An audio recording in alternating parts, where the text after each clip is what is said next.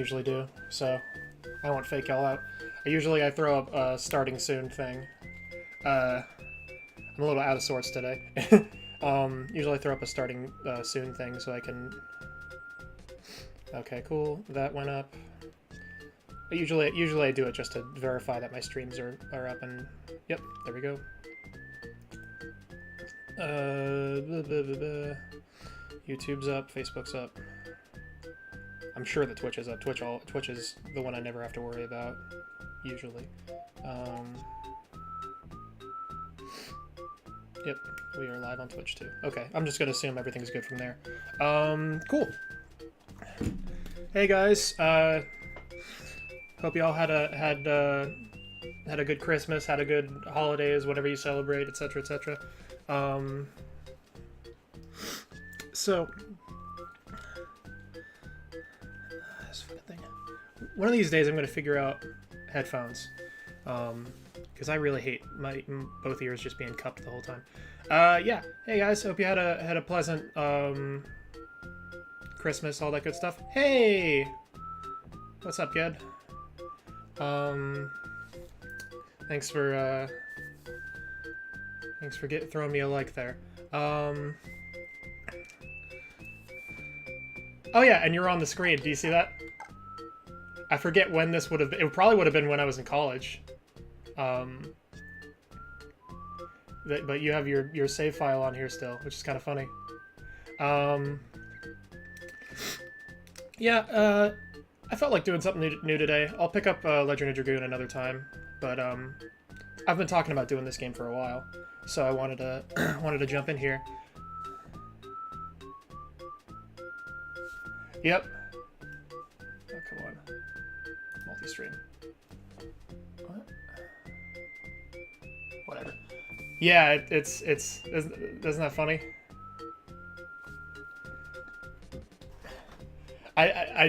What? Hey, Jaylee, how you doing?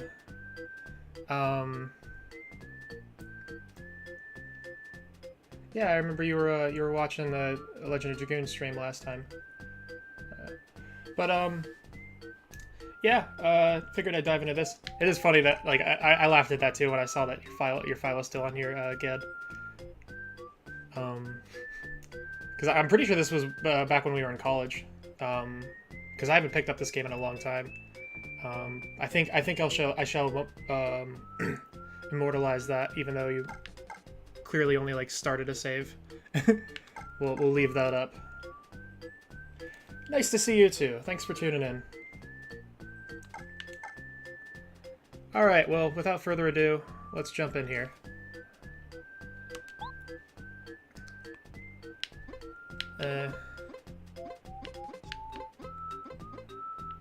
We'll be, I mean, my name's already on there, yeah, whatever.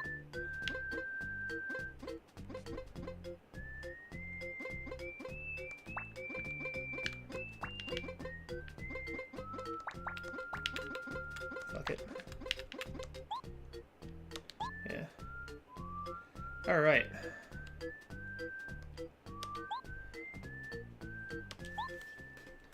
Yeah, don't mind me if I have to eat again, because once again, scheduling just didn't work out today. It was a little flustered trying to get this up on time, so I'll be eating some boneless wings here occasionally. Ah, that's cool. You must be following my channel or something then, which I appreciate.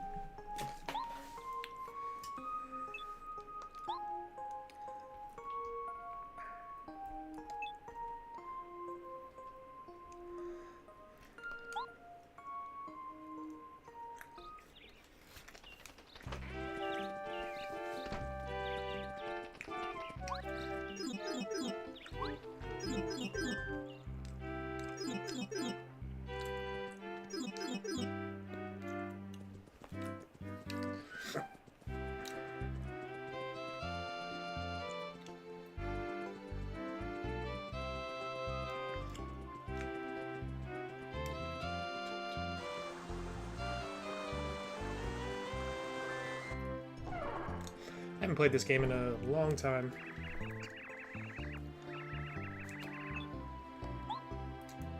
I think it probably would have been in college when I played this game last.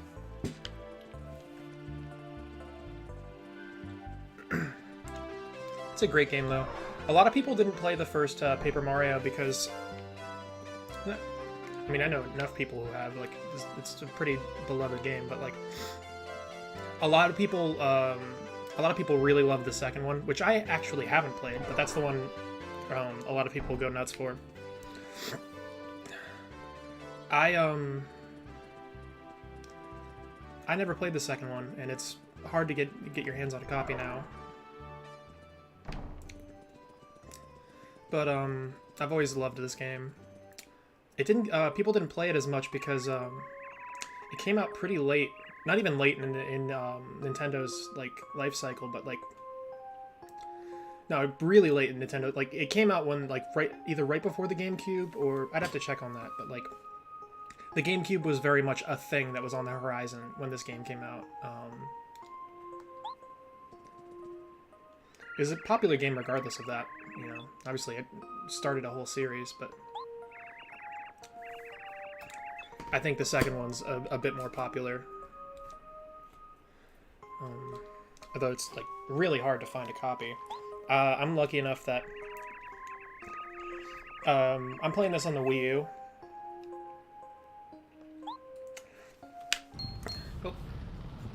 Oh no, I wonder who that is. I'm playing this on the Wii U, which is kind of like the way to emulate N64 games if they have it in the store.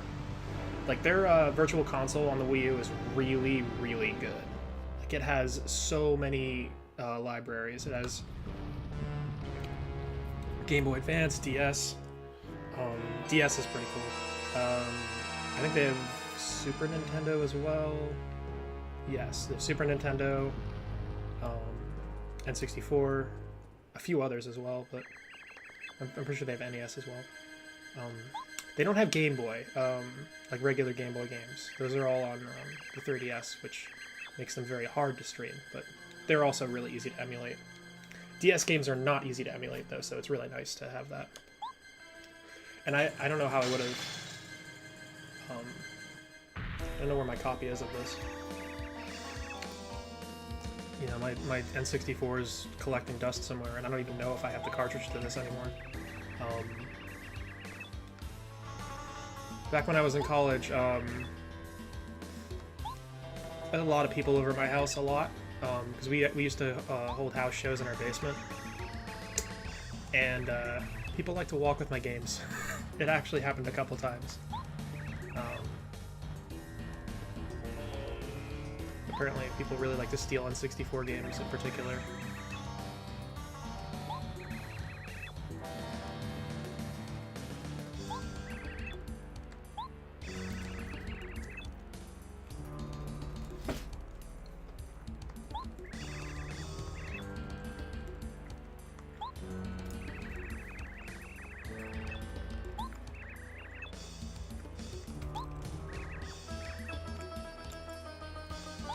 But yeah, I just felt like I'm gonna probably go back to Legend of Dragoon next time. Keep working at that. I'm also gonna start doing my Here, bud. Come on. Oh Jesus, bud! You go knocking shit over like that. My dog, ladies and gentlemen. Hey, buddy.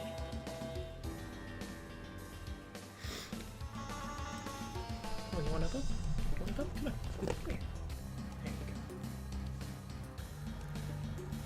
Yeah. Oh, hey, Kuroshi. What's up?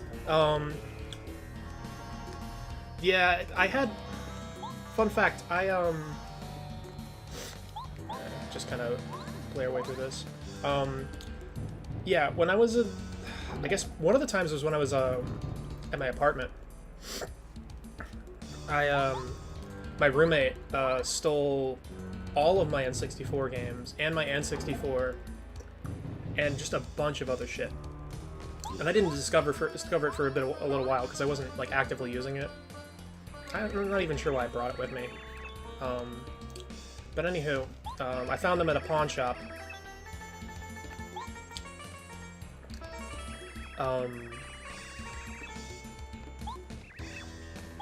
found them in the pawn shop, I think, before I realized they were stolen, and I was like, oh, that's funny. And then, like, it just kind of dawned on me, oh, those are my games. So my roommate stole them and pawned them for drug money. That was fun. I got those back, although I lost a lot of them because here's the kicker: I took such good care of my games that they sold like immediately because they looked like brand new.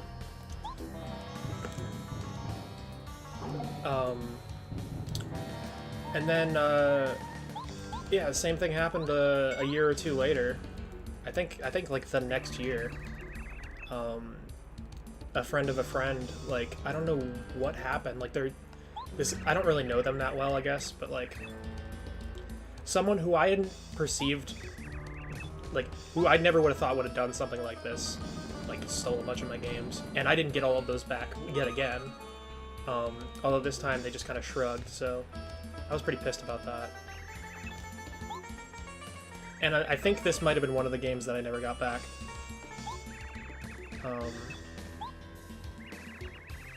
Not sure.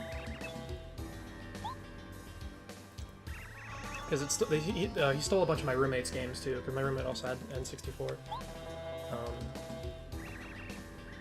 And I think he got most of his games back, but I was still missing a few of mine.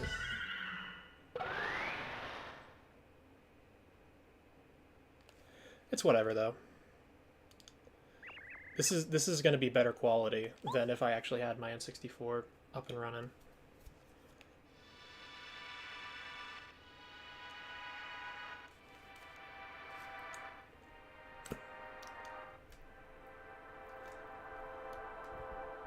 Oh, is that why you wanted to come in here? Huh? You wanted the food.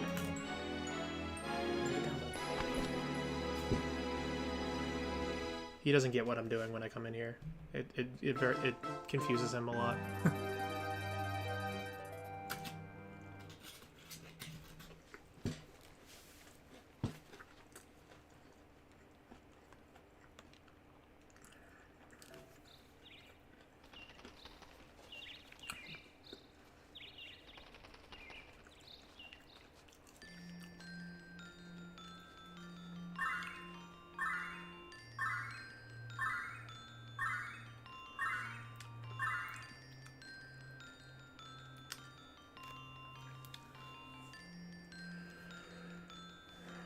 Yeah, this game's pretty...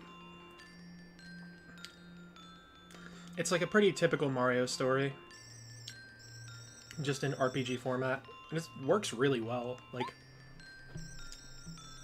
I don't think I've ever played a bad Mario RPG. Like, all of them are pretty excellent. At least the ones that I've played. I haven't played all of them, but... I liked what I played of Super Mario RPG. I love this game. The few Mario and Luigi games I've kind of briefly played, I've really liked as well. I might just start going through these. I'm pretty sure I have Mario and Luigi on here as well. And I definitely really like these. And I actually haven't beaten or gotten very far in those ones, so it'll be fun.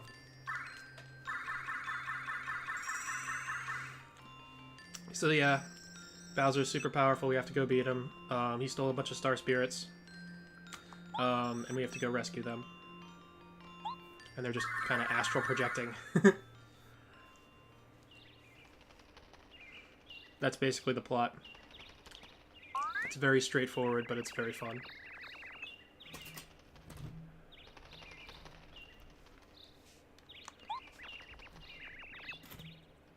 I just want to know whose idea this was. Like, it's very inventive. They use like your two-dimensional. They use the fact that you only exist in two dimensions, like in a few really crafty, clever ways.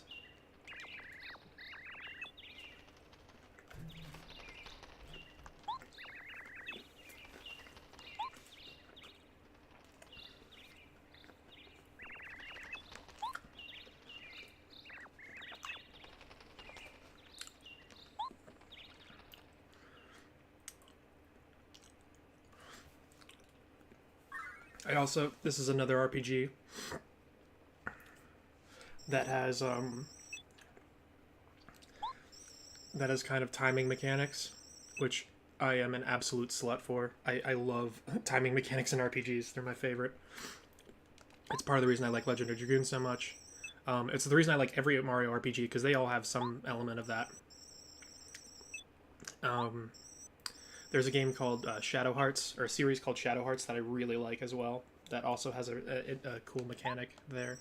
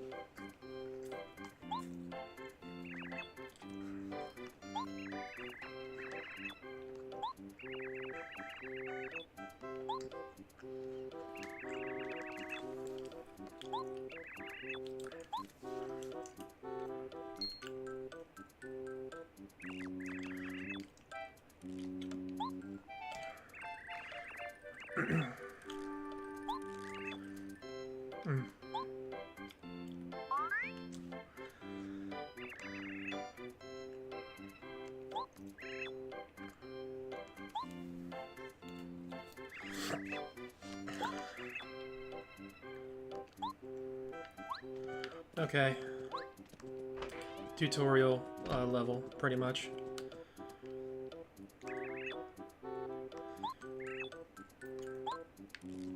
He ends up being my bro later.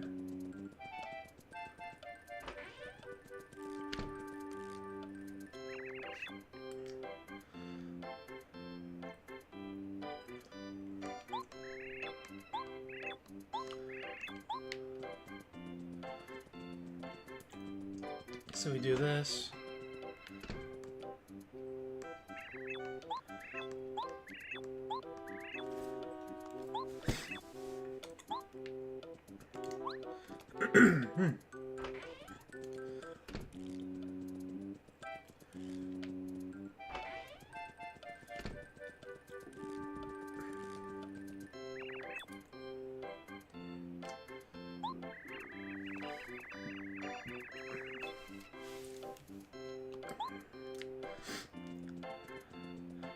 So, you're finally awake.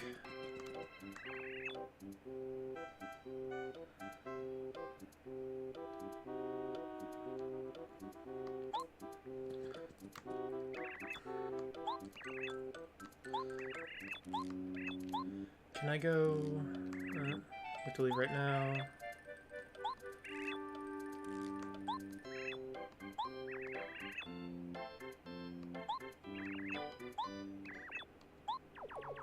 Oh, right. That's what happens. Just trying to remember when I go back out in the porch.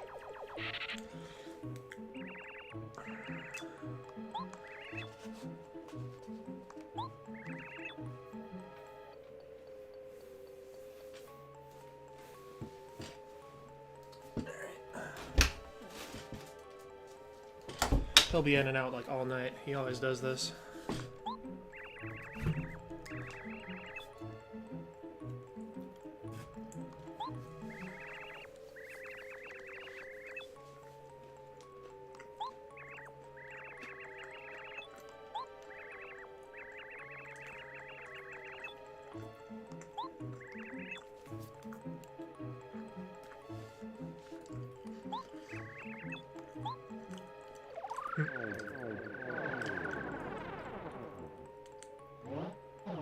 Wait.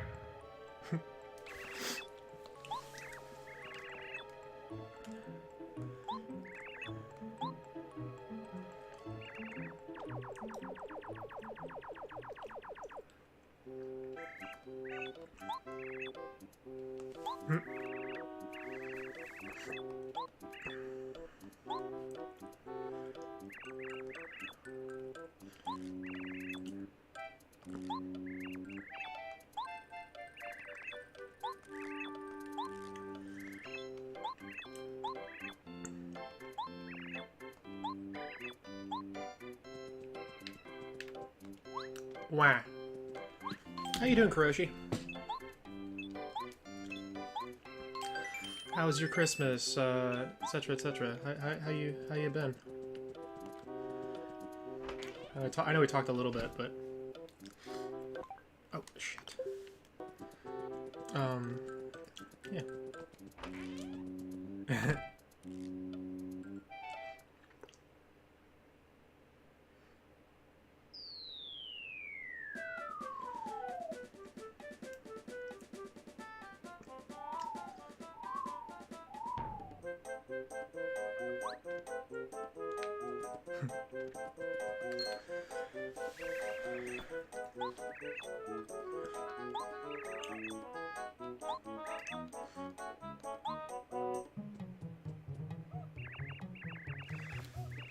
Yeah, I figured that was going to be the case. No sweat. That must just be an issue with the mobile app. The mobile app kind of sucks, if I'm being honest. I remember there was a time where I needed to fix something on my stream and my computer was turned off. And, like, I literally could not do it on the app. Like, it's mostly... And it doesn't say this either, but, like, it's mostly just for watching streams. You can't really... There's, like, several features, like, creator features that are just not there on the app, which is fun. And apparently it also has a really laggy, laggy chat.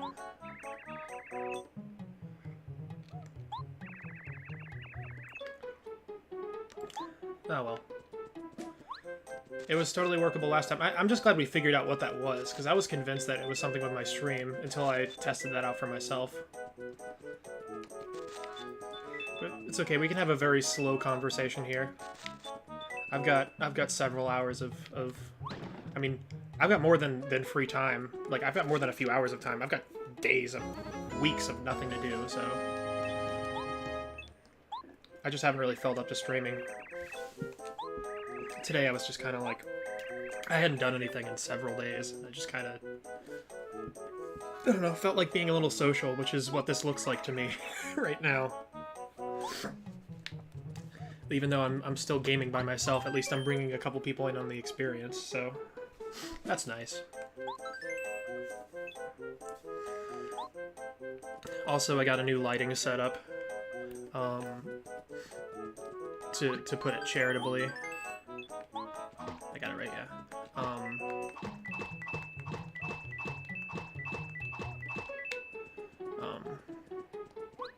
Basically, I got like one of those combination floor and desk lamps. Like, it's a floor lamp that has like a desk arm thing. Whatever you call them, those kind of adjustable arm things, on the side of it, and it, you know, brightens up the room. I also, in the process, destroyed part of my other lighting system, which was already a piece of shit, so it's whatever, but...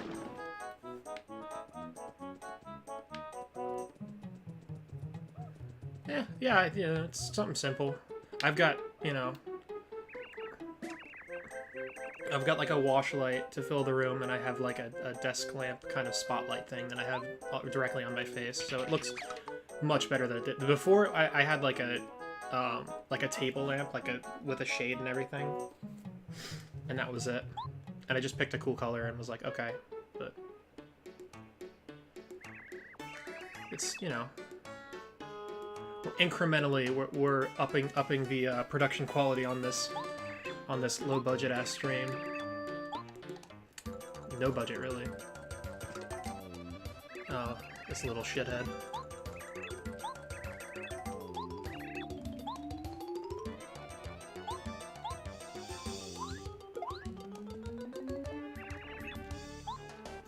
This is like your rival. Oh, and I can't block yet. Forgot about that.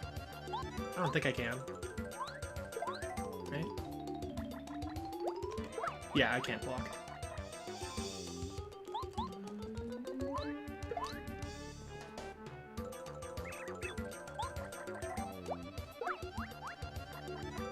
Literally, this is how combat starts in this game.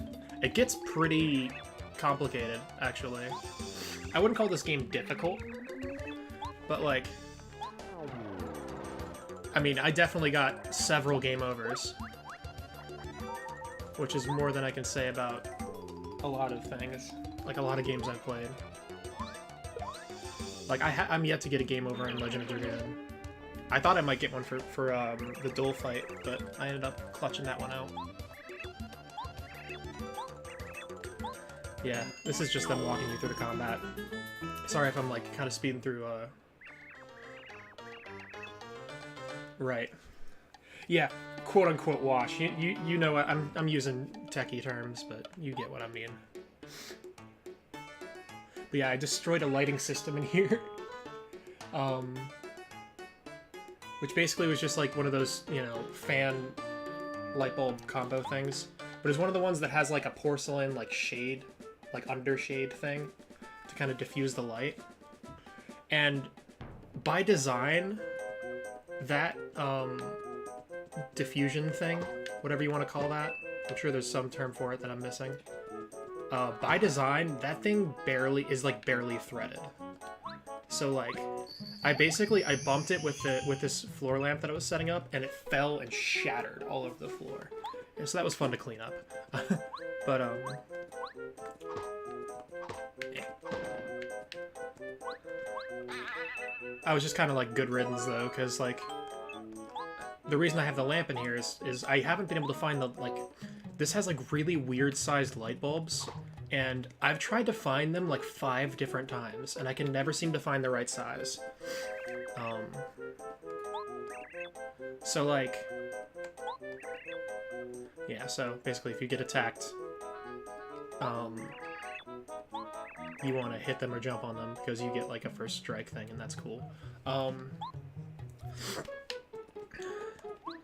So, come here. So yeah, basically it's like, it was already just a fan anyways, now it's just like, it's really not a thing. And I have a new lighting system in here anyways, so we're chill. And it looks pretty nice in here. That's why it was like really dark in here before though.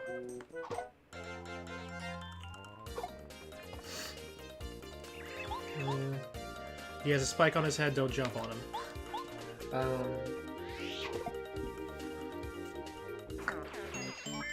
I'll try to slow down on like skipping. I'll try not to skip dialogue as much when we stop being in tutorial land, but like, there's nothing that you're really missing here by me doing it.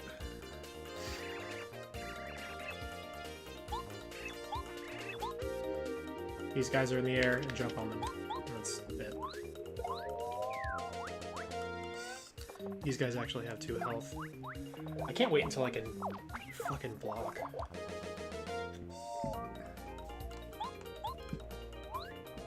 Excuse me. But yeah, it's been an interesting week. It was nice to kind of like get a break from like all of the socio-political nightmare that we live in right now. Get a break, quote unquote, but you know what I mean. Like, there's only so much that paying attention to this like constantly really gets you. Like, you can't really. It's nice to be informed, but you can't really do anything about a lot of it, especially right now.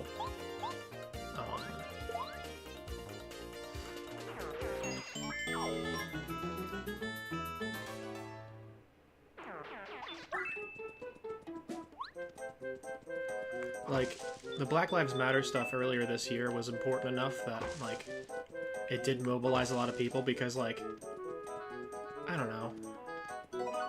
That shit's important. And this is too, but it's really a different kind of important. It's not a kind of important that I feel like being on the streets is going to... If things... I think we're counting on, like... Sorry, I'm getting into politics again. Yeah, this pre-Mad Max situation that we're in. But this is something I want to talk about more anyways, and, you know, we can always discuss this. I'm a super friendly person, and I'm open to discussing any and all issues.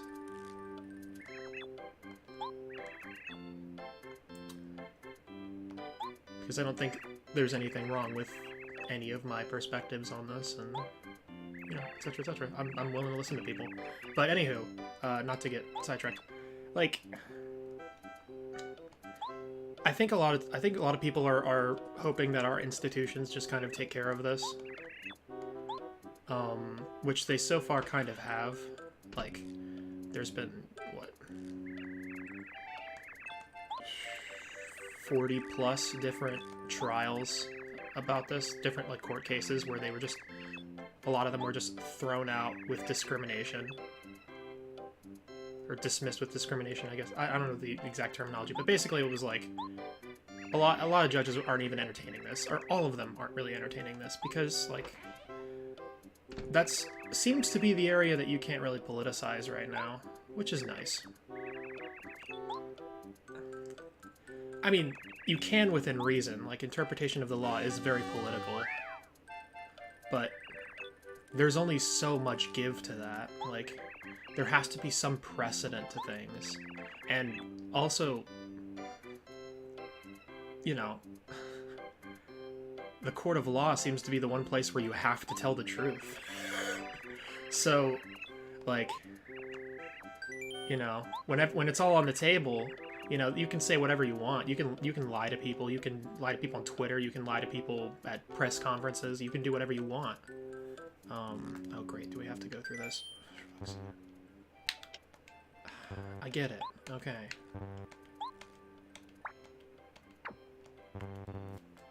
Okay. Like, you can do all of those things, and it's totally legal to do.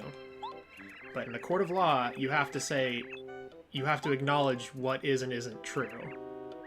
And like in the court of law, they were like, is there any, you know, are you guys alleging that there's election fraud? And Rudy Giuliani, point blank, said no. And he's done that a few times. So, I mean, I don't know what to say, man. The people who are saying that that there's election fraud are only saying it out of court. And if you pay attention to the court cases, you're gonna see what this for what it really is, because that's apparently. Yeah, no, you can really. Yeah, that's perjury. It's a crime.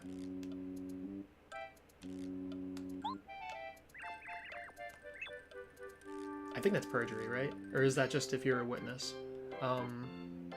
You have to tell the truth in court. I mean, if you didn't have to tell the truth in court, we'd be looking at a very different situation right now.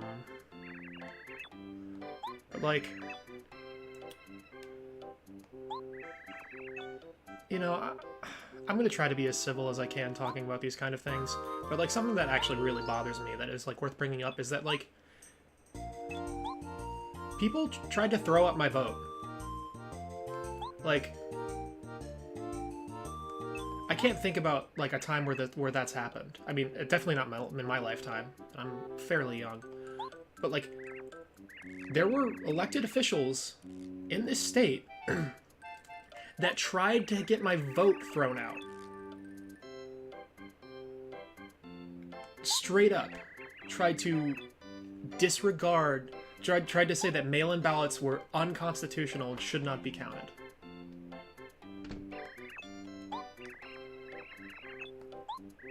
Like, can we acknowledge how crazy that is?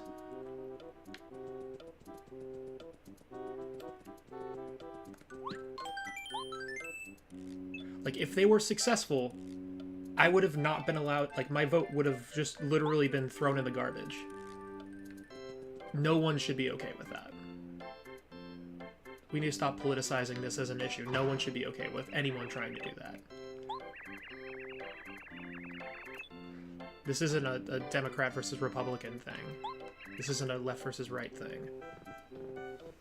So, yeah, they can get sanctioned and they can get disbarred. That's what I thought. Thanks for the insight there. That's what I thought, but I didn't know if I figured I might not be using the right correct terminology. I know someone's trying to sanction Giuliani. I can't talk about. I can't talk details on that because I don't know them. I don't know who it is and what's happening there, but I read that someone is already trying to sanction Rudy Giuliani. Rightly so. He should get sanctioned. Oh,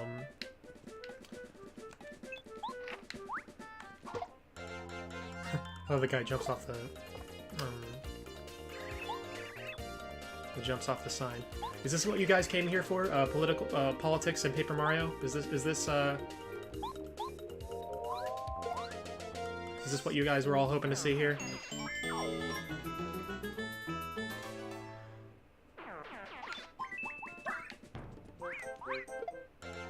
I never know what to label these streams at, because they are gaming streams, but I feel like I want to delve into so much other things that, like, as someone who just wants someone who just talks about games and just plays games and doesn't get into shit like this, like, I don't know, dude.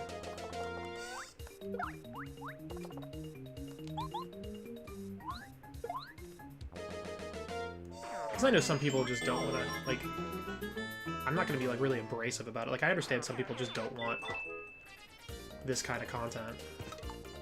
And I don't know how to market this via, like, vis-a-vis Twitch's, like, categories. Because I don't want to just be, like, strictly, like, I want to play games just to kind of, you know, give myself something to do and everyone something to watch, but, like, I want to talk to people, man.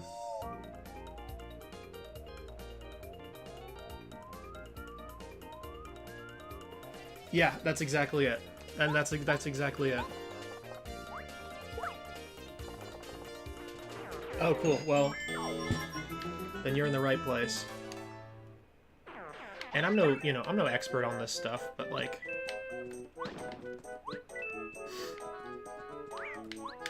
someone's got to call a spade, and that's something I feel pretty well equipped to do. Like, I don't need to talk, like, specific economic policy. I don't need to talk, like, all these nuanced issues with people. Like, I don't need to be able to do that. Because, just, like, when the bar gets to that point, when we're discussing, like, things like that, when we get to a point where that's the conversation we're having, great. Let's have that conversation. We're not there yet, though. We're not there at all. It's just... Right now, the goal is getting everyone on the same, like, plane of reality. And obviously that's much bigger problem with, you know, a certain group right now. Like, that's a much bigger problem with, like, Trump supporters who are still convinced that the election was fraudulent.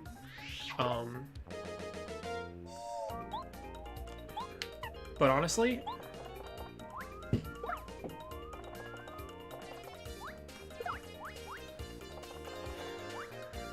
oh, I mean, that I can talk about too. Honestly, that I can talk about too. It's. I mean, we've. I don't need to. All of that has been laid bare before us. How fragile these things are. We've always had problems. Like, things were bad.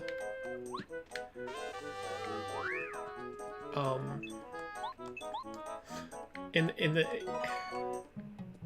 the scheme of modern American presidents, like, in the context of modern American presidents, Obama's one of the better ones, in my opinion. But that, like, doesn't even make him... I would, just, like, everyone has so much blood on their hands, just with... Whatever, I don't want to get sidetracked, but...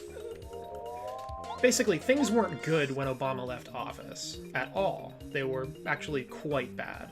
We've had a ton of issues. Things have gotten incrementally better in specific areas. Human rights wise, things have gotten a little bit better. You know, as far as, you know, LGBT issues, we've made some progress.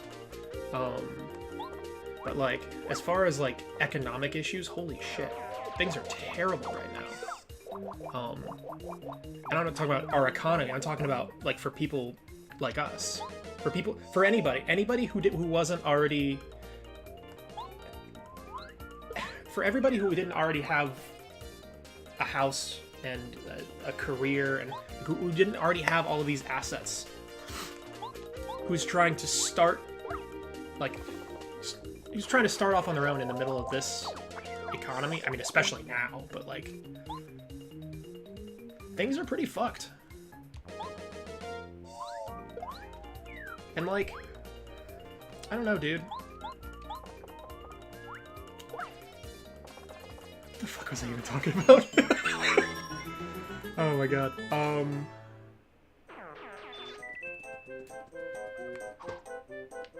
Oh boy, I really did it there. But anyway, oh yeah, I know. We were talking about our institutions being kind of, yeah. I mean, the fact that someone can just decide, like, there's a lot of good faith that our system is dependent on. There's a lot of faith that people are going to follow the, because like there's. Oh, yeah, red and blue, stupid. Yeah. Whatever, nameless mini bosses. There's like a lot that like.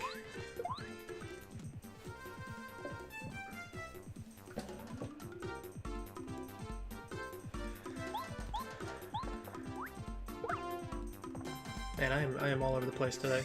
I always am. I mean, games and then conversation, going back and forth between the two. Oh yeah. Our systems rely on, like, people to operate in, like, this good faith effort to, like, there's a certain level of respect for the separation of power and the balance of power that has to be there. That just has to implicitly be there. For us to... for this to work. I mean, the idea that someone can withhold a Supreme Court justice from a president because they want to and they can, just because they have the power to, and we can't stop them from doing that, means we need better rules. I'm a big fan of making rules, like people like I'm a big fan of rules being a little bit stricter, especially when it comes to, mainly when it comes to government operatives, like, or when it comes to elected officials. Making the rules as far as what you can and can't do very, very strict. And I mean, shit, that was part of the reason we have a constitution. Like, we're a constitutional democracy in this country, is that there are certain things that they thought were really essential that they didn't want anyone to deviate from. That's why they make it really, really hard to get an amendment. I don't know when we'll see another amendment, because I mean, I don't know if there's many bipartisan issues left that we can. I don't know. But like, those rules are really hard to change.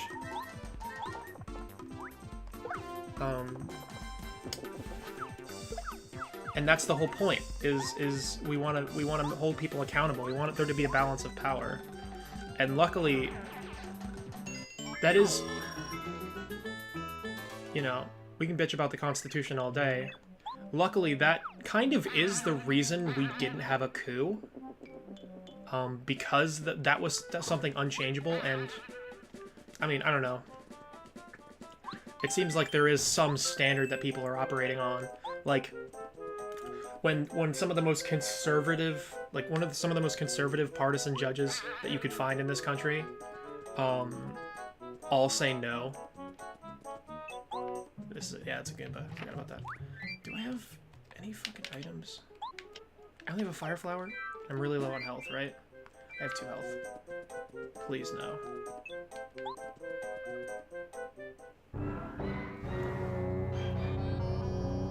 Yes. Yeah, and you know what? I'm kind of okay with that. Generally speaking. I mean, I think it kind of saved us. A bit. Here. Because it's the reason that, like, all of the elements for, like, a fascist takeover were kind of there. There was, like, rampant cronyism. People in a lot of positions of power were all a bunch of yes men. The thing that kind of seemed to be holding everything back was the Supreme Court. Because clearly our legislative branch isn't beholden to any standards. I'm gonna die because I don't have health, and I thought I was going to get one. Oh, great. What the fuck? What did I miss? I'm just gonna die. I must have missed like a mushroom or something.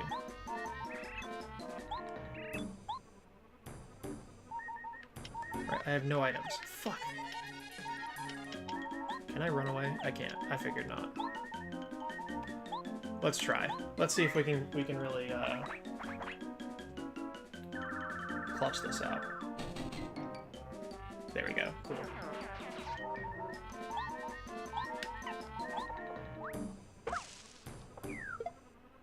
Okay.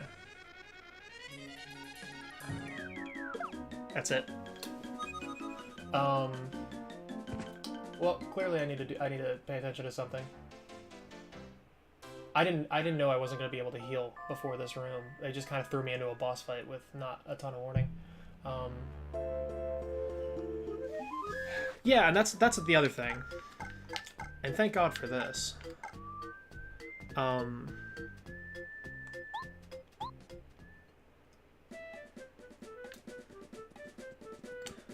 Republicans want to hem and haw. You know, I live in Pennsylvania, for those of you who don't know.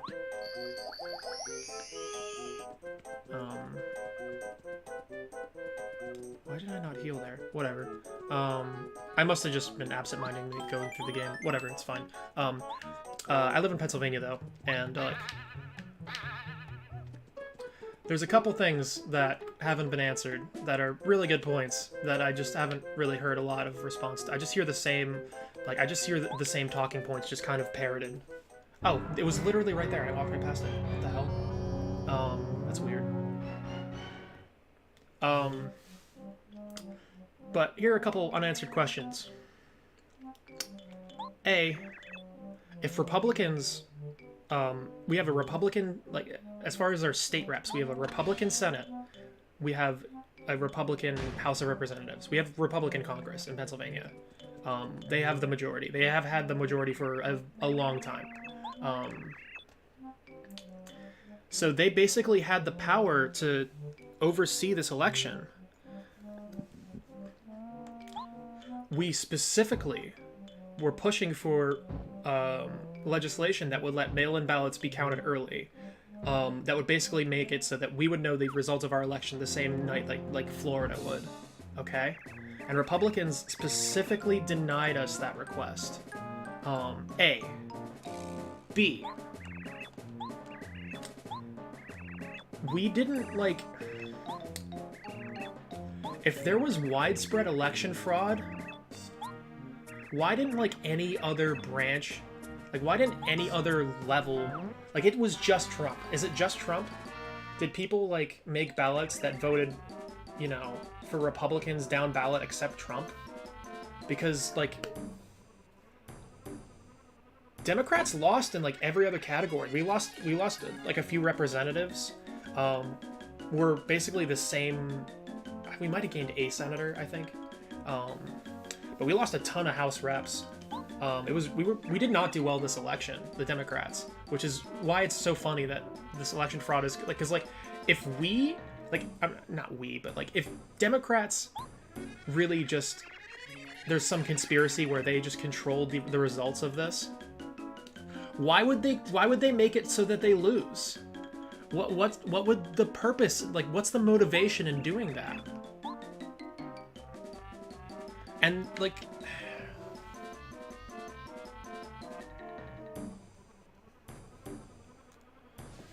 yeah, and that's a whole other thing. No, it's okay. It's cool. It's totally fine. It's totally fine. I know where we're at here.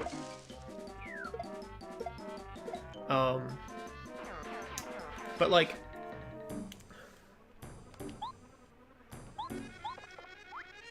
where was I at?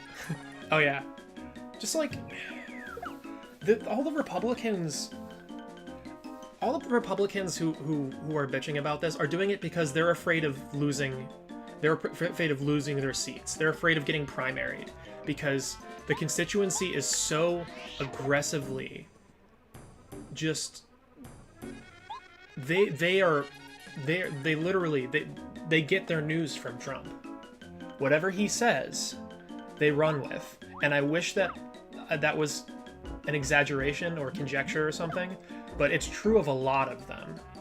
A lot of the people I've seen hemming and hawing about this aren't saying anything that Trump or Trump's team hasn't said, like told them. Discussing with a computer from the 90s.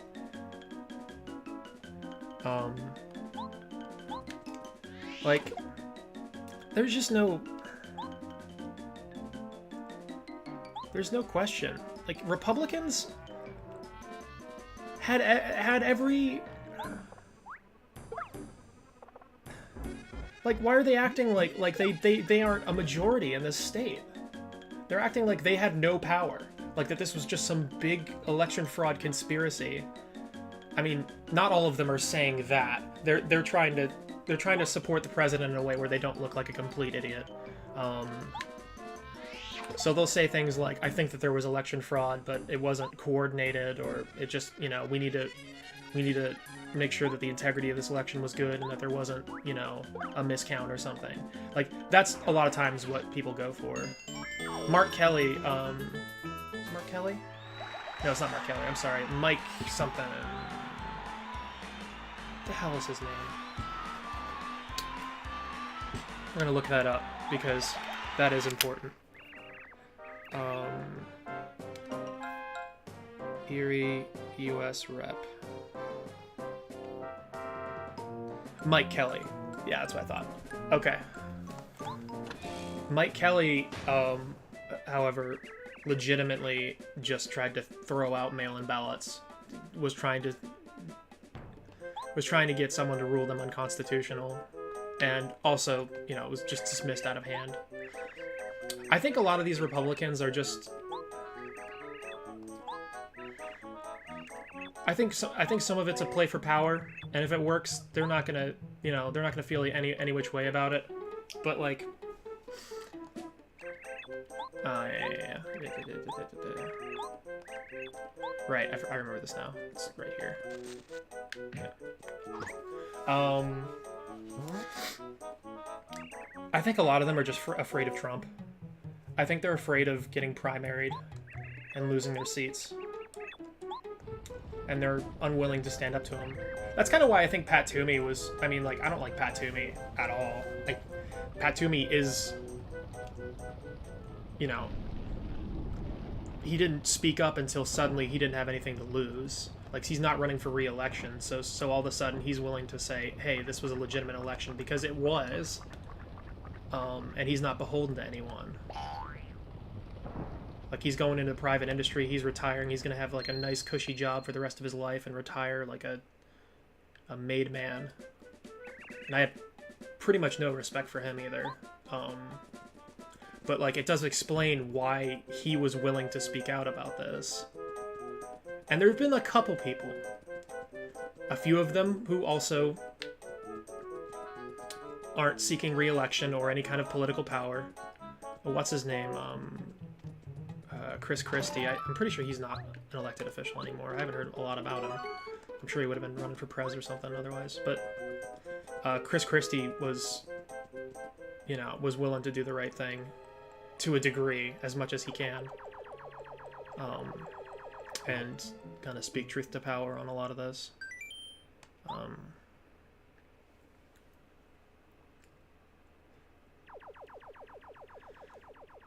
But, I mean, to my knowledge, there's like one other Republican state rep that made a big... I read the other day, and it was some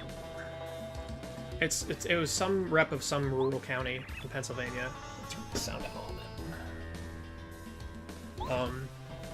bit. Who released a statement saying, "Hey, this is all a bunch of bullshit," in the politest way possible, basically being like, the quote I liked from it was essentially like, you can say something, but then you have to prove it. Saying it a lot does not prove it. It was something to that effect of like, if you can't just keep repeating a lie and just have it be accepted as true. Like, that's not how things work, which is actually pretty savage. Not for a Republican, like for someone who's of his party, is pretty savage. Yeah, he's not up. Toomey's not up till 2022.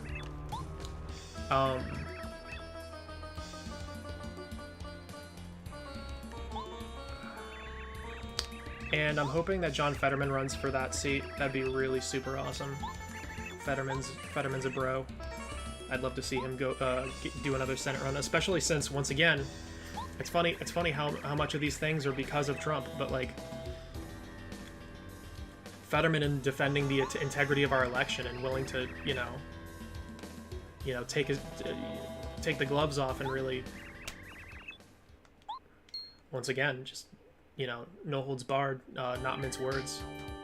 His profile has really been elevated, like, nationally. Like, most of the articles I've been reading about Fetterman have not been local, and that's new. Like, it's a lot of national, it's a lot of national headlines about him. I've seen him talked about in groups that aren't like Pennsylvania, like centric.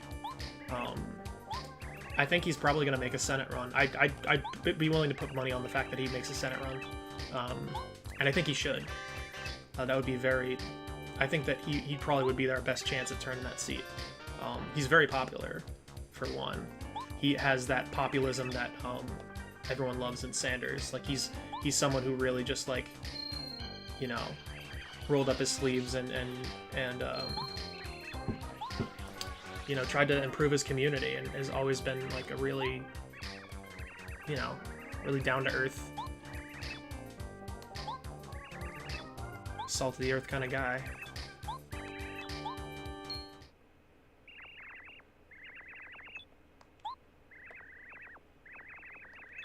So I think he'd be a good pick, because I think that, I don't know, I just think he looks really strong, and he's not like a corporate stooge or anything, which is always what hurts. Like, that's what Democrats can't keep running, because that's what the perception is about Democrats, is that, like, whenever we run, especially in red states, whenever we run some carpetbagger who isn't like natively from the state, who's,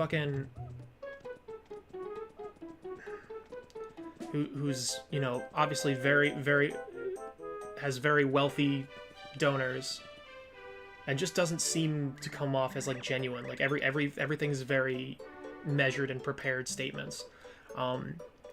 Those people don't win elections a lot of times. They win primaries because they're moderates. Yeah, the liberal, we'll call that the liberal elite, pretty much. It's kind of just like corporate neoliberals. I could have told you that Kentucky probably would have went the way it did regardless of who won the primary, but like Charles Booker losing the primary to whatever her name is, like, she got destroyed. Like, McConnell can't be like, and I might be wrong about this because I don't know local politics, but like, McConnell can't be that popular. I gotta imagine that, like, what is there that's so likable about him that made people like, I think that was a party vote. That was a GOP vote.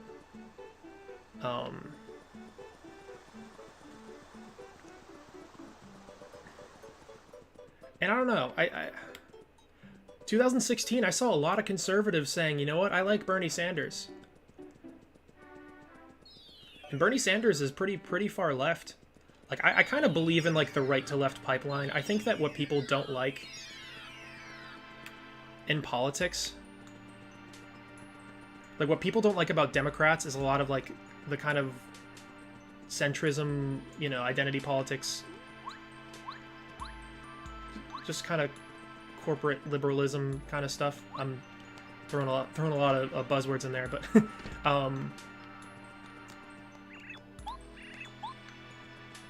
oh yeah, I don't go here, I don't think. I go up on the... There's like a mountain somewhere. I think I made a wrong turn. Yeah. But I think that that's what a lot of conservatives don't like about the Democratic Party. Because when people start... And I think that, you know, lefties need to work on their rhetoric a lot. It's very alienating if they don't use the right terms and describe it the right way. But when they do, when they figure out the right optics and the right strategy and the way to talk to people about these issues in a way where they can communicate that it is something that actually affects them and that can improve their livelihood, which Sanders is really good at. I also think that Fetterman's very good at that. Because Fetterman's Fetterman I would consider a lefty too. He was like a out and out Bernie supporter. Both times that Bernie ran. I think it's just party. I think it's as far as McConnell goes, I think it's just the fact that he's GOP, and that we didn't run a strong enough candidate to really make anyone want to, you know, vote against that. And it, you know, I don't know if there was a strong enough candidate. Like I don't know if people would have been able to been persuaded at all. I have no idea. I don't live there. I do contend that I think that Bernie Sanders would have won the popular election, if he actually won a primary in 2016. I can't prove that. That's obviously just my opinion, but like, people hated Hillary Clinton. I really don't like Hillary Clinton. I don't like saying hate. That word is reserved for a very special collection of people. She's pretty close. I really don't like Hillary Clinton. But it didn't even have anything to do with like lefties versus moderates. My parents hated Hillary Clinton. Fucking hated her. And I wouldn't consider them like hard lefties. Like they really liked Sanders, but I think they really liked Sanders because he was a populist and he spoke to issues that affected your average everyday American. He talked about the things that he's passionate about in a way that made people care. And we need to adopt that kind of strategy. We need to look at that optically, and, you know, like lefties can't be spouting off theory to you know, people who have never, like, don't know what socialism is or don't know what any of this is. Like, they don't care. They're not going to go read, you know, they're not going to go read Marx. It's not going to happen. You need to be able to explain to them in terms that they can understand and identify with what your perspective is and what your opinion is. And Sanders is good at that. And we need, and AOC is good at that. And Fetterman is good at that. Although Fetterman has different, you know, he's a lieutenant governor, so he has very different responsibilities. He's not as like legislative. He's part of the executive branch in Pennsylvania. But I mean, I don't know.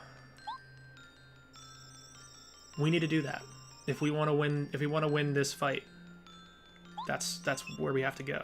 And I know a few people. Like I know a few. There's a few channels I follow that I'll totally hard recommend right now. I think I've already told you about a lot of them that I follow a lot. Most controversial of which that I'm happy to discuss why I'm willing to watch, because a lot of lefties have a problem with him. But the most controversial of which is Vosh. I'm pretty big into Vosh, because I think that he has a focus on optics and on pragmatism above all else, which I like. And he's also willing to talk to Republicans, and he is very good at bringing them over, at talking about issues in a way that like kind of speaks their language and speaks, you know, the language of everyday people. And that's important. And I don't want to, you know, fangirl over him too much. You know, he has a lot of issues too. He can be pretty edgy, and he has some pretty bad takes sometimes. So that goes without saying that. But I just think like he does a lot of, putting all of that aside, he does a lot of good. Anyways, yeah, I just already said I'm not gonna dwell on that. I like Sam Cedar a lot. Majority Report, they're pretty great. He's less of like a hard lefty, but like I like David Pakman a lot too. He's more like a social democrat. which is fine, honestly. We pretty much have the same goals right now in the short term. David Pakman's super cool, and he gets a lot of lefties like him too, I think, even though he might not align with them on everything. Secular Talk's cool with Kyle Kaczynski, or Kyle Kalinske, I mean. Hassan Piker is neat. He actually won an award this year, Hassan Piker. He won a Streamy, which is apparently a thing.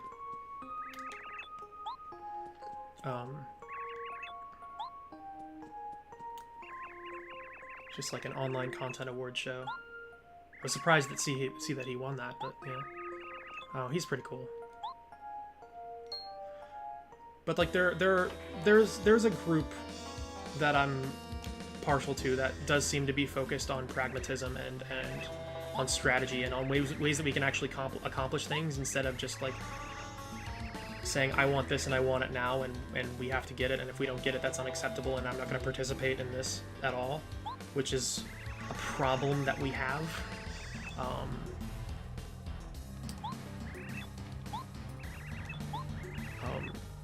Like,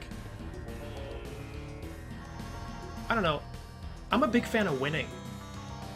I'd like to actually see these things happen. Like, I'd like to actually see the policies that I advocate for exist.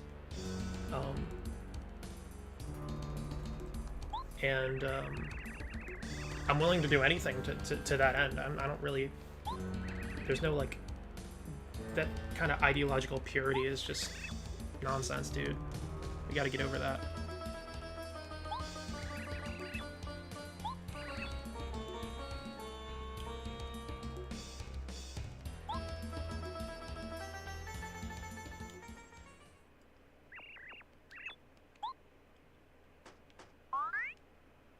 Thanks for chatting with me about this, Kureshi. It's I want to start talking about stuff like this more. I'm kind of tired of shying away from touchy subjects because, yeah, I always want to avoid.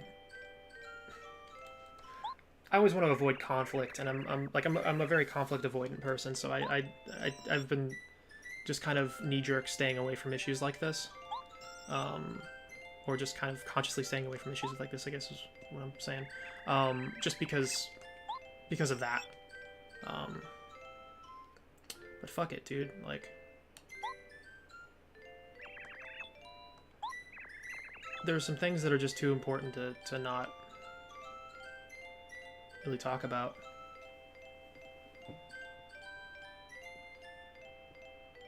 Absolutely. No, I like talking to you, man. This is fun.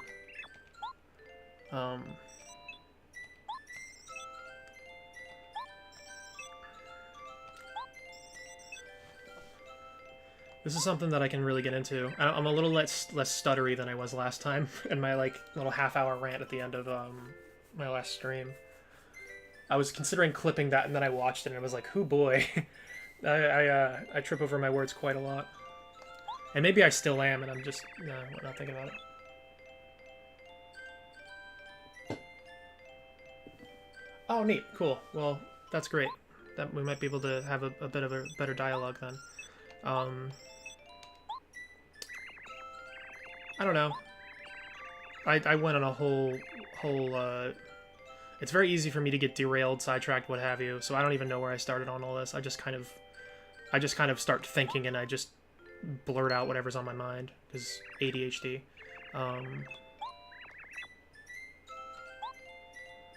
But yeah. Shit's fucked, dude. We gotta fix it.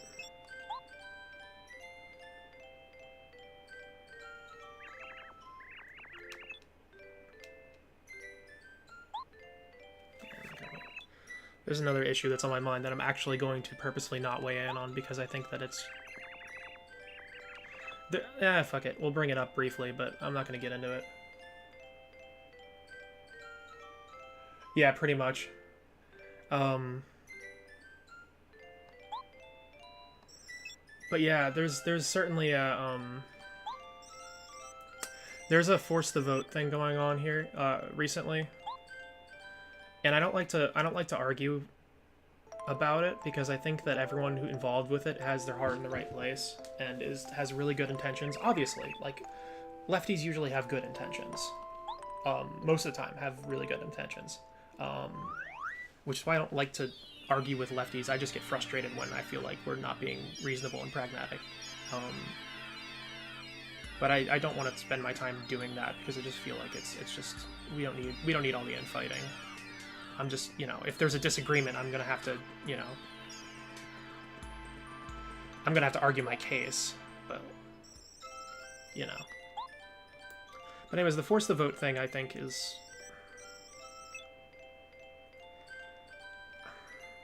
I'll admit that a bit of the problem I have with it is the fact that it's Jimmy Dore pushing it, and I think that I don't really have a lot of respect for him. He was really, like, pro Tulsi Gabbard, which, like, what the fuck? Tulsi Gabbard, on her way out of office, decided to promote a bathroom bill in her state. Try to push forward a, I don't know if it was specifically a bathroom bill, but it was something explicitly transphobic. Because Tulsi Gabbard is not a leftist. She's just, you know, she's very anti-authority, and she's very, you know, she tries to appeal to that same kind of populism, but I wouldn't say that she's like a leftist. But Jimmy Dore is like super big into Tulsi Gabbard. And he also like I watched the video where he started the Force the Vote movement, and he was like really hostile and nasty towards AOC, and like this is someone who's like gone on Tucker Carlson and played buddy with him. Like why the fuck are we listening to this person? Yeah, pretty much. But I think that that's not what it's about for a lot of people, and that's, you know, I brought it up because it was on my head, and I already had started talking about it, so whatever, we're doing this. But like,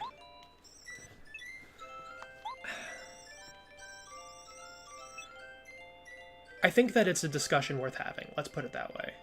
I'm not sold that it's something that we should be devoting our time to, but I understand the perspective of people who say that, not that Medicare for All isn't, absolutely, we should be pushing for Medicare for All with every fiber of a being, but I still think it's we can't pass it right now. That's a bill that AOC has to write, push through Congress. Like everyone knows it won't pass. I think that's the problem I have with the movement, is everyone knows it's not going to pass. It's an optics strategy. It's like a let's call out the people the Democrats who refuse to vote on Medicare for All, and show them off for the shills that they are. It's like, just feels like kind of what it's about. And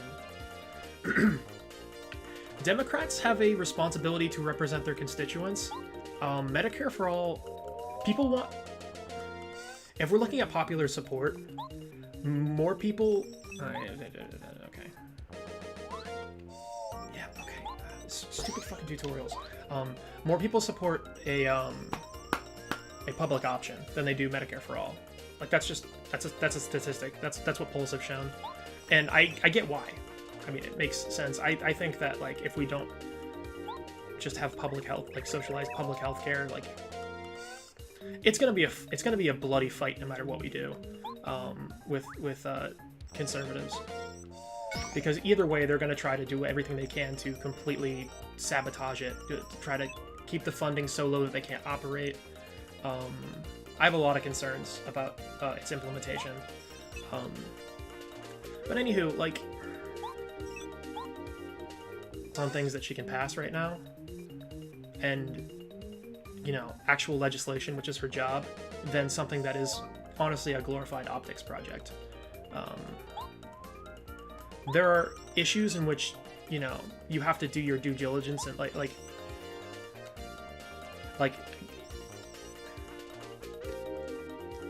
there are issues where you have to show that you tried. But I'm not sure if it would even pass the House right now. I think that's a big part of the problem. Like, if you can pass the House, then you can show, hey, the House passed this and the Senate chose not to vote on it. That's one thing. Because then you at least, you know, you took a vote on it and you did your job, and that's all you can do. But, like... I don't know. This is a very nuanced issue though, because I completely understand why people are pushing for this and why people are upset and why people are like, why the fuck can't we have this? Like, it makes sense, and it makes sense to be frustrated. I just, like... Where I draw the line is, like... we're so quick to eat our own and burn our bridges. Like, we're so quick to call someone a shill or say that someone was never part of the movement. And, like we forget where we came from on a lot of these things. And, like... I want, like, the average lefty to think about, like, when they started getting into this stuff. Like, when they started moving, like, to the left from, like, liberalism or wherever the hell they were. Like, I want them to think about, like, really when that started for them. For me, it started with Bernie Sanders. I'll be honest. It started with Bernie Sanders. And I think that's true of a ton of fucking people.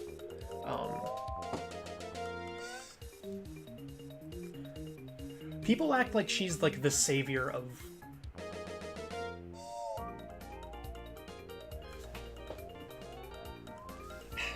She does do a lot of good work, and she's really, like, in the, you know, couple of years that she's been in office, she's been pretty awesome. Like, she's done a lot of work already, and she's, you know, worked on quite a few bills. She's very popular. She has quite a bit of clout and influence to throw around, and I understand why people are putting the pressure on her specifically. But, like, you know what? If she feels like this isn't the time to do this, I'm willing to put some faith in that she's being genuine and that she's like I'm not so cynical that I'm gonna immediately just like say fuck you to every single person who's been on my side, who's been a part of, you know, part of this movement. Like, we don't have enough allies to be doing this, and we're not going to be able to burn down the state. Like, we aren't capable of that. We don't have the popular support. Maybe in, you know, our own personal echo chambers, it seems like we do, but, like,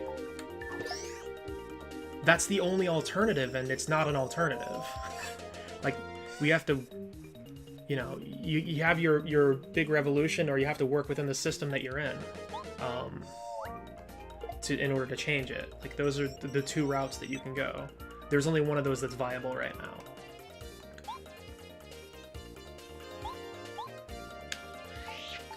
Like, you cannot get things done without liberals right now. And also, liberals have a lot of shared goals with some of them. You know, the Joe Manchins of the world, obviously, withstanding. Okay, we're done. But, like, we do have a lot of shared goals in the short term. Not in the long term. We don't want to go to the same place, but, like... we can't get where we want without working with people who have different ideologies than we do. And also, like, we need more people to be a part of this movement, and we're not going to win anyone over by alienating them or ostracizing them. We have to, like... we have to be willing to work with people, and also to have conversations with people who don't agree with us.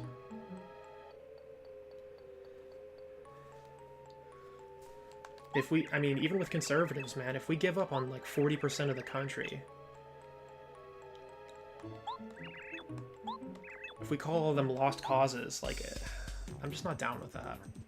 I understand why people feel that way. 100% understand why people feel that way. Like, I get where that's coming from, and that emotional response is completely valid. And being like the idea that, like, you don't want to deal with this because of, like, the hurt that it's caused you don't want to deal with the kind of bigotry and the kind of people who, you know, won't accept you, won't validate you, you know, in some cases, you know, don't care if you died or actively want you dead. Yeah, that's pretty valid. And I would never tell someone that they can't feel that way.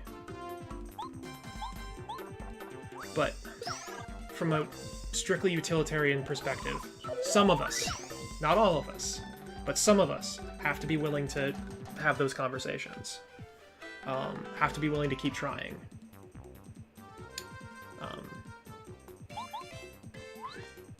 because what else can we do?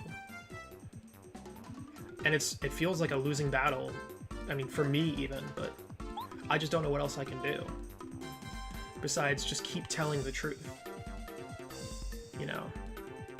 Besides just calmly and politely telling the truth. And forcefully, of course. Like, but to attack the argument, to tell them why they're wrong, and how, and hope that every once in a while, 1 in 15 people will fucking listen to me, and maybe they'll tell their friends. That's all I can do. It's probably less than 1 in 15, but whatever it is,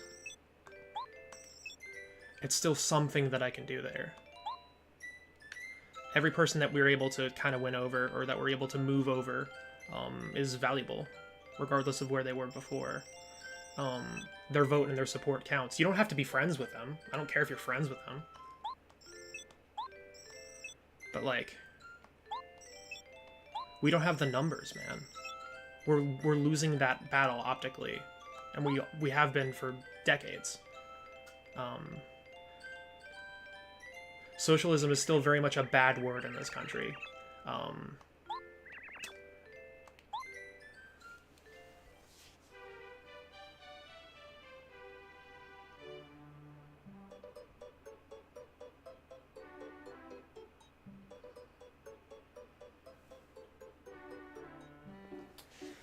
Yeah, I mean, I will say this. I know that I just kind of... I know, regardless of all the shit I just said, even if you're not a bigot, you're still voting for bigots, and that's a problem as well. It's like... I'm not willing to go as far as to say, like, what they're doing is good, or that we should accept where they're at. And I know that you're not saying that either, but like, there's only so much I'm willing to give to that. The thing I'd say is that it's important that we keep trying to bring them over, even if we are really, even if what we think that we think they're doing is kind of abhorrent, just from a strictly utilitarian perspective. But you know what, like, I have relatives who are pretty nice people, who I imagine probably still voted for Trump this election. You know, they're very nice people. They've been there for me. They're very caring, generous people. And they're just drinking the fucking Kool-Aid, dude. But they also support really bigoted fucking people. They also are part of the reason that those people stay in power. And I think that it is cyclical at this point, because fucking... I go back and forth on this because, like, a lot of people like to take the stance of, like, the information's out there, there's no excuse for ignorance. And I think that to a degree is true. But you know what? Like, that's like a he who casts the first stone kind of situation, because, like, all of us have problems with that. We read the sources that we want to. Like, even me, okay? I don't read a lot of academic, like, I try to read academic studies as much as I can, because I think that's the best, you know. But, like, I don't read the sources directly. I don't read a lot of bills. I don't read a lot of academics. I don't read a lot of like, the source. What I read is, or what I watch, or what I consume is media that is kind of in line with my worldview. And that's what everyone does. I'm not saying that it's okay, you know, like, of course I believe that I'm right on these things, or else, I mean, everyone thinks that they're right, or else they wouldn't think the things they do. Yeah, okay. Shady ass toads in the way. But, like, I do feel like there is a lot of manipulation that goes on here. There's a lot of just... Here's a good example. Oh, here we are. Here's a good example of this. There's always a good recent one because I think it's just constant. Okay. Conservative media. I'm assuming a lot of them are just grifting at this point, by saying that it's the Democrats that are keeping you from getting your money, because they're full of shit and they have to know. There's you know, you can not like the Democrats, you can not like the Republicans, you can not like either of them. It's a matter of, we talked about this before too, it's a matter of public record that like the Democrats are, I mean, and yeah, I talked about this last stream, that being a thing. Guess what? Everyone knows that now. Because Trump completely fucking sabotaged their usual optical strategy. Because usually what they like to do is what they do is they blame the Democrats for tying up the legislation, for tying things up. When they're the ones when Democrats are saying, no, we need to give people more, and Republicans are saying, no, we need to give them less and need to be fiscally responsible, and they can pull themselves up by their bootstraps because that's their philosophy. But only on your small people. They don't mind giving corporations millions of dollars.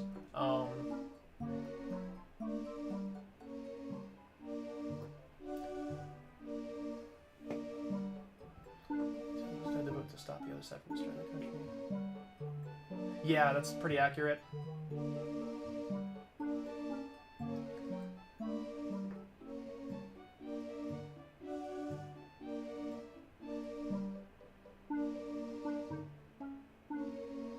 Interesting. Okay, I'll have to give that a read. Thank you.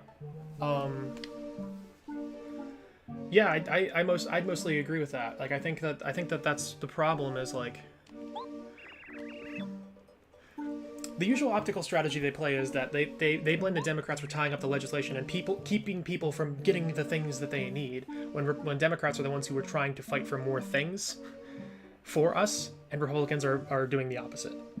But they never mention that because, you know, they want to manipulate people into, like, as far as, yeah, and I know I have a biased perspective on this and whatever, but like, as far as my perspective goes, like, the Democrats are telling the truth and the Republicans are not. Straight up. The Republicans are lying by omission. All the time. Whereas the Democrats are accurately saying, hey, this is what we were trying to get for you, and Republicans are talking us down, which is actually what's happening. Republicans saying the Democrats are trying to tie this up are not mentioning the fact, like, the Democrats are refusing to vote yes on the bill, are not mentioning the fact that they're actually trying to get everyone less money. They won't say that. They won't tell the truth on that. And now everyone knows. I mean, I think a lot of the ire is focused specifically on Mitch McConnell, which is nice. But, like, if he fucks this up, which it looks like he might, if he fucks this up, we're probably going to get the Senate, I'd imagine. Because let me tell you, I've been looking at some of the more conservative forums. I've been looking at the R conservative subreddit a bit. They're fucking livid at him. Like, genuinely. Like, Trump completely, and like, you know, I'm not gonna give him any credit for this because I don't think he planned it to happen this way. He just kind of does whatever, you know. He acts in self-interest. He, you know, does what will make him look good or what's good for him, yada yada. I don't think that there's any real, you know, 4D chess going on with Trump, but like, fucking, he really sabotaged their usual optics that they try to pull there. He really exposed that for what it was, which, you know, great. He's still a piece of shit, but like, wait. Oh, fuck. Oh, no, I have to go talk to him again. Sorry, I am also kind of coasting through this game as per usual. Because I want to focus on these lovely conversations as per usual. But yeah, as far as what you just said, that there is that they like to play that both sides game. And when we play into that, it doesn't help us win the argument, even if we're in the right. Which I hate to say, because like, if you're right, you're right, and I shouldn't tell someone that they, you know. But like, just thinking about things strategically, thinking about the best way to win people over.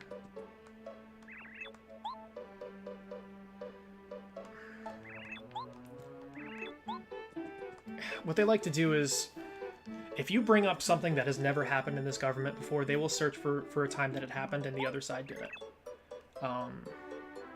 Even if it's like a complete false equivalency, even if it's not something that is even comparable.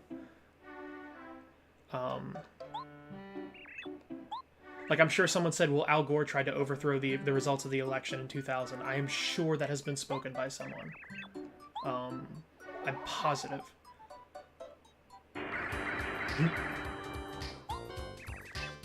I get to fight the Teenage Mutant Ninja Turtles later. That'll be fun.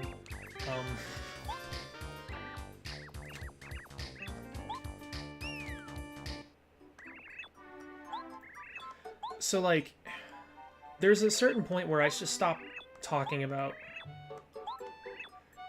whether or not something has happened before, or whether or not, you know, I stop talking about things being unprecedented, or things being bad, or things being, like, well,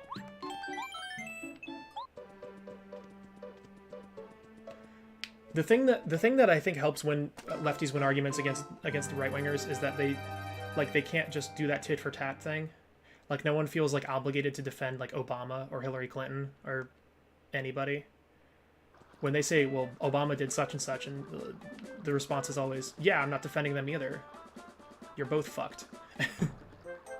But that doesn't make you better. That just makes everyone bad.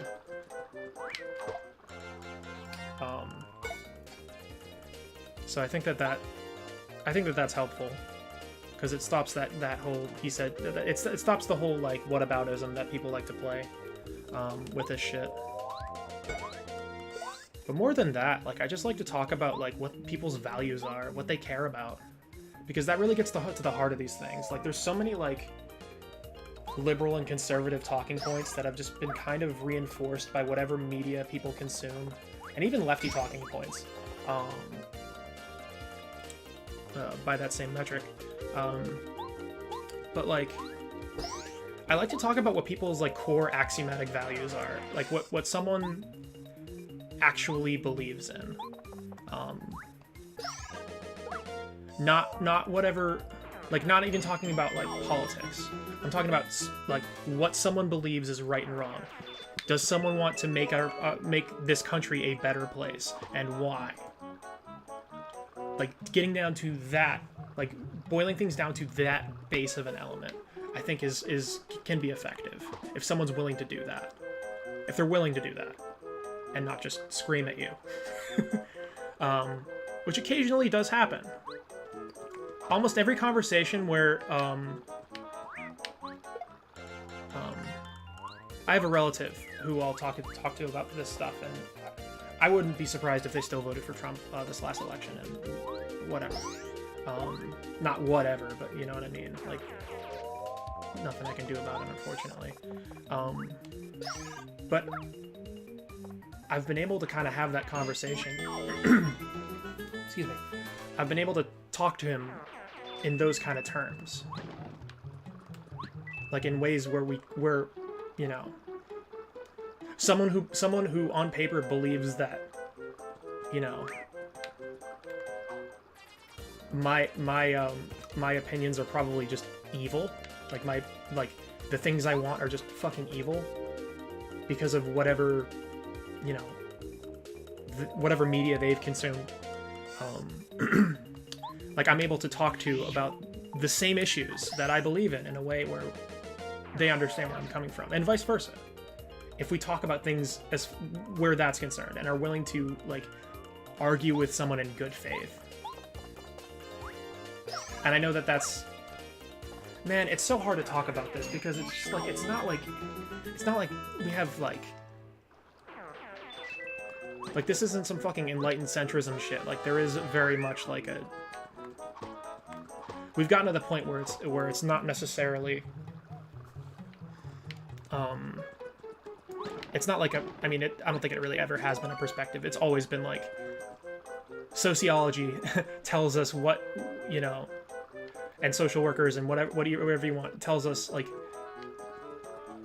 the things that we can do to help people, the things that can help improve, you know, the lives of everybody in this country.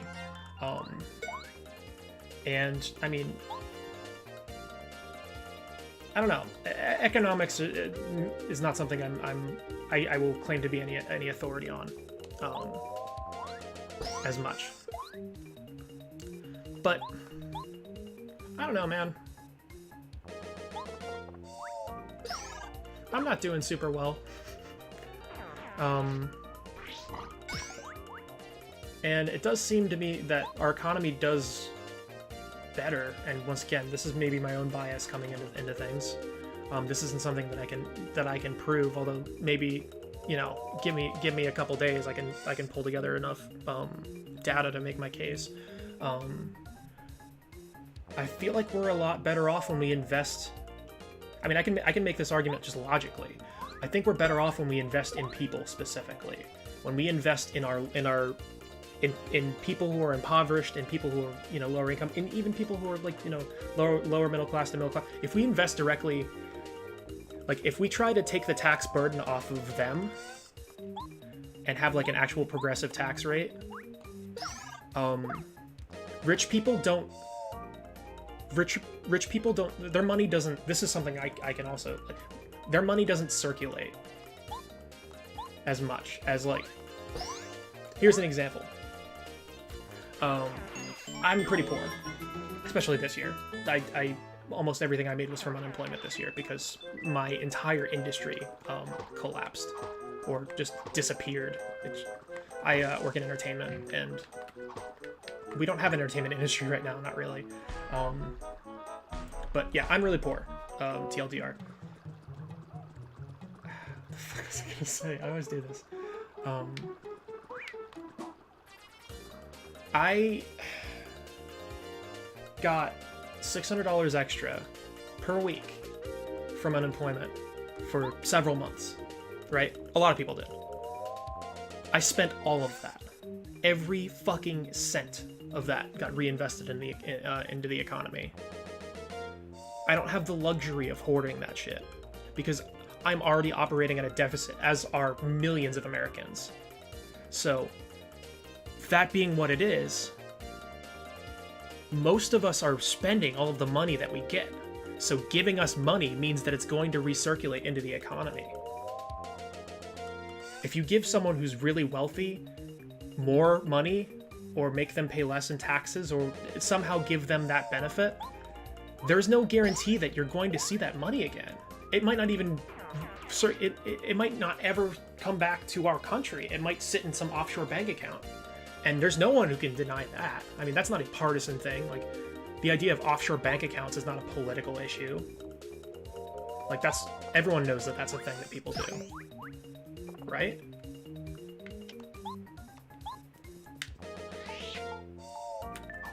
And that's not a good thing. That's bad for our economy.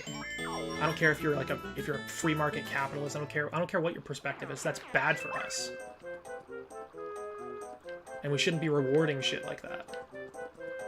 We shouldn't be letting rich people get away with that. Right now, we don't fund the IRS enough where they can actually handle, like, someone who makes millions plus dollars per year could legitimately just lie every year on their taxes, and the IRS does not have the resources to actually fight them about it. That's why they go after, you know, people who make like under 100K. They go after like middle class people. I don't need to put a dollar amount on it. It really helped our economy. We were doing okay for a while, and then we started, you know, as soon as August hit, we started, you know, tapering out again. Suddenly, everyone wasn't doing well again.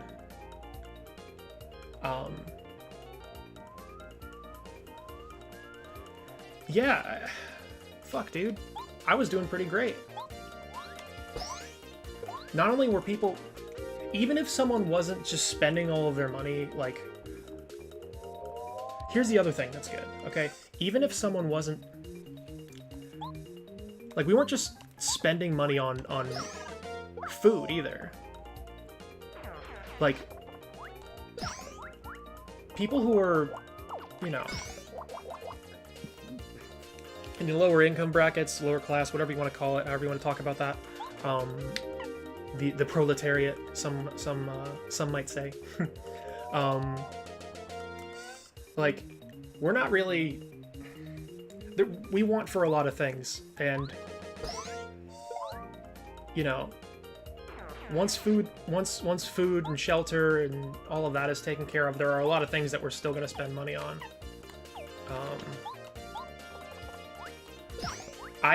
You know what? Some of this current streaming setup is courtesy of the stimulus package. I was able to buy my capture card, as well as a couple other, you know, small ticket items. Nothing big, but like I spent a decent amount of money on gear, or a little bit of money on gear, and so it's not like just that money just isn't going back into food and shelter. It's going into all these different industries. If someone has a hobby that they're trying to invest in, a friend of mine got into torching, like glass torching, glass. I don't know what you call it. Fucking artsy people. But like they got a blowtorch for the specific purpose of making like glass art, whatever you would call that as a verb. You know, they invested in that because it was something that they wanted to get into.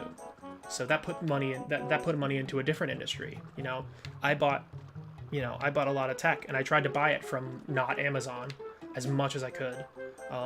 I can't always get away with that, especially when I can't go into physical stores. Some items are just too niche, and I have to go the Amazon route, but I've tried to avoid it as much as possible.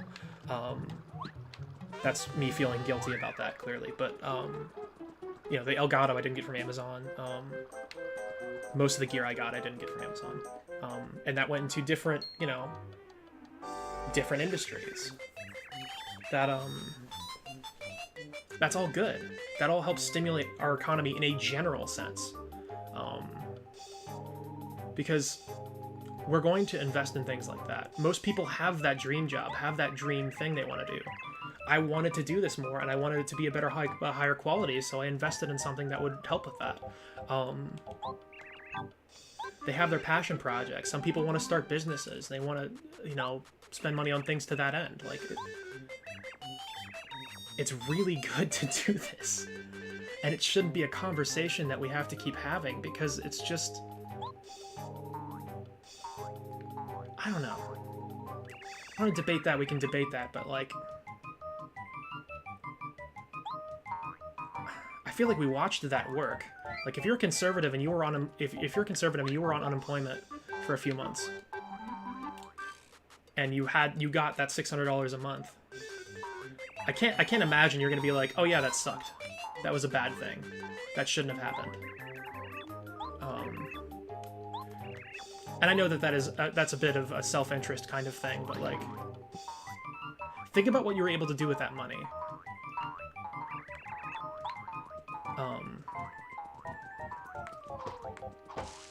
And think of what someone who's already taken care of would have been able to do with that money. I don't care about who deserved it, who worked for it, who you believe, you know, like, that stuff doesn't really matter to me. I think that we should... Like, that doesn't matter to me because those rules are made up. The idea of someone deserving money, or working for money, or earning their keep, or whatever, what that means... Like, what does earning your keep mean? How much does someone get paid for... Okay, let's say someone's a janitor. You know, like, how much does someone get paid to do that? How much, like, who decides that? It's, as I'm sure, you know, if you're listening, the response, regardless of position, you know, it's the free market. The free market decides, but like, that's not necessarily a good thing. Like, the free market is people paying you, oftentimes people paying you as little as they're able to get away with.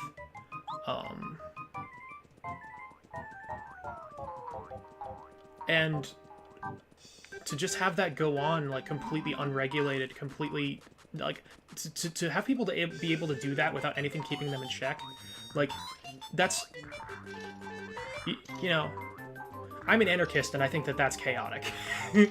Um, I think that that's like a really, that's absolute chaos, and I think that, you know, in situations like that, in chaotic, uncontrolled situations like that, the people with the most material, like the people with the most power that they can leverage, always are going to succeed the most. If we just let all of this happen, just completely uncontrolled, unregulated, and I'm not saying, like, I want more than that too, but like, I feel like we have to get past that point first before we can even have these other conversations. So like, I don't know, dude.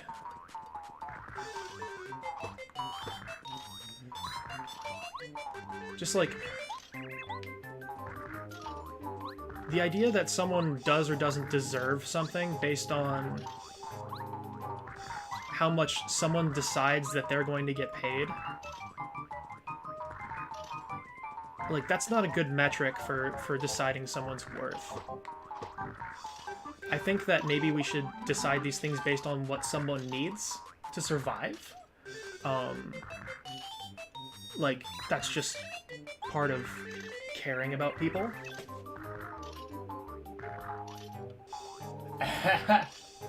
Oh, please go at it, dude.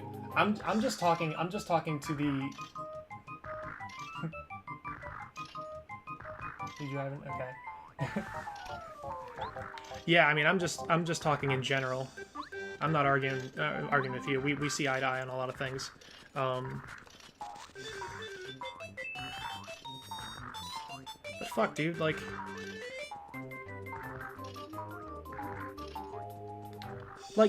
here's the using that own logic, you know, against an issue that, you know, conservatives are very passionate about. People like to talk about, we need to take care of our homeless. We need to take that one. I don't take seriously, because like, I don't think they really mean that. Maybe they do actually care about that. That might not be fair about me, but like, they have a weird way of showing it. Fucking. But like, a lot of people are like, we have to take care of our veterans. You know, we don't take care of our veterans in this country. That's like a big. I would consider that like a bipartisan issue. For the most part. There are people who don't really care about that. There's, you know, sects of people that don't really care about that. But I would say that, like, your average Democrat, Republican care about that as an issue. And they'll try to claim that the other side doesn't. But I think that, like, genuinely, people care about taking care of our veterans. Why should we take care of them? What is the reason?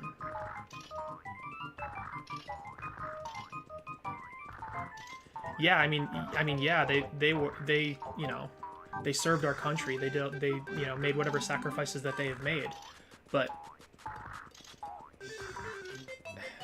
a lot of people have put in their time, and, you know, like, a lot of people have put their time and effort and busted their backs, and, you know, really just sacrificed their bodies for our economy, right? But the idea of someone needs to earn their keep feels like they need to have the money to take care of themselves, right? So if we're willing to admit that, like, our veterans need the help they need because of what they've been through, why can't we extend that same empathy to everyone else? You know?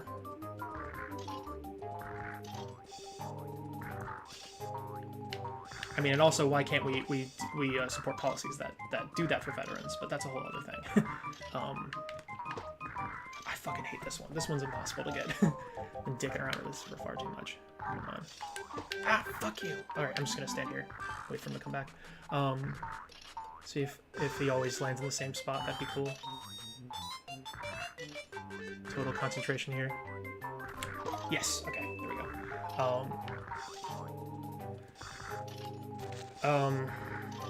But yeah, that was a long,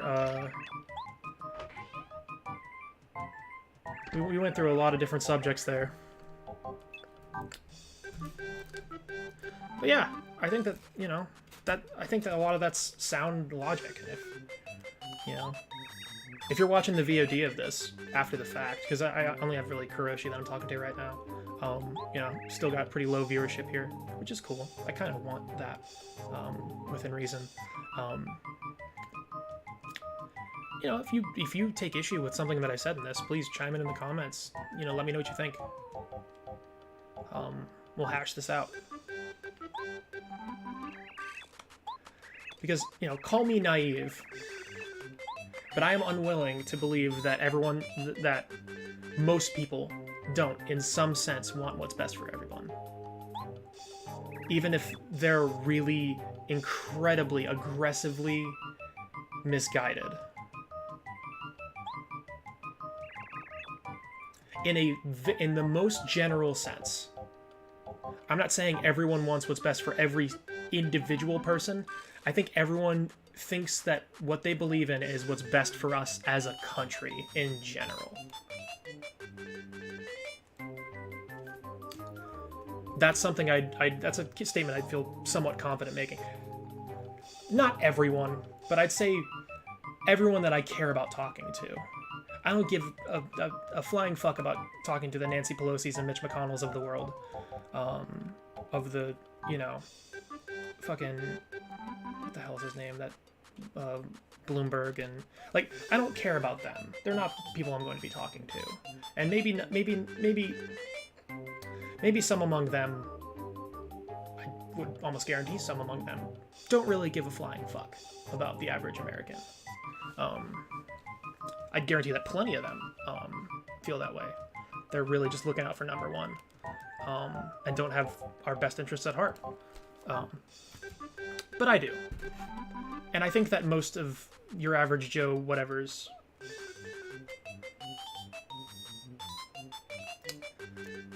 you know, like, there's going to be exceptions to this, and you know, you can point them out and I'll probably agree with you.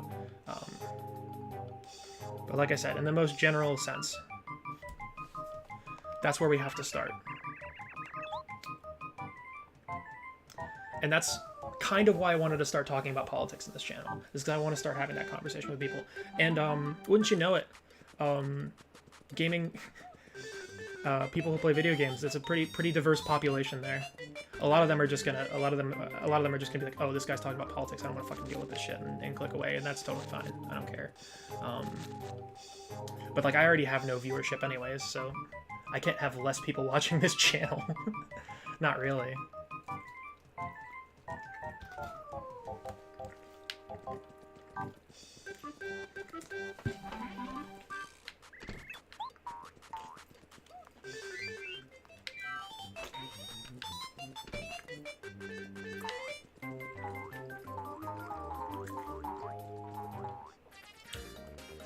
Yeah, this is good.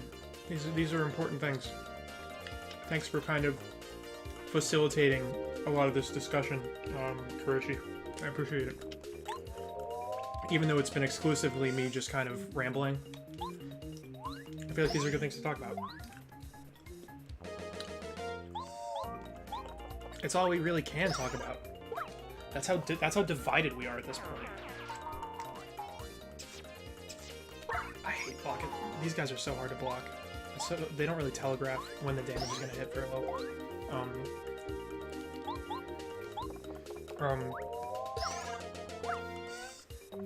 But yeah, I think that these are important things to talk about, man.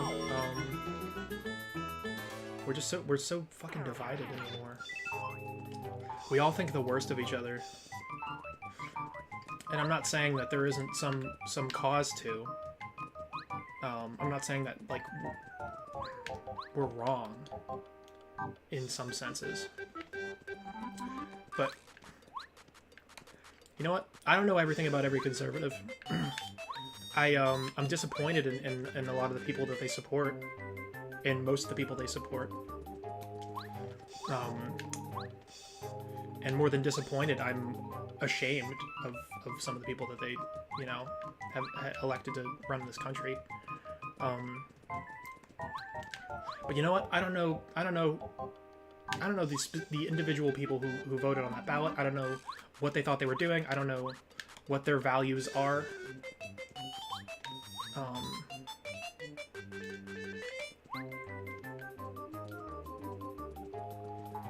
I refuse to believe, like, the worst of just a general swath of people.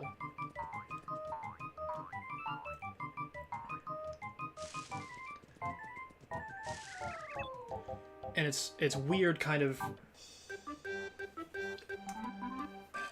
to have that and to have, like, this idea that, like, none of this is acceptable and it shouldn't be treated as acceptable, and I feel like I always need to walk back that, you know, the statement of, like, I refuse to believe the worst of people by saying, no, I do think that, like, the average conservative view on a lot of this shit is pretty bad, and you know, I'm not accepting that by any means at all, and neither should you. But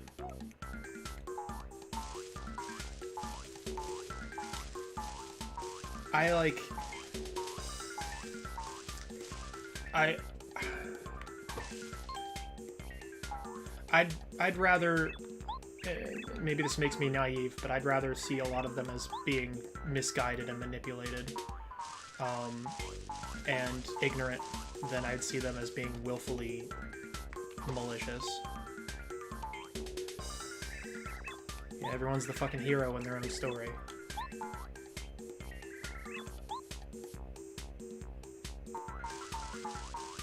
Fucking this one. I think it's the leftmost tree. Yes!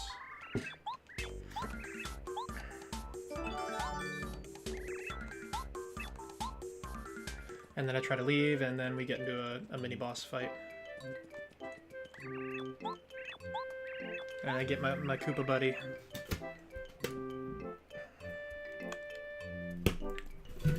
This is a fun little juxtaposition, me talking about politics and playing fucking Paper Mario.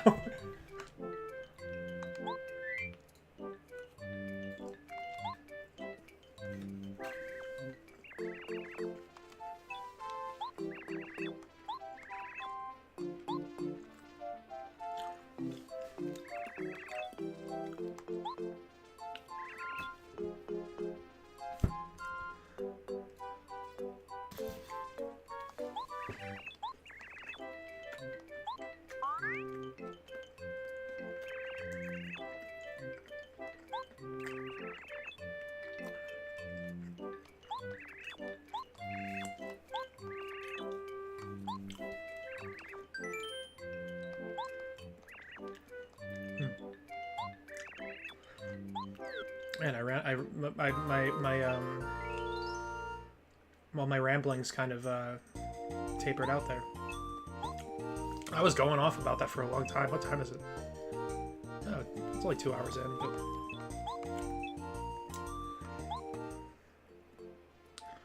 Yeah, that was quite the now it's boss time. That's quite the bit there. I don't know though. Like I hope that it's become my objective with this channel to stimulate that kind of conversation. And I also want to just fuck around and play video games, but like I'm gonna put more energy into making that a thing, because like the playing video games part is always going to be there. That's just inherent to this format. Like, and I love playing video games. It's, you know, what I spend most of my time doing.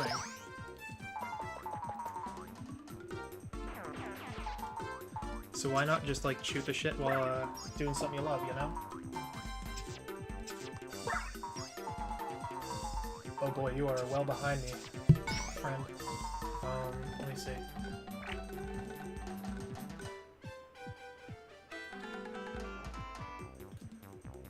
Yeah, well, people tell you what's beneficial to their narrative, and you know what? I hate to pull some enlightened centrism bullshit here, but like, lefties have an issue with that too. There have been times where I have been telling a specific story, and this is my fault. This is my fault for not doing my own independent research. I take full responsibility for this. There have been times where I've been pushing a specific point or a specific fact or whatever that has just been a leftist talking point for however long it's been, and I find out from a conservative that I'm objectively wrong about something, that I didn't know the full context of it, or, you know, I argue with someone and I look like a fucking idiot. And I actually care that I look like an idiot. I don't double down here. Like, fuck, man, I want to be right. I don't want to just be, you know, right ideologically. I want to be right. Like, I don't want to just, you know, it's not just the cause. I want my arguments to be strong. I want them to be fucking bulletproof, you know? I don't want to go out, I don't want to say something that makes me look stupid. And, you know, you shouldn't either. No one should. You owe it to yourself to do independent research on these things. To not take at face value, you know, what someone from your political leanings tells you. Because, you know what, if that person's on TV, they have a nice suit and they have a mic on, it's their career to push conservative talking points at that point. Or liberal talking points, or what have you.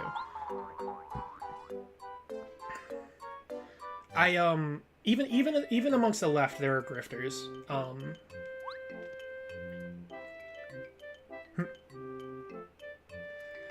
I wouldn't consider you, like, a centrist. I don't know, maybe you are, but, like, you're at least left of center, based on, like, the discussions we've had.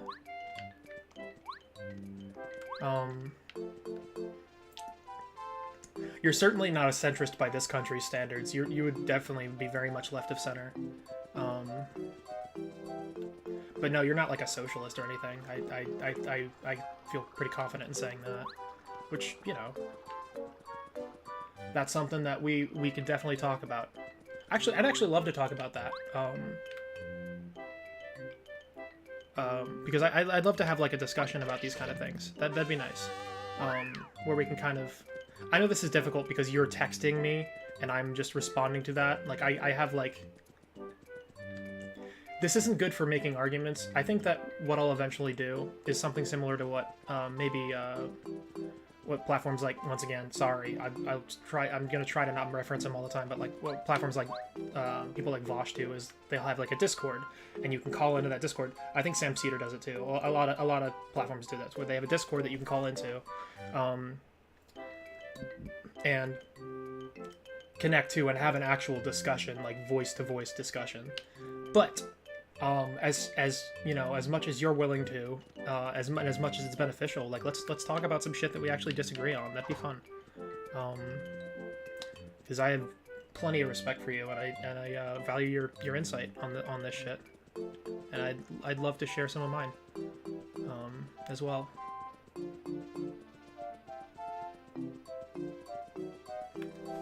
Whenever it's convenient for you. I know you're probably still driving, but if you felt like getting into shit, you know, I'll be here for a while.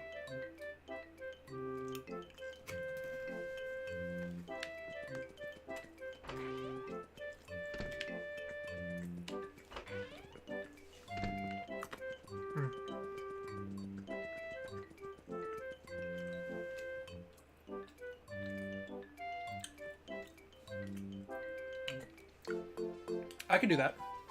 Do you want to do that tonight? Like nowish? Or are you just talking about it in a general sense? I totally could do that. I'll have to figure out balancing it out. This is something it will be kind of like on the fly, and it might be a little rough, but I'd love to do that.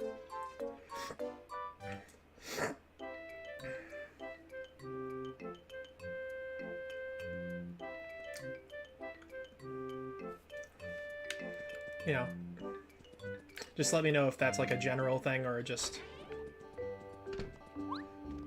something you're looking to do to get into tonight. That'd be fun.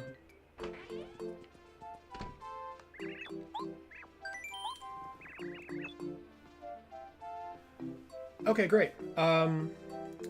Yeah, just let me know when you're good. I'll patch you in, dude. We'll do this. Because I want to do shit like this. I mean, I keep saying that. I am doing shit like this now. Let's have a conversation, you know?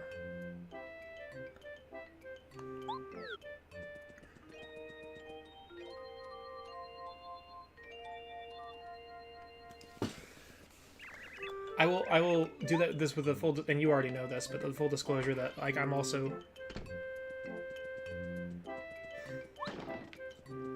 I don't know. I feel like I throw lefties under the bus way too much. I need to stop doing that. It's not fair. Because I do operate off of... I mean, they're not stereotypes. It's a behavior I've witnessed. Oh, is that right?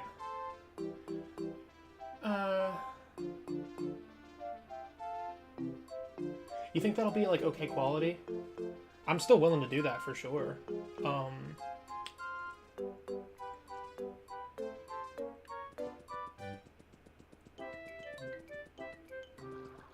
Yeah, I know. I'd be willing to do that if that's like a thing that like. I just don't want to patch you in if it's like. You say you're in a drive-through. You know I don't want you to be super distracted while you're on the road. I don't want you to put you in any kind of danger. But I mean, you know, that's up to you obviously. But like, I don't know, dude. If that's something you want. We'll figure it out. If it's if you got some stable quality, stable signal, we can have like an actual consistent discussion there. Yeah, you know what? What's the worst that can happen? Worst that can happen is it doesn't work, and we'll try again later. I'm gonna be here for a while too. I'm not sure what your schedule is. You might have work tomorrow or something, but I know I don't think it's a national holiday. I think the 1st is. But I'll be here all night. I'll be here till at least midnight, I'd imagine. Because I started my stream pretty late tonight, and I want to keep going for a while. So yeah. Whenever, let me, tell you what I'm gonna do. I'm gonna finish up this little battle here. And, I'm gonna go take a shit and get some water and take a little break from this, and when I come back, we'll dive right into that.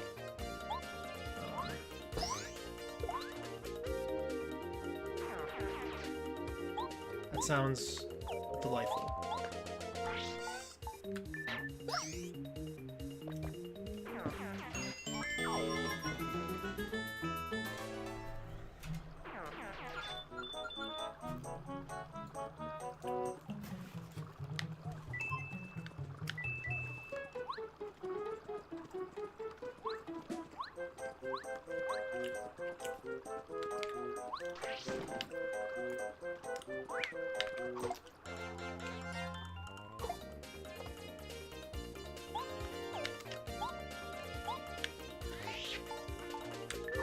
Oh, I just said I was gonna... whatever. Too distracted. Fuck it, we're doing it now. My battery's also low. Keep an eye on that. Alright, yeah, doing it now. Whatever. Forgot that I was gonna... where's my cursor? There we are. Alright, BRB guys. It'll be hopefully a quick 10, 15, what have you.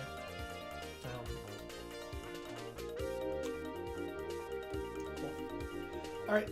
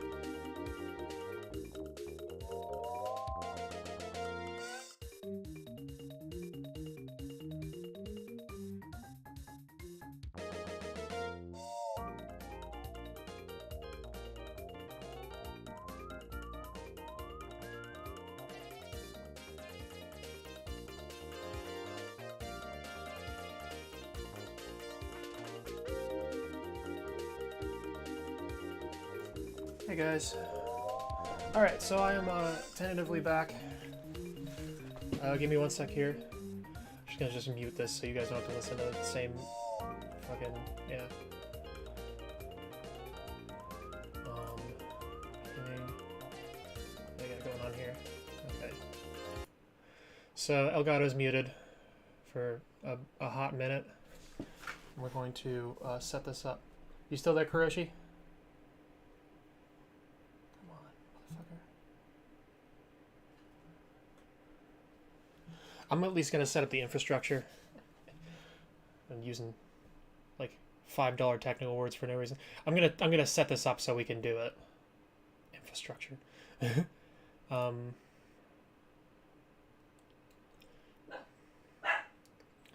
mean, we can also just directly call each other. Buster, hey, that's enough, bud. Just gonna close this. Come on, Discord. Don't be a bitch. All right.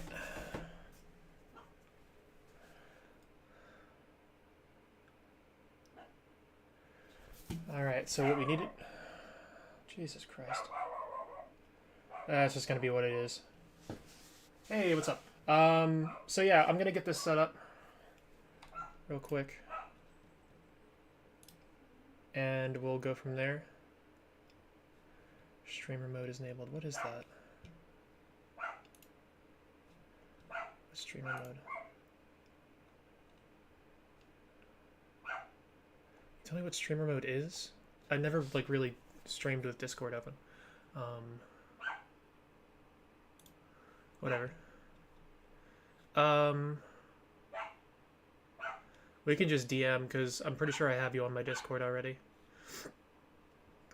Let's look at this. I need desktop audio to be unmuted. And we'll go from there, I guess. I'm just going to monitor your volume and see if, and hopefully it's amenable. We're friends on here, right? Away.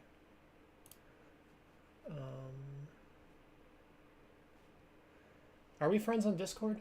Sent you an FBA message with my Discord name. Okay, maybe we're not. I thought we were.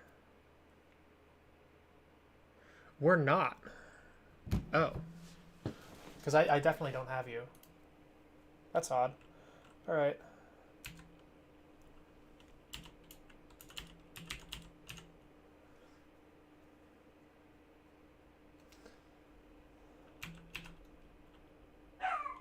Change your DMs. No, I want to add a friend. Oh, that's my bad then, because I clicked on the wrong thing. Buddy. That little yippy dog, I swear. My beautiful little pain in the ass. He is.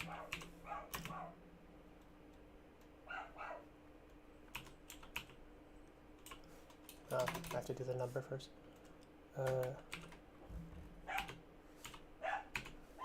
3. Sorry. What? Well, that's annoying. Didn't work. Is there anything that's capitalized or anything like that that I'd be looking out for? I'm just looking for something that you might have joined that I've made. I feel like there has to be something, right? Movie night, maybe? Nope, you're not in here. Yeah, I plugged it in and it didn't work here. So, let's try this again. Add friend. Black Wolf 24. And the number is 0603. I'm sure I did it right last time, but we'll do this again just to verify. It's case sensitive, so if there's anything that's capitalized, I would need to know that.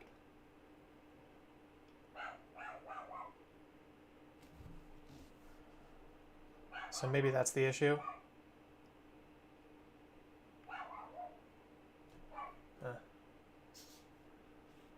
We're just gonna go to webcam for a sec. You all don't need to be staring at the screen. Yeah, just let me know. I'll give you a little bit to chime in here, and then I'll probably just go back to the game because I don't want to be away from this too long.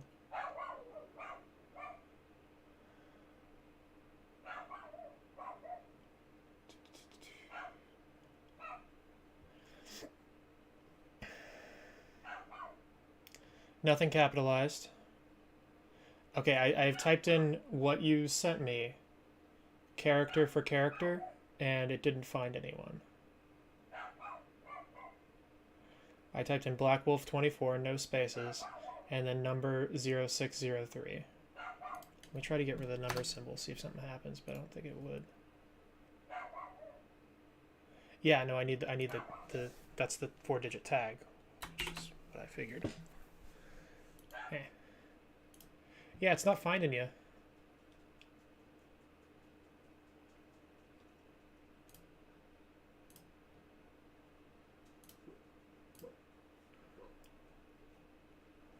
Maybe you're already in here and I just didn't know it.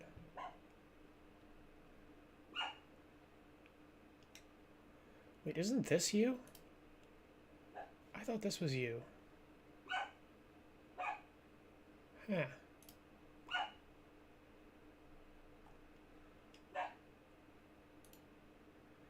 Why did I think this was you?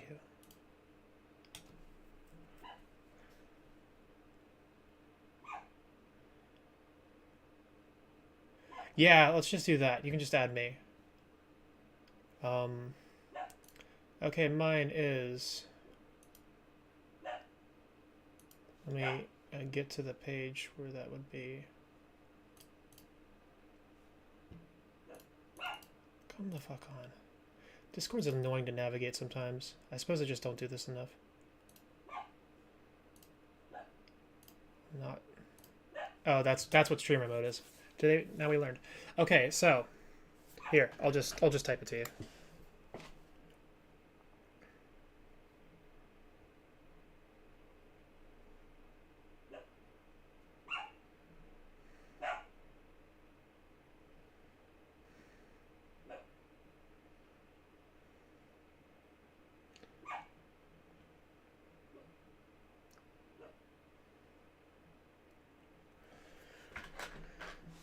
Maybe I wasn't supposed to leave a space. Maybe that was the problem.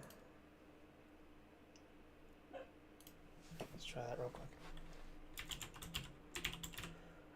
I usually don't add people like this, actually. Usually I just join a Discord server that they're already in. Oh, yep. Okay, that was my problem. Is there was a space between your name and the number. That was my B. So I added you.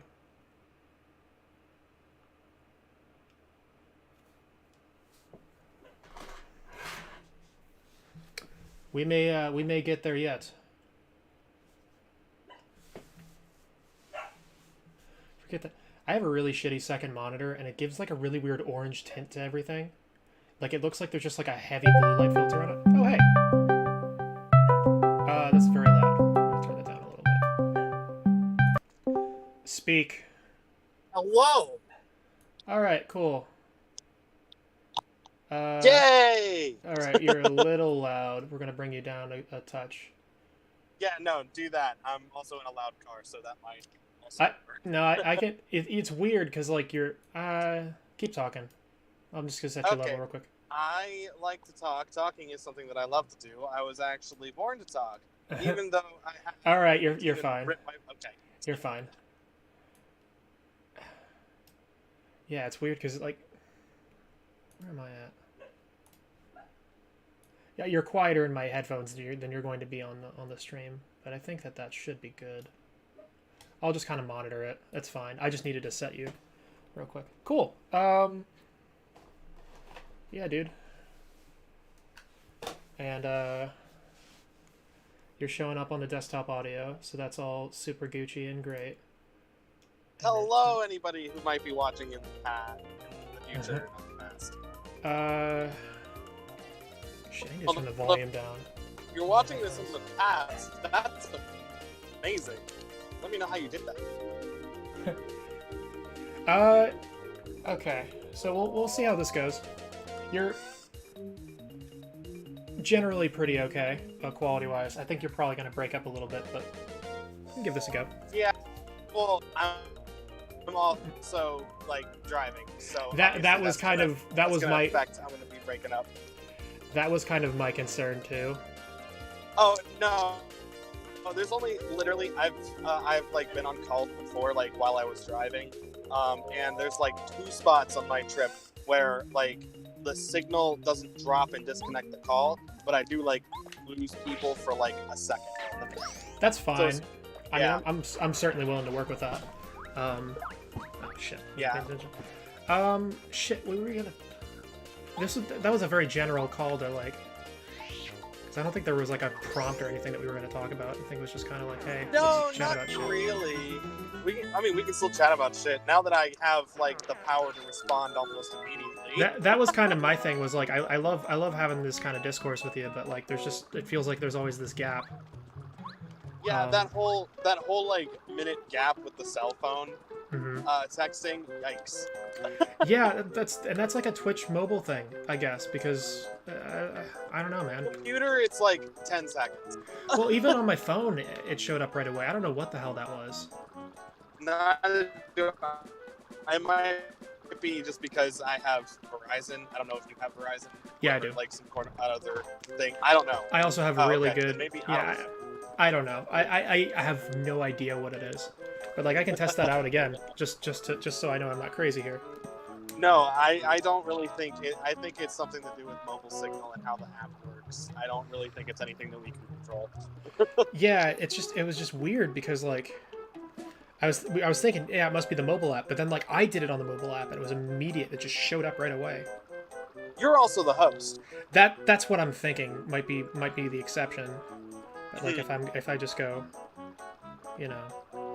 So the strange thing I'm thinking is that it was popping up on the chat. Yeah, it was popping up on the chat for me immediately when I responded on my MacBook, on my phone. But like if I were to type it on my phone, obviously it would take forever to get to your big whatever. Right. That's cool. But this is better for sure. You're definitely, you've been pretty consistent with quality, so this might work out just fine. Yeah. Fuck, what were you gonna talk about? Because I think the prompt was just kind of like let's hash out some stuff that we don't see eye to eye on. Yeah, the prompt was essentially, I'm an intellectual centrist, but I lean extremely left, like so left I might as well be considered. The thing is that I actually used to be considered, like 5 years ago. I used to be considered what? So like 5 years ago, my views would be considered crazy, like way out there. How so? So the idea of Medicare for all, I've actually been a pretty big fan of that. Not maybe in the sense of just like let everybody have access to Medicare, but more of the idea of a public option. That's fair. For people. Right. And that was considered extreme 5 years ago. But now I'm considered a centrist because I like the public option instead of Medicare for all, right? Yeah. So it's insane how like political ideals have shifted in literally just one presidential term. That and that's the thing that like I was talking about earlier. Yeah. I was talking earlier about like remember where you came from as far as this stuff. Like no one's born a leftist. Because, like, fuck, dude, I was like, you know what? I'll be the first to admit, like, this all started for me, like, 4 or 5 years ago, where I started, like, I've always been politically active, but my views started to shift considerably 4 years ago. Slowly, like, not all at once, but, like, I kind of started on that path. I would say that, like, it is valid to say that, like, people don't want to admit that anyone radicalized them. People want to, I just saw the truth. Everyone wants to be, so in control of their, their life and the things that happen to them. But like, I think that it's pretty fair to say that like someone like Bernie Sanders radicalized a lot of people. I would say that's fair. I would say Bernie Sanders probably did radicalize a lot of people. He's shifted the conversation considerably in the last 4 years. It's really been amazing, and people kind of lose the forest for the trees in that. Like people don't really think about like where we were like the conversations we were having like post Obama or during Obama versus like the discourse we're having now. Like we're talking about there is a national movement to abolish the police. Or not abolish. Right? Defund. It depends on who you're talking to. Defund the police means different things to different people, but like there are people who are trying to replace a lot of their responsibilities at the very least. Like that was unheard of. You would get laughed out of pretty much anywhere if you had that opinion like even like 4 years ago, man. Well, there's actually an interesting thing. Something about the Obama administration that I did not like. There are a lot of things that I didn't like about the Obama administration. But that's for another time. But one of the biggest things about the Obama administration was the climate of, oh, it's Obama. He's going to do the right thing. I don't have to care to pay attention to the news. Yeah. There was. I know exactly what you're talking about. There was like this. There was this faith that like. That's where my volume is. There was this like blind faith that like Obama was a good person and was just going to do like we kind of Democrats like to kind of equate like being a Democrat to and Republicans do this too to like having the moral high ground. They think, well, they're in the right party, so they're gonna do the right thing because they share our values, and that's not fucking true. Obama was a disappointment in most ways, and you know what, like, he was a fucking charisma. He was a great public speaker. He had a lot of charisma to him. There was a lot of things that I liked, as far as domestic issues go. Even that I'm shaky on, but like, there was a lot of things where he was a massive disappointment. He had absolutely zero strategy when it came to foreign affairs. Well, he wasn't even. Here's my take there. Even like Obama being charismatic, and Obama having the I'd say the interpersonal skills, and Obama was a very good diplomat. Like I mean, he wasn't a diplomat, but you know what I mean. Obama was very good at those kind of things, at like peace talk kind of stuff. But when it came to the same, forever war, military interventionism bullshit that we've been dealing with for this last several decades, Obama was the same as Bush, if not worse. I mean, you can talk about the drone strikes and all that. I mean, he was the same, if not worse, just by his not doing anything. Like, he didn't change anything where that's concerned. And that's very. The problem is, like, that's not important. The average American doesn't give a fuck about that. They might say they do. Not anymore. No. But you know what? Like, that's a problem in its own right. We don't really care about what we do to other countries, and we should. But like, the average American doesn't give a fuck about things that don't happen in our own shores. Really. I know, and that's the thing that honestly I point that out. And kind of what I was saying in the chat a little bit there.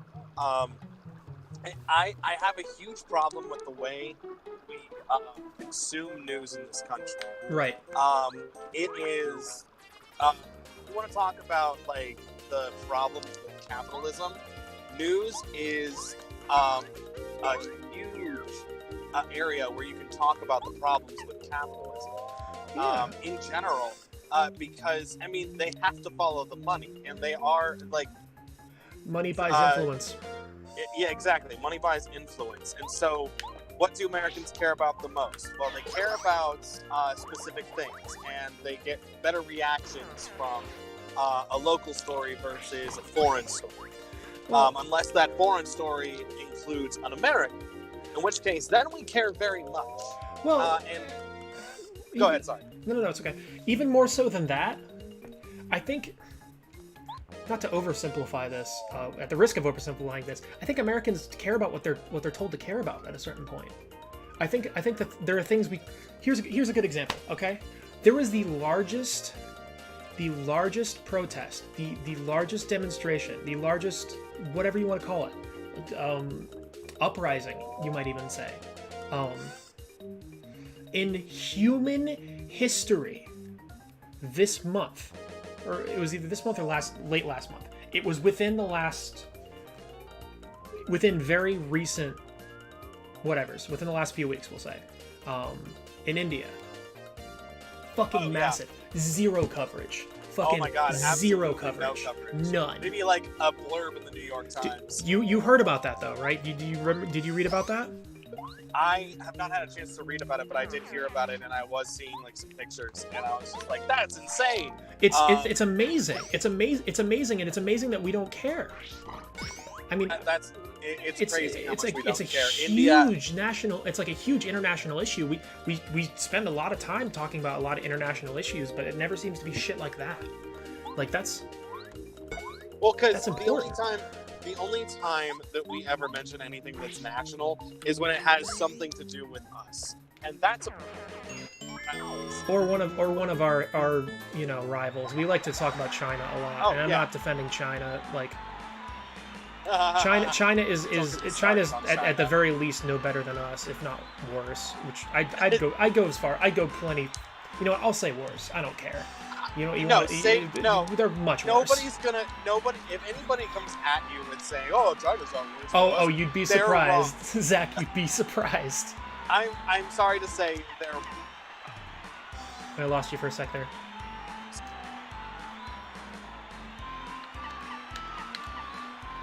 Zachary. Can you hear me? You're back. Okay, cool, awesome. All right. Anyway. Yeah, you'd be very surprised at the kind of discourse you'll hear about that. Well, let's see. I can point out reasons why they're years. I think it might just be your distance from your phone. No, I have a headset on. Oh, is that right? Okay, cool. Yeah. So it might just been signal then. Yeah, continue. it was most likely signal. But let's point out the reasons why that idea that China is no worse than us. Wrong. Uyghurs, forced labor camps. Yeah. We can compare and contrast them to prisons all day long, but they're also re-educating them as members of the Communist Party and not to be their religion. That's the part that matters to me. Yeah. We all force our own agendas. Like we have an outsider's perspective on that, but like some of the shit that we tell people is pretty propagandistic too, and pretty terrible within our own institutions. Like for our government to be so yeah, I would agree that it's on a different level. I definitely will concede that 100%. I'm not to play like whataboutism. I always feel like I'm like between two sides on that issue where I'm telling some people actually this is a bad thing, and I'm telling other people, well, actually we're pretty bad too.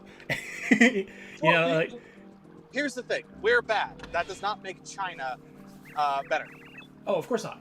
Of course not. Some people's entire ideology is being anti-United States. Some people, like, if someone's an enemy of us, like, they're totally down with them because they're, like, anti-imperialist or something. But that doesn't make any fucking sense because China's, like, as big of an imperialist as we are. They still have an emperor.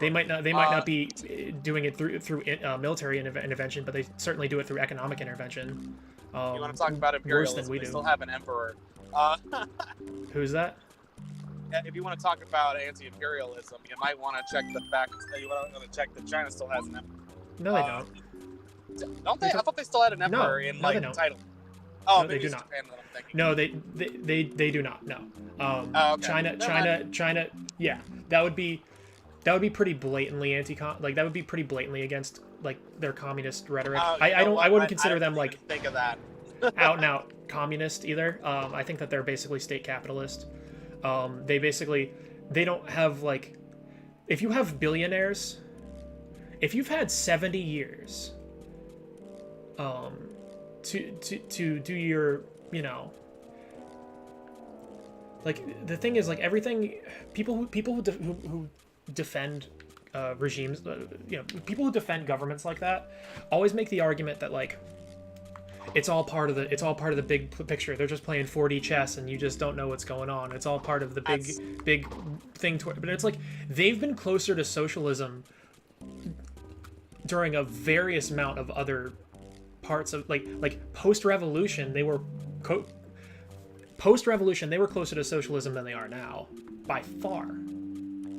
They have like billionaires. They have companies.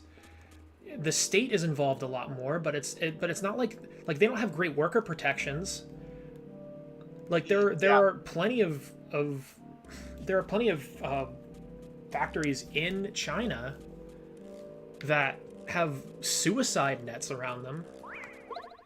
They're, like worker conditions are abysmal there. They don't give a fuck about their people any more than we do, at the very least. Like, yeah, and that's the thing. I would say that American companies have greatly influenced the social economic sphere of China. Oh yeah, absolutely. Turned it a little bit, turned it more capitalist, even if they're still communist. Yeah, and the thing is, like, I don't want to talk about this too much because I don't think it's like super relevant. But it just it came up. Discussions of local politics. It came up and whatever, we're talking about it. The thing this is how these discussions. The thing is, yeah, absolutely. Corporate globalization is something that we mostly started. We're the ones who started outsourcing. Who started outsourcing all of this labor to China. China just kind of took advantage of it, and has kind of reaped the benefits of it because we've really stimulated their economy. Not their people, their economy. Just the same way we can have a good economy and have shit living conditions, so can they. And so do they. And they've been able to, really profit off of this. And, their tech sector is thriving now. Look at fucking TikTok. Look at the millions of, like, mobile games and companies that make shit like that and make so much money. That freemium shit. But like, how can you look at a country like that and go, yeah, they're communist. They're totally a socialist country. It's just all part of the step towards communism. It doesn't make any fucking sense to me. A lot of how their economy is very much against the ideas of communism. I lost a little bit of that again, Zach. Sorry. Oh, that's all right. So a lot of the ways that the Chinese economy operates is actually antithetical to the communist ideal. And it's so funny to hear like people on both sides just kind of just do this.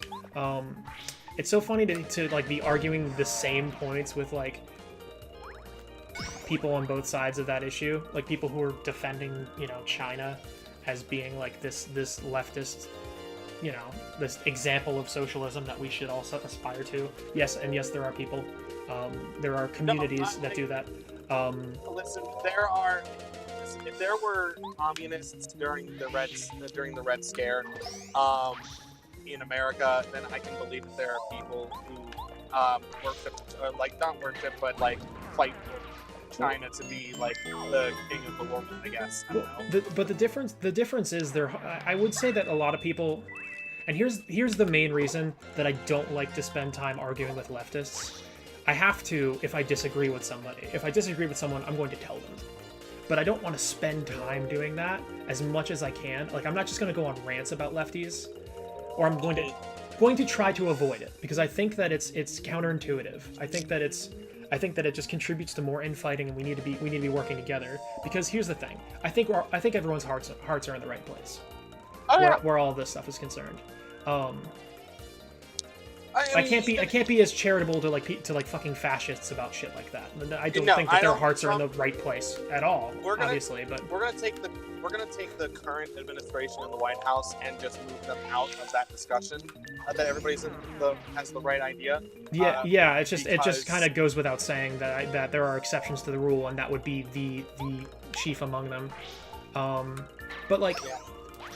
Because I I mean, don't- if you want an example of somebody who did something extremely bad, but still had the good of the American people at heart, take a look at Richard Nixon. He was an asshole, racist, and provided a lot of the issues that we have with our justice system today. Yeah, he was a big he kind of started the mass incarceration, the war on drugs. A lot of that started with him. Yep. Reagan really pulled the trigger on it, but Nixon's regime started it. Reagan didn't just double down; he tripled down. No, the war on drugs was very much something he brought to fruition. But that term was coined by Nixon, and those policies started with Nixon, and they were very popular. They were very popular in America. The reason neoliberals, the reason neoliberalism started was because they were worried about becoming politically irrelevant. I'm not defending them moving, but like they lost a few elections in a row for president. And they were worried about losing any and all relevancy to the point where they moved to the right. And you know what? They also probably did I'm not saying that wasn't genuine either. I'm not saying that there aren't people who are kind of conservative in the Democratic Party. There's tons of them. But like that big movement started with Bill Clinton. He was the one. He was there, like, because Republicans always tried to look strong, like they're tough on crime. They're gonna fight crime, and like it's a fucking war. And that apparently was what that was working. They were winning the argument in the public sphere. But well, I mean, and this is kind of was it like, comes down to. Good. Sorry. It comes down to this whole thing. What plays better? I want to get rid of all the evil people who are out to hurt you off the streets, or we need to take a measured step again with people who commit crimes and look at the economics, the socioeconomic situation of each individual person. The United States of America practices reactive politics, not proactive politics. That has always been what they've done.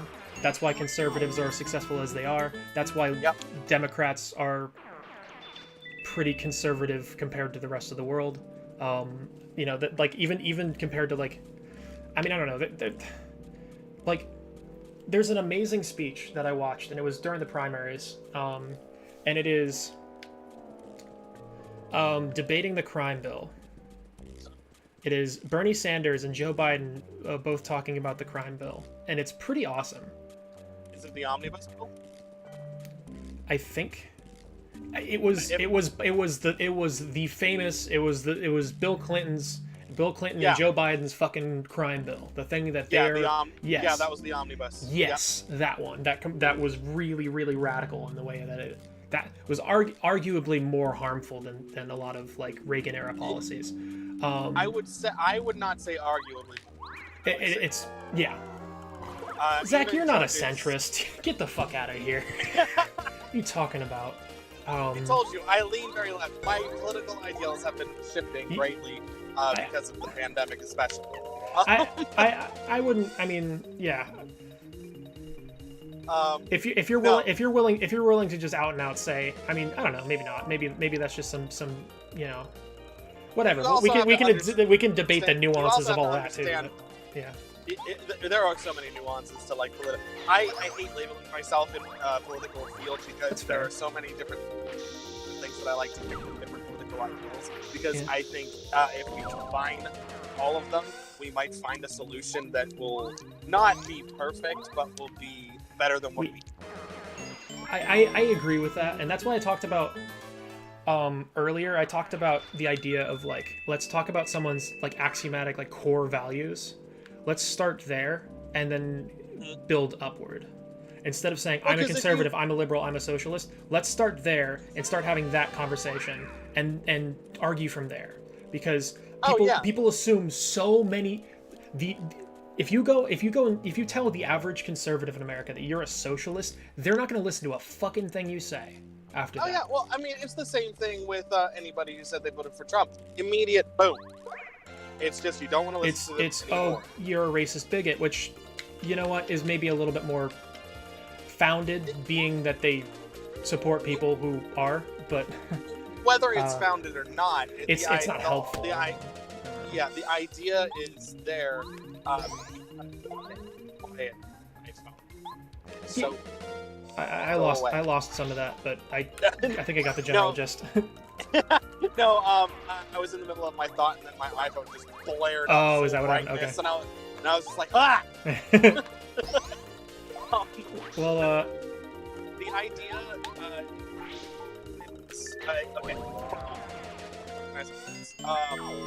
So if you actually poll a lot of Americans, and instead of asking them whether they're Democrat or Republican, left or right, and just poll them on those core ideals, you'll find out a lot of the country is more of a purple. Yep. Oh, absolutely. Absolutely. And it's insane to try to label ourselves as Democrat or Republican, yada yada yada, because so much of our own core value systems pulls from every political ideal that we've ever heard in life. Well, there's so many. What's really been eye-opening to me is like there's so many. You know what's been really interesting? I gotta stop. I just need to stop fangirling over his channel, but like, it's just been so fascinating to me, that I can't stop talking about it. Is this kind of like right to left pipeline that I've kind of see happen that is really, really fascinating to me, because I've discovered that what a lot of people don't like is like how disingenuous some of like this like corporate identity politics stuff is, and they kind of just associate that with liberals and with the left at large, just being like that, just being really, really angry and irrational, and just trying to force all these, and like you gotta take a look. I mean, the Democrats have not helped themselves on that. They are very, very, very, very friendly with big tech. Yeah, that's yes, 100%. And like, I'm not necessarily like, I don't want to be like all anti-id poll, like anti-identity politics. I think they're important. I think that representation is important. I think it's important culturally, I think, more than anything. Yes. But it's also important as far as like having someone, with a different perspective who has had a different life experience, like be a policymaker. It's very important in that sense. Or be involved in the arts or anything, bringing different perspectives to the table is a good thing just in general. That being said, it's not it just hasn't been a good avenue towards like, we can't win arguments when it's all this fucking culture war shit. We can't do it. I mean, I'm not saying that we lose arguments. I'm saying that nobody wins. We just fucking scream at each other, and everyone walks away angry and thinking less of the other person. That's just what happens every time. Whereas when we talk about, when we throw out that, and when I say bullshit, yes, I value it. I think it's important. I think it's very important. But I think it comes second to policy, and I think it comes second to, economics, which is what a lot of people don't know is like the core of socialism. Is it's an economic policy. It has nothing to do with authoritarian governments. It is unfortunately correlated with people who claim, governments, a lot of governments that are pretty repressive, like to claim. Yeah, sir, you are one of the only people that I've ever met recently that knows the difference between an economic policy and political policy. Well, the idea that socialism is not anything to do with governing. It has everything to do with the economy. It also doesn't inherently have anything to do with social programs. It's usually a something that is a part of, it comes with that. The idea of taking care of people is kind of rooted in the tenets of, but like socialism, and this I try to rephrase this in a way where people don't immediately like, roll their eyes at me, who once I just exactly. I just try to avoid shit that just like those kind of fucking what do you call them? Those kind of buzzwords that just immediately like people just like shut their brains off when they hear. At some point, like- you have to be like, well, a spade's a spade. This is socialism. Get over it. We're going to talk about it. Yeah, well, I like to do that after I've been talking to them for a little bit, because then I think they Yeah, of understand a course. little bit No, better. don't start off a conversation like that. Well, sometimes I feel like I'm in the minority on that opinion. I mean, because, you know, like, people are like, why? I am a socialist. I shouldn't be ashamed of that. It's like, yeah, but you understand what that means. And a lot of other people don't, because of decades of relentless propaganda. and you have to fight that battle before you can talk to someone who's willing to listen about what socialism actually is. And what socialism actually is, once again, this is a buzzword, whatever, this is like a buzz phrase, but like, socialism is seizing the means of production. Socialism is the idea that the means of production are owned by the workers. It can be done democratically, it can be done not democratically. The means of production are controlled by the government. Not the is government. what's- Yeah. Well, I mean, in America, it would it dithers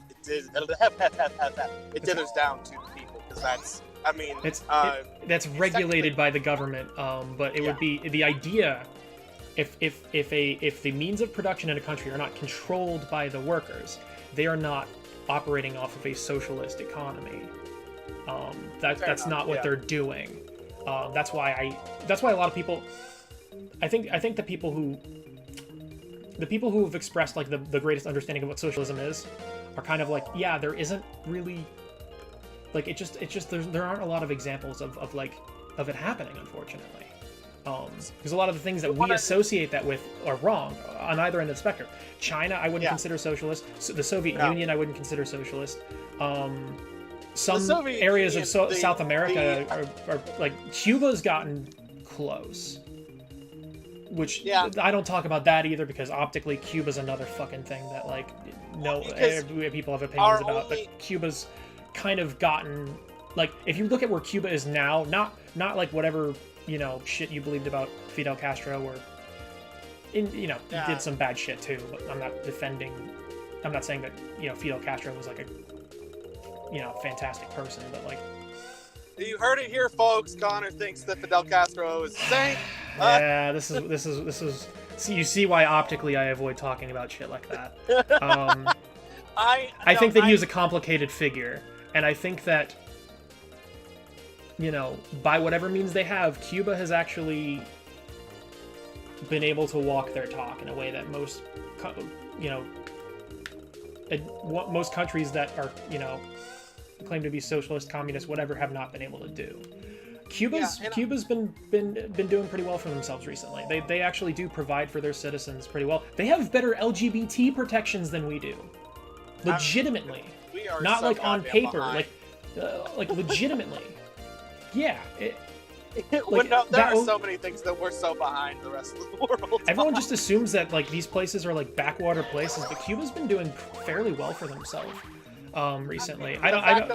The fact that we haven't heard about, like, you know, some sort of crisis in Cuba past, like, what, 10 years? Well, you notice that even the right doesn't fearmonger about them anymore. They talk about them in a past sense, but they don't talk about things going on right now, because it doesn't help their narrative, because, you know, like, they actually... I think that's apparently not a bad place to be anymore. I think that kind of vitriol against Cuba kind of died when we reopened trade with them. Well, our big problem there is that we just can't leave well enough alone. That was Kennedy's cardinal sin too, was him meddling there. The Cuban Missile Crisis was a debacle of epic proportions. Pretty bad, and he was there because he owed some people some favors, who helped get him elected. You know, there's always the special interest groups that want X, Y, or Z. You know, he was able to do that under the guise of it being some kind of a human rights issue, which is nonsense, because once again, I'm not gonna, like, stan Fidel Castro. I think that the most I can say about him was that he was a very complicated figure. I'd say that to a much lesser degree about Che Guevara. I think he was, you know, a little less problematic than Castro is. Yeah. But I mean, he just kind of died before he had a chance, in my opinion. But you know what? Like Several people it's like like that. it's really tough. It's really tough for me to, because like I don't want to say too much good about him, because I feel like it's just like at a certain point, like you just, I get that you just, wait, I have 1 health, don't I? I did it to myself again. I forgot. Oh yeah, I'm totally still playing. I'm not thinking about what I'm doing though. Well, we're pretty into it at this point. Is it side? It's fucking, there we are. Cool. Yeah, that's just my usual thing. I'm not thinking about what the fuck I'm doing. No, it's but fine. It's okay. That's the whole point. I guess this is the politics video game stream. Dude, that's what I want. That's what I want to happen. This is the goal. This is what I want to have going on here.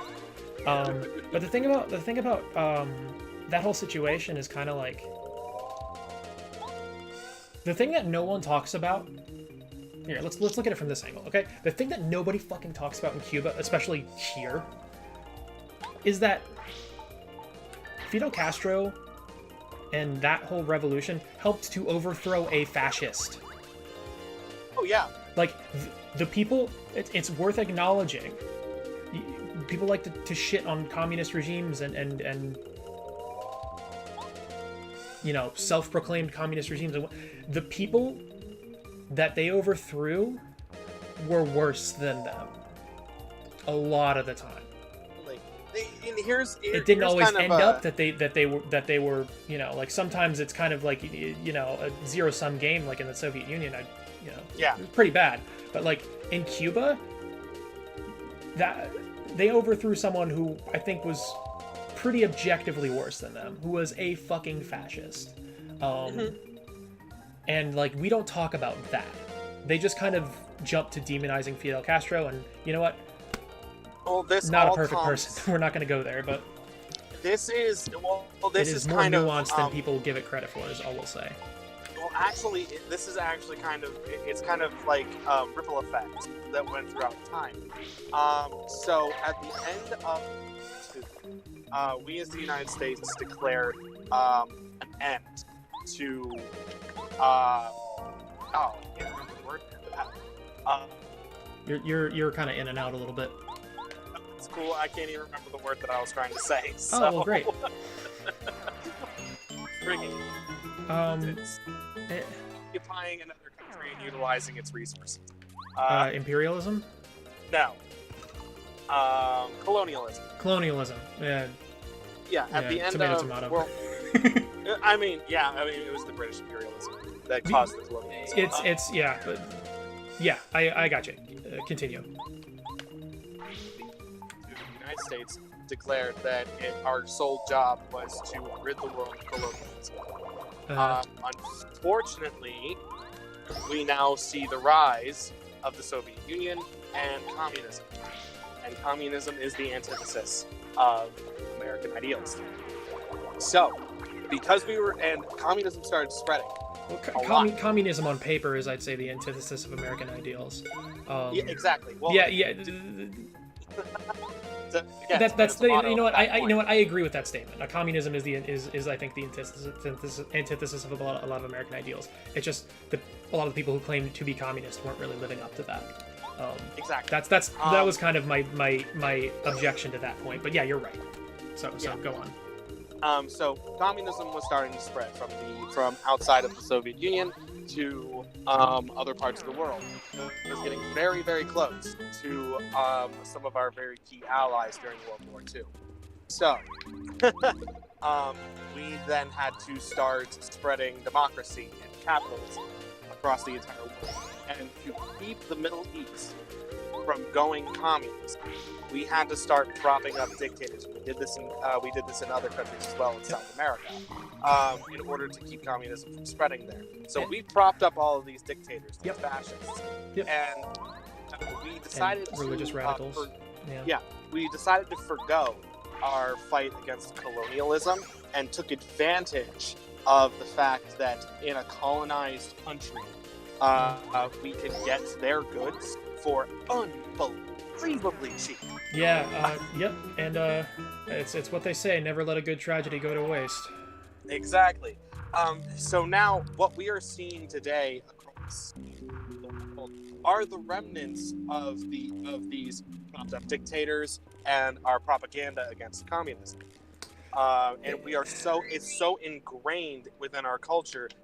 The moment that you say communism to somebody who hasn't studied any of the history of the United States and communism, They were always they're the enemy. immediately gonna, yeah, commies are always the enemy, and that's kind of, and like the Red Scare was a huge part of that. And it's a reason. Like I you know, I'm gonna let people live their lives and do what they want, and I'm not gonna tell people what to do.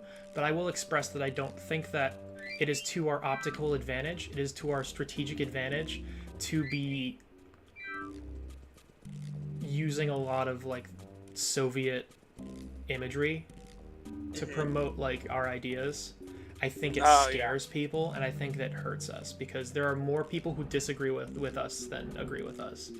I'm not saying I don't necessarily agree with people who use Soviet imagery. I'm just saying, like, as far as like the left as just a nebulous whatever, like as far, like including everybody, because I'd consider myself like an anarcho-socialist, or I mean, like, I don't even know if I'd say anarcho.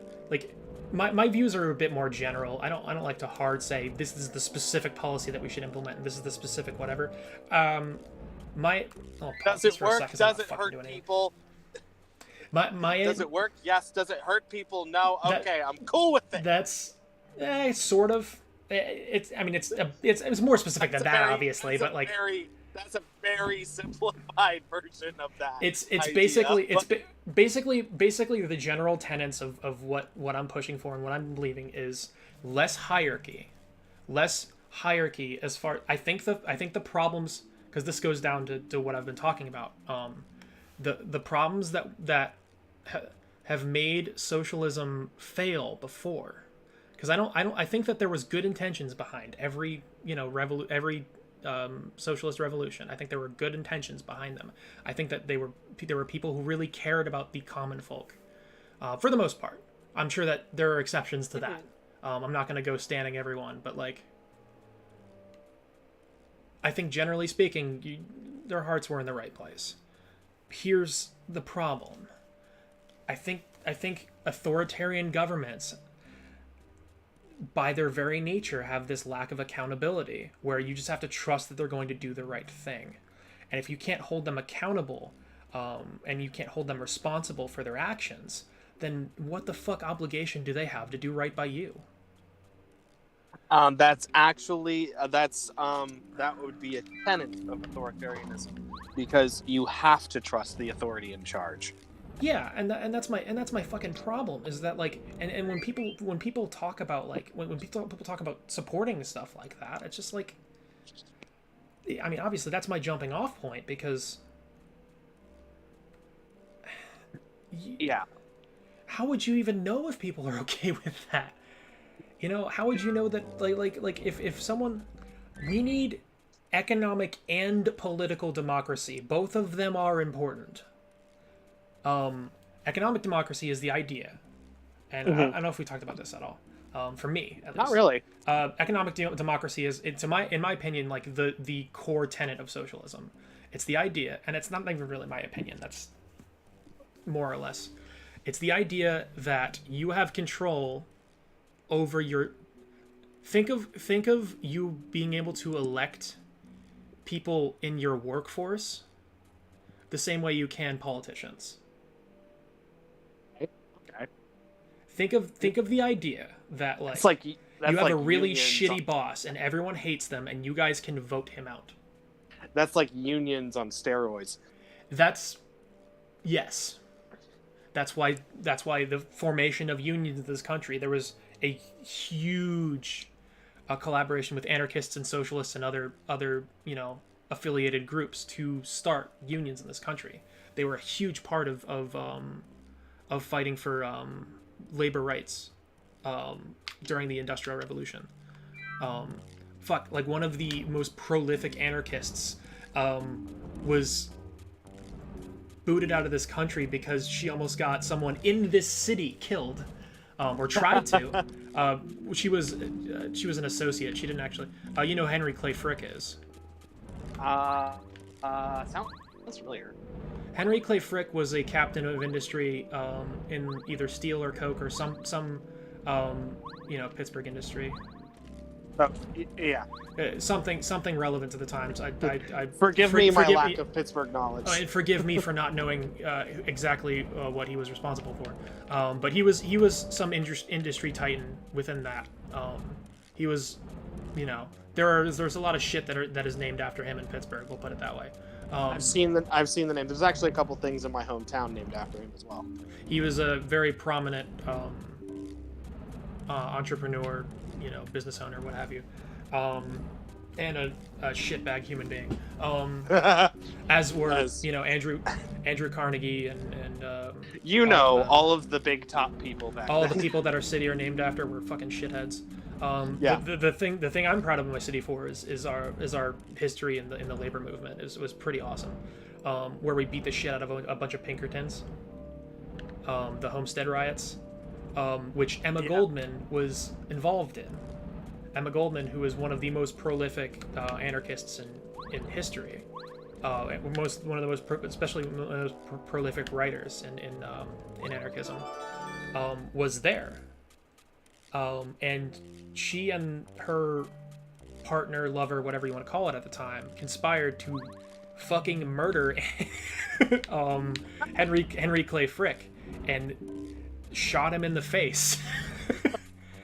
And she got okay, but you know what? There's a certain point where I think that they did the movement a bit of harm, unfortunately. I think it's fucking awesome in retrospect. I think it's great, because fuck that guy. Things were a lot worse. Things were a lot worse for workers than they are now, even. Things are pretty bad here right now, but things were abysmal. These are disgusting people that allowed shit to be the way that it is in this country in the Industrial Revolution era. The idea that a incredibly dangerous job that could completely just leave you disabled for the rest of your living life, you just get thrown away. You get hurt, you're not useful to them anymore, so fuck you, bye. Go be a fucking street urchin. Yeah. Well, that's unfettered capitalism in its prime. That's what we had. So these people weren't redeemable people. They were horrible. So it's not like I'm gonna be like, oh well, that was wrong. I just think Mr. Frick. I just think it may have hurt things optically for people fighting for labor rights, and it did hurt them a little bit, unfortunately. It did because people who aren't down with the cause, who were sympathetic up to that point, start to become less, start to be like, oh well, that's too far for me, and we do have to, unfortunately. I do say unfortunately, value their opinions, because they are most people. Most people aren't as involved as we are in this shit, and I don't know where the fuck I'm going in this game. I'm literally running in circles, so I apologize anyone who's watching this for the gameplay. Oh, there we are. Okay, now we're back on track. I really hope you're not expecting the masterful gameplay. No, that's not what we're about here. Shit, if you've been watching me at all, you probably know that already. This is just kind of a thing for me to do, so that I can stream of consciousness talk about pseudo-intellectual. Hey, I'll have you know that I am not that fake of an intellectual. I'll have you know that you know that I am almost a full intellectual. That I am almost. No, I mean, fuck, dude. I'm just someone who feels confident about a couple issues enough to talk about them in a somewhat public manner. I'm just someone who wants to have fucking conversations with people about this shit. I have my opinions, and they're worth what they are. They're my opinions. I'm one person. I get one vote. I get as much space as I take up in this country, as far as representation is concerned. Maybe arguably less than that because electoral college and what have you, but That's whole that's thing another already. discussion. But like I'm just one person. I'm not like. I just want to talk to people and find some common ground and obviously. I think my poor little kitty lost her treat that I gave her. Aw, poor thing. I just want to find some common ground where we can stop being so fucking at each other's throats all the time. Because I just think it hurts us. Well, and that's kind of where you see a lot of this frustration coming from, is that everybody is constantly just like on opposite ends instead of like on a spectrum like we used to. Well, I don't think we've ever been like that. We are at opposite ends. You are correct that it is a lot more skewed in either direction anymore. But actually, you know what? That's not even true. Here's the problem: conservatives don't have a fucking platform anymore. No, in my opinion, fuck the left. It's owning the libs. That's the fucking platform half the time. Is like, did I fuck over these people that disagree with me? Or did I make them angry? Not why are they angry? Did I make them angry? Yeah, that is the Republican platform as of today. You can't. I mean, that Law and Order thing has always been like a fucking dog whistle, in my opinion. And there's no truth to it regardless of that. But especially now, for them to pretend to be the fucking Law and Order party, for Trump to stand on a stage and say, I am the Law and Order president, being basically a glorified fucking mob boss. No, he is. It is so hypocritical. That he stands up there and says he's the Law and Order president, and for them to say that there's small government, so much fraud, for them to say that there's small government, for them to say that like any of this shit, like Republicans under Trump, the Republicans do not exist anymore. They're repealed. It's his fucking wills and whims, which that's the reason that there's no platform anymore. Is that Donald Trump isn't a far right politician. He's a fucking sociopath. He's a fucking narcissist, and he's a very authoritarian, and he has a lot of right-wing perspectives, but he's not like he's not consistent about that kind of shit. He's just an idiot. Yeah. And people just kind of like you don't have a platform if this know nothing, whatever, we're gonna do this because fuck it, I don't care. If this know nothing wannabe dictator fucking is deciding what your platform stands for, and you just stand for whatever his will and whimsy is of the day, like you don't have a platform anymore. Like Bush era Republicans had somewhat of a platform. It sucked, in my opinion. It was pretty bad, but like. Bush's platform was of ignorance. They were just the fucking rhino Republicans, but like it's so fun. Well, I think historically, we're seeing. I think what's happening is we're actually seeing not to get too political sciencey on you. That's all right. I think what we're seeing here is, I think Trump triggered it, but I think it's been happening since Nixon. Okay. Well, I think what we're seeing here is the political shift of ideals in motion. I think Trump has exacerbated that and sped it up because the problem, especially I think there's going to be a fracture in the Republican Party. We're headed there. Mainly because the Republicans have always been very patriotic, is the best word I can come up with. Not that they do things that are best for the country at all times, but they do believe in the idea of the American idea. Vague ideals of patriotism, maybe, but like, man, like I don't want to hear anyone who supports Trump say that they're a fucking patriot. No. Give me a fucking break anymore. Are you kidding me? No. Like how? You are literally trying to overthrow an election right now. Yeah. He's not a patriot. He's like that, but you know what? That's all. It's the same rhetoric that they always use. It doesn't matter what's backing it up. It's just talk. It's all talk. That's the whole problem.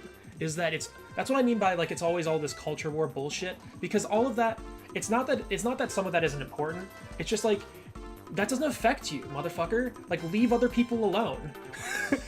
Why does like, you know, whether or not someone has a dick or not, like affect like you taking a shit?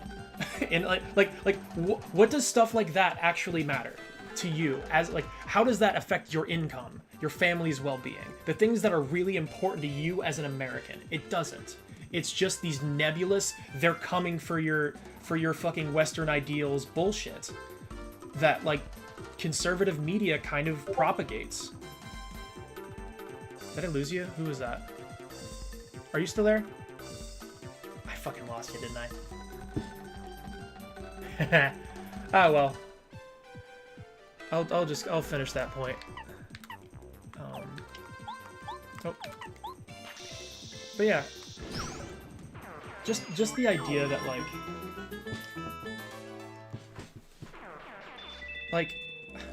they don't talk about policy. I'm mostly talking to myself now, but I wanted to finish the thing I was saying. They don't talk about like actual policy. And like we gotta get there. We gotta get back to that. Cause you know what? I can debate someone who has. I can debate an economic conservative. I can have a discussion with someone who's an economic conservative. As long as they're arguing with me in good faith. I can't fucking have a conversation with people over this like obscure nebulous. I think I'm back. Oh, you're back. Cool. You missed a lot. Sorry, I apologize. Whoa, I decided to. You were on a different level volume wise. You were clipping Oh, hard. sorry. I got home and I'm now on my computer desktop, which okay. Let me turn myself down here. Just the game down a little bit. Not anything crazy. No, you're fine. The level itself is still contained. It's just like you're kind of compressed and you're a little bit distorted is all. That might. You know what? Hold on. You're mostly fine. I might just be being nitpicky at this point. No, you're fine. I switched over to my virtual mixer, which is why you couldn't hear me when I got back on. Oh, no worries. Because I didn't have it up. How's that? That's good. I'll just summarize because I just kind of kept talking because I was like, fuck it, maybe I lost Zach and I don't want to. Yeah. Man, I really made it through this whole dungeon without paying any fucking attention to what I was doing. Look at you. How about that? That's why I like RPGs. I can just kind of do that. I couldn't do that when I was playing Hades. That wasn't possible. That game required a lot more active attention. This is good for just kind of BSing. Oh, here we are. Cool. Oh yeah, so basically what I was talking about is like it's always this nebulous fucking abstract culture war bullshit that you just can't argue against because it's not a defensible point. This idea that like they're coming for your fucking Western values, like you can't debate that. And like there's no point in debating that, like because no they're not. A, B, like it doesn't affect like this shit doesn't affect you. No one gives a shit about your way of life. You know, in its own like whatever you do that doesn't hurt other people, no one cares about. I can almost promise that no one cares about. Okay? What I want to talk about is like policy. Okay, because like us debating, and I'm not saying that these issues aren't important. I'm saying that the arguments against them aren't important and don't matter. Like gay marriage is important because their civil rights is like, you know, LGBT civil rights are important. I say they're like I'm not part of the community.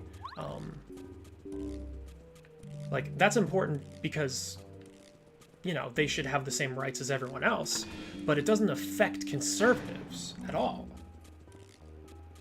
That's kind of what I'm getting at. So like, why are we talking about that? That's not something worth debating. Like, just let people live their fucking lives, and let's talk about policy that does affect you.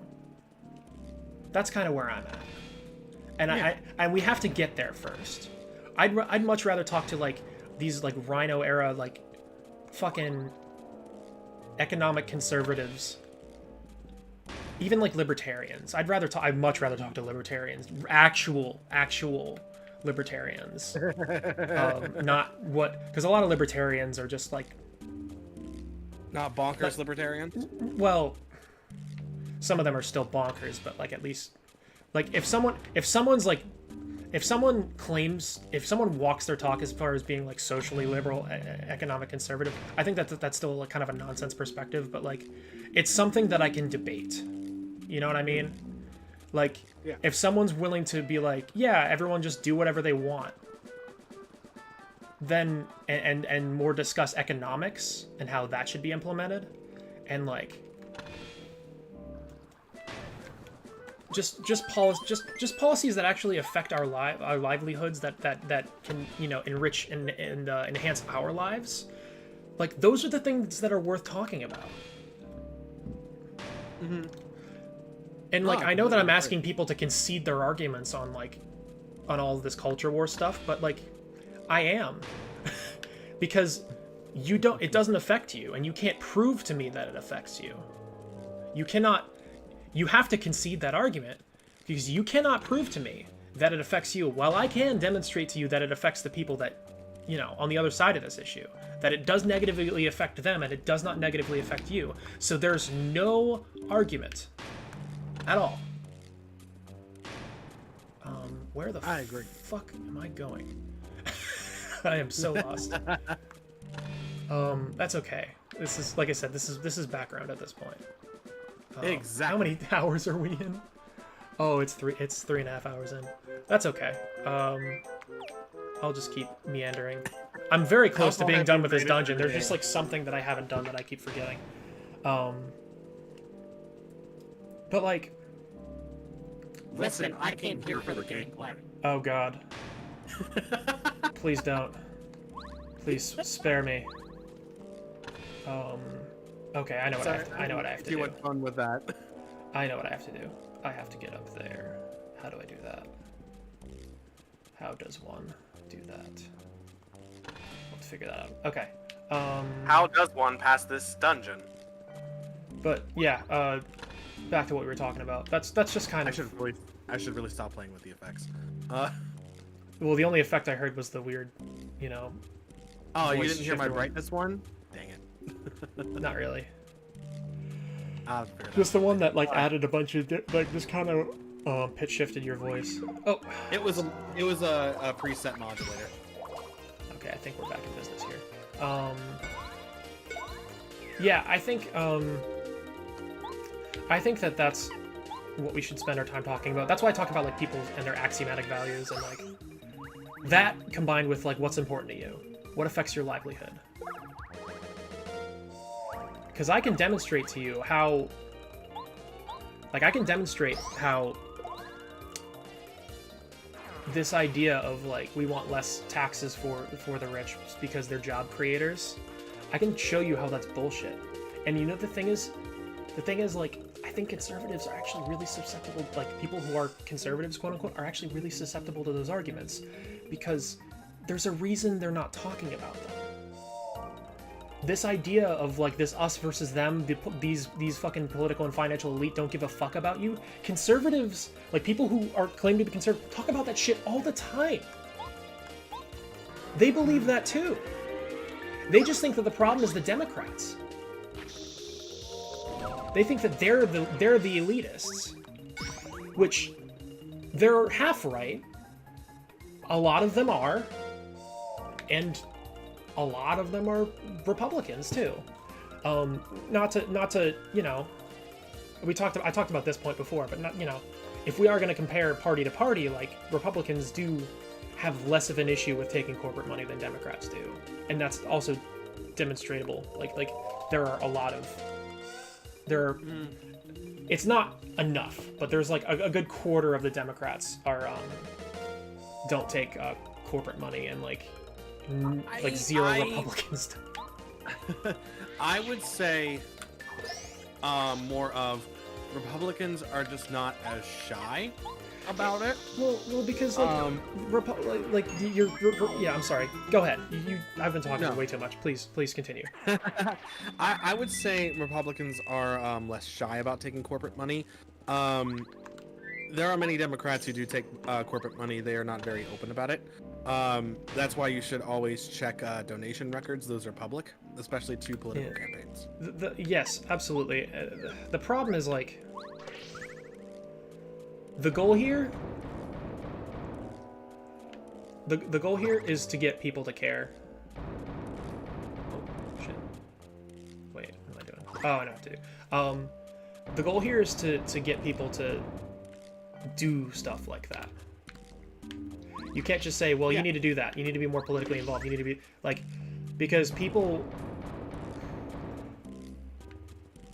if you hold a certain opinion, you're probably, I would imagine, probably content with your current media consumption to a point. I have to convince you that you're doing something wrong first before I can say, oh, you need to read more, because you probably think that you're already doing the right thing. So it's my job to make that argument in that discussion. It's not my job, but you know what I mean. Like it's what I have to do if I want something to change there, even though I'm not obligated to. It's like it's my goal. But like most people, I don't think conservatives are necessarily stupid. I just think that they're a little bit uninvolved. Like, a lot of people have really hard opinions about issues that they don't understand. Boy howdy, that is the understatement of the century. But like, a lot of people have very strong, hard, and fast opinions about fucking issues that they do not get. And things that they are not, like, I talked about, like, for me to watch everything that's been happening in Congress, to be paying attention every day, to be, you know, reading up on what's happening, what the Democrats are asking for, and to watch all of this go down, and then as soon as like we get that bullshit $600 deal after months of all the nonsense that we went through to get even that, to see some dipshit online say, well, you can blame the radical left for your $600, like that's a person who's not paying attention. That's not an opinion. That's the person who's not paying attention. That's an uninformed perspective. It's not true. There's a difference between like someone. I mean, like, oh shit, I'm going to die. I just keep not paying attention, and then I'm like, oh, you cool, heard it here, folks. I'm He's dead going again. to die. I'm dead again. Fuck. I have no healing items. Christ on a stick. That's okay. We're fine. This is like one of the last battles in this dungeon, I think. We're just Christ about done. on a stick. Anywho, like, there's a difference between like the problem I have with if we're gonna talk about like specific stories, specific whatevers. Yeah, I'm sure that there's some cherry picking of data that can you know prove you right on certain things if you're a conservative, but in the general sense, a lot of the things that they, you know, that are kind of the party tenets, even before Trump, just in general, are not really backed up by anything anymore. You know what? We've been trying things their way for decades. Where are we? We've been trying things their way, like everyone looks to you know Reagan as the godfather of modern conservatism. We've been trying his economic philosophy for fucking decades. Where are we? Where has it gotten us? Okay. That's a point I think we need to hit a little bit more. Mm-hmm. And just start making people take an honest goddamn look at where they are financially, socially, and everything, because it's extremely hard to understand for some people that there is something better than what they have. You know, and like a lot, and the people who really are the vanguard of the Republican Party is like rural communities, and they're poor as fuck. Overall, like they're really, really impoverished areas. Actually, there's an interesting little thing. Sorry, I'm like bending around my mic and everything. No, you sound fine. You sound much better now that you're you have a stable internet connection. Now that I'm on stable internet connection and also AT 2020 plus. Yeah, well there you go. I'm on some crappy Blue Yeti, but I've found a way to make it sound decent while staying out of the frame. Yeah, I have to not put it in front of my face because then it just gets too like. Yeah. I'll still figure that out if I ever figure out Facecam. But anyway, there's actually an interesting thing. A lot of the poor Black and Hispanic community, as well as the poor rural white community, especially those of Republican inclinations, have very matching ideals and ideas on what's about the government, especially under a Democratic leadership. It's under a Democrat leadership. Both tend to not trust the government. Obviously, poor Black communities don't tend to trust the government at all points in time, instead of just under Democrat. Probably a good move, TBH. On their part. I was just saying, yeah I consider that pretty justified. No, it's definitely justified. After everything that our entire system has been built on to oppress them for, I think they're justified. Oh, absolutely. I'm just being smug. Like I know that we agree on that. I was just you know making a joke. Like probably a good move, you know. Yeah, that was kind of that's kind of preaching to the choir over here. Yeah, that's totally. I was just. No, you're fine. Continue. I'm sorry. But it's very interesting how you see a lot of the poorer communities of America. Their views tend to line up a lot more similarly than a lot of us like to see. It's just that politically they tend to be on the opposite ends of the spectrum. They that's what I'm saying. Like, I'm sorry. Please go on. I do you're this fine. a lot. I'm almost done. And I think that's a thing that we need to start approaching in order to kind of begin to get some understanding of each other. And I think that's because the politics of the last especially 4 years has been very, I heard this term on the Washington Post, toxic individualism. Yes. Oh yes, I got it because you shared it. That's right. It might not have been my post, but it's I'm very much familiar with that as a concept.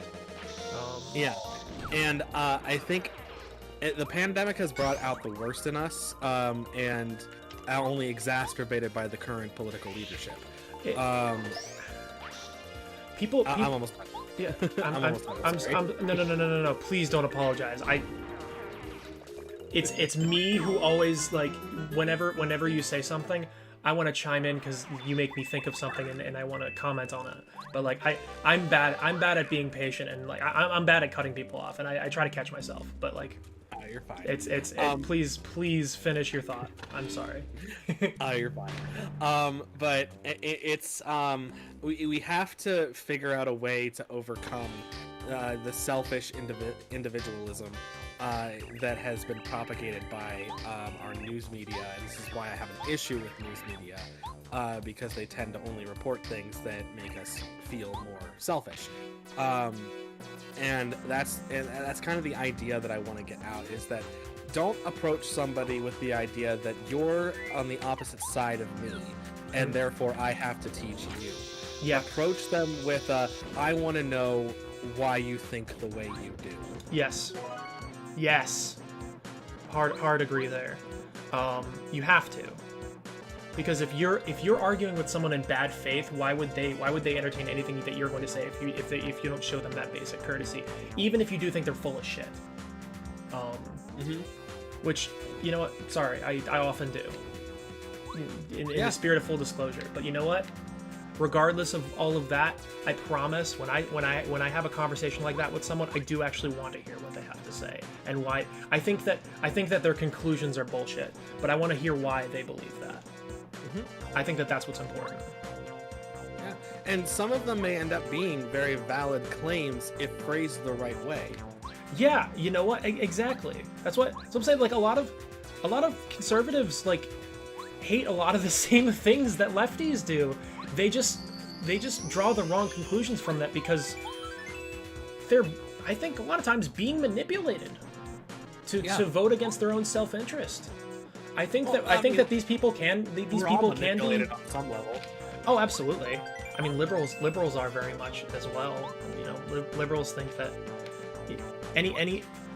I'd say it's less of a problem with liberals, TBH, because, like, I think the fact that Republicans always show up to the polls and Democrats don't already expresses that, like, we are a bit more cynical of leadership, and are a bit less willing to just show up for anyone. There's a popular phrase in the political world. It's Republicans fall in line, Democrats fall in love. So the idea that any Republican voter will get in line with the person that the Republican leadership has chosen to be the leader of the party, whereas we Democrats. I'm a registered Democrat, so I can say we Democrats. That's fine. I'm not sure if I am or not. I think I registered green, but I'm probably gonna shift back just for primaries and shit. I'd much rather just stay an independent, but there's no fun. Yeah, I mean, there's no judgment there. But we Democrats need to fall in love with a candidate. We need to like everything that they've done, and we need to be behind them 100%. Right. So you'll find that Democrats and liberals in general tend to do more research on their candidates and are a little bit more passionate about it. But Republicans are no less passionate about their candidate than we are. They just understand that the leadership has chosen them, and they believe in that leadership very much. That's what, like, I'm willing to have, like, I think that there's some merit. I think that there's some merit to, or at least something to really, like, actually listen to, like, the perspectives that some people who are, like,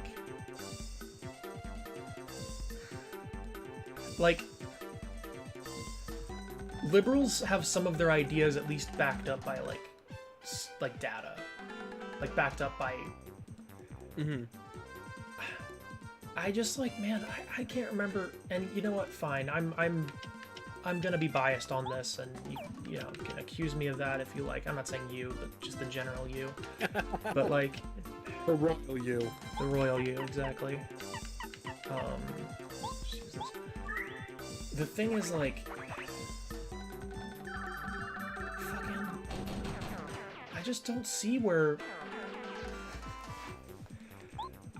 I just haven't had that experience with Republicans anymore. Where, like, I mean, not. Yeah, just in general, ever, because all the things that, you know what's happened with, you know what happened with me politically growing up. This is something I talk about, right? Actually, this is something I've never really, never really talked about. I just fucked up a thing. He's okay. about the train. I messed up a. Have you played Paper Mario before? I have not, but I have seen people play it. I don't remember a lot of it. That's fair. It's a fun game. I enjoy it greatly. But yeah. Oh yeah, growing up. So I grew up in a conservative household, okay?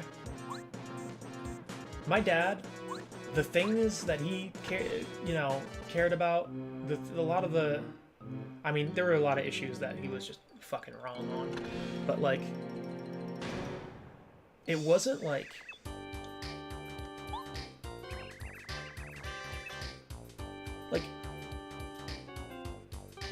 here's the best way I can describe this without getting into an entire thing. Okay, my beliefs and values have not shifted that much, and I used to consider myself a conservative a long time ago. Like, fucking, I was probably like 15, so like 12 years ago. At this point, I would have considered myself. Say 12 years, 13 years ago. Now I'm 28. Fuck, that's weird. I would have considered myself a I'm not talking conservative. about weird. I'm in my 30s. But I realized that most of the issues that my dad like was like hard conservative about were social issues. They had nothing to do with like policy and stuff. That was what took up a lot of space, I think. And you know what, my mom always claimed to be a conservative, and you know what, her values haven't changed either, at all. And she's like, I've moved her pretty far left. She's just kind of realized some things. What my mom says every day is that this isn't the party I grew up with. I think that she just kind of, my take is that I think she's just realized some things about them. Because you know what, like, she hates Trump, and she didn't like Bush either. But like, a lot of the things that she's learned have been things that have been wrong since before Reagan. I'm not saying that she's learned, like, I'm not saying like I'm just teaching her things, but like her perspective has shifted on a lot of issues. I get to have like political conversations with her a lot, and it's I always feel like we're generally in agreement, which is cool, even though I'd say fairly significant. I'd consider my mom like a social democrat at this point. I think that's basically where she's at, and I'd consider myself like a democratic socialist or an anarchist, depending on the day of the week. I kind of like, I'd say that my thing is like, I'm totally, you know, just fucking going through all sorts of. I'm my usual level of unfocused on these kind of discussions, but yeah, my general thing is like I think democratic socialism is a way to get to anarchism. Like we can get to a place where we start having economic democracy and just generally have like more representation and control over our government, and then we can move to a place where like we start shifting the hierarchy more downward. Like, I'm actually pretty pro states' rights, which is not like a Democrat position really. Like I'm like, I think there should be some federal mandates and protections on general shit. I think there should be a mandate that like we should have healthcare, and a lot of those kind of social functions. And I think that for the most part, as far as a lot of like the local politics, like people should just kind of be left to their own. Like I like the idea of like the U.S. functioning as like the EU does. I honestly like, and this is a hot take, and I've gotten in arguments with people. A lot of people don't agree with me on this, and that's fine. I kind of like the idea of like us being separate countries. That's probably too far, but like, I think that we would hold a lot of countries, a lot of areas more responsible for their bullshit, more than we do now, because sanctions work, and whatever we're doing now doesn't. We're basically like. So, yeah, sorry. I'm guessing. No. I'm gonna kind of quiz you on this a little bit here. Sure, absolutely. So, when you say separate countries, do you mean like separated countries with no federal oversight? I'm saying that there are rules, that there are rules for being a part of all of it, but it's a lot. It's not like.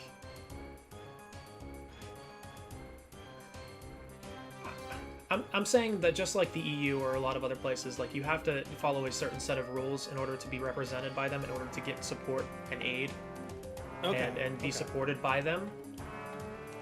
But you so still you are want... left to your devices. So like here's an idea. Here's an application of this that I think would be very effective. Let's say that there was something where like the South was like, oh cool, you know, a southern area or a Midwestern area was like, oh cool, we get to do our own thing. Well, we're gonna make this a fucking religious ethno-state, and we're gonna make gay marriage illegal, and we're going to like really suppress the black vote, and then like our general, you know, union of whatevers would kind of be like, oh, that's interesting. Well, you guys operate at a deficit and you kind of rely on our financial support. And we're not going to trade with you if you do these things. And we're also not going to do X, Y, and Z if you do these things. And you're going to be on your own. And you guys don't have a strong economy. And so they're going to be like, well, fuck. Whereas what happens now is they do whatever they want. I mean, within reason. I mean, like, there are, you know, certain federal protections that people have in those countries regardless, but they...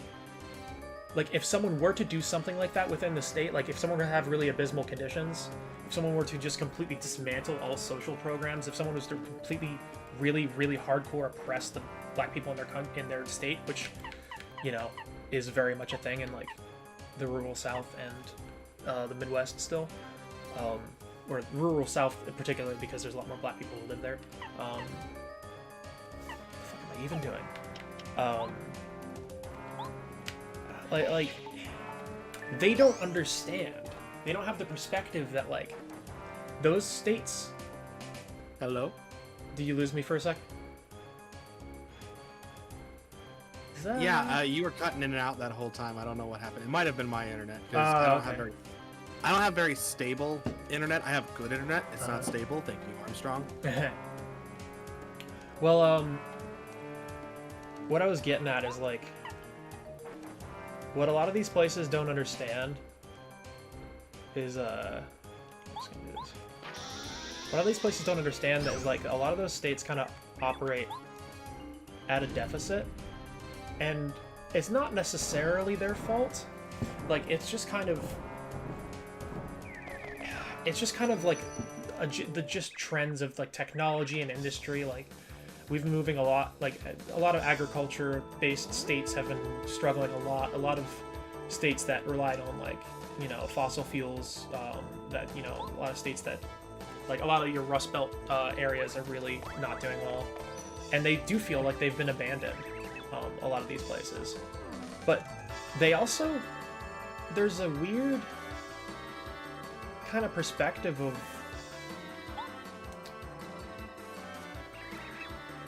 like, a lot of them think that they also, that they carry, like, they think that, like, they're paying for everyone else a lot of times. Like, they think that, like, there's this idea that, you know, we're paying for these blue states that just eat up all our tax dollars, like California and New York. And, wouldn't you know, it's the exact opposite of that. Because imagine that, like, the states that generate the most revenue in this country actually do generate the most revenue in this country. Like, to make the argument that, like, New York and LA don't, you know, produce an incredible amount of wealth in this country. What is it? And Chicago, and, you know, but, like, what is it? particularly California has, like, the 15th largest GOP. GDP. But yes, GDP, GDP sorry, in, not like, GOP. in, like, the world. Yes, yeah, GOP. yeah. Yeah, If California total was a GOP. country, they would, like, they would be bigger than, like, a lot of European countries. They have one of the biggest GDPs ever, and that's a fact. Once again, this is not something that you can debate. This is a fact. This is a thing that you can verify. Well, thank you, Facebook Messenger. Actually, thank you, Windows, for just letting me know that you texted me your Discord code. Oh, Lord. Oh my goodness. This is actually really bad. I actually haven't been watching the stream at all. That's okay. You can just kind of hear me. What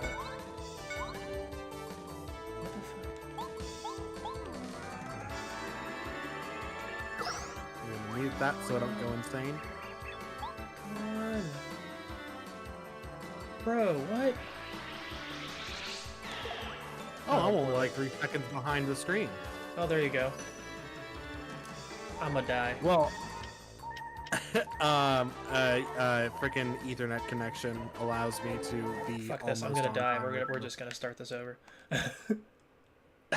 I'm gonna be prideful and not let this happen and just reset. You're fine. I'm gonna fucking rage quit out of that one. But yeah, a lot of rural states don't make that make a lot of money. A lot of places that don't have those, that big city industry. Like a lot of people are moving to those cities in the first place. A lot more people live there, and also like, I don't know. They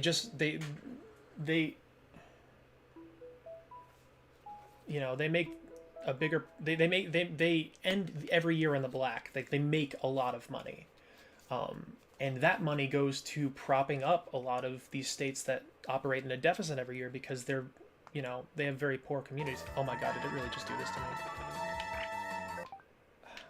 Fuck you. There we are. So like that's what's happening, but like they don't know that because they don't have to deal with the fact that that's the case. And I'm not saying that they should always like just be beholden, like they should always just be, but like I'm not saying that they should be slaves to like California and New York either. That's not like a good perspective at all.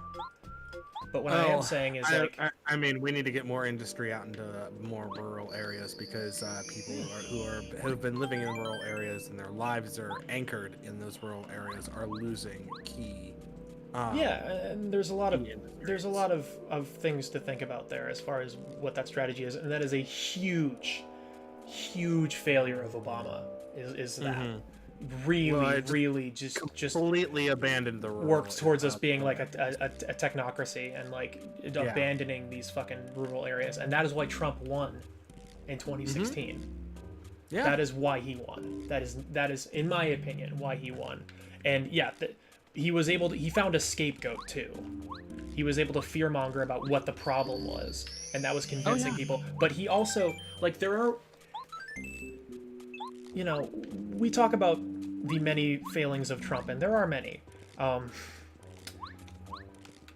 But there are campaign promises that he actually lived up to. They just weren't about serving us.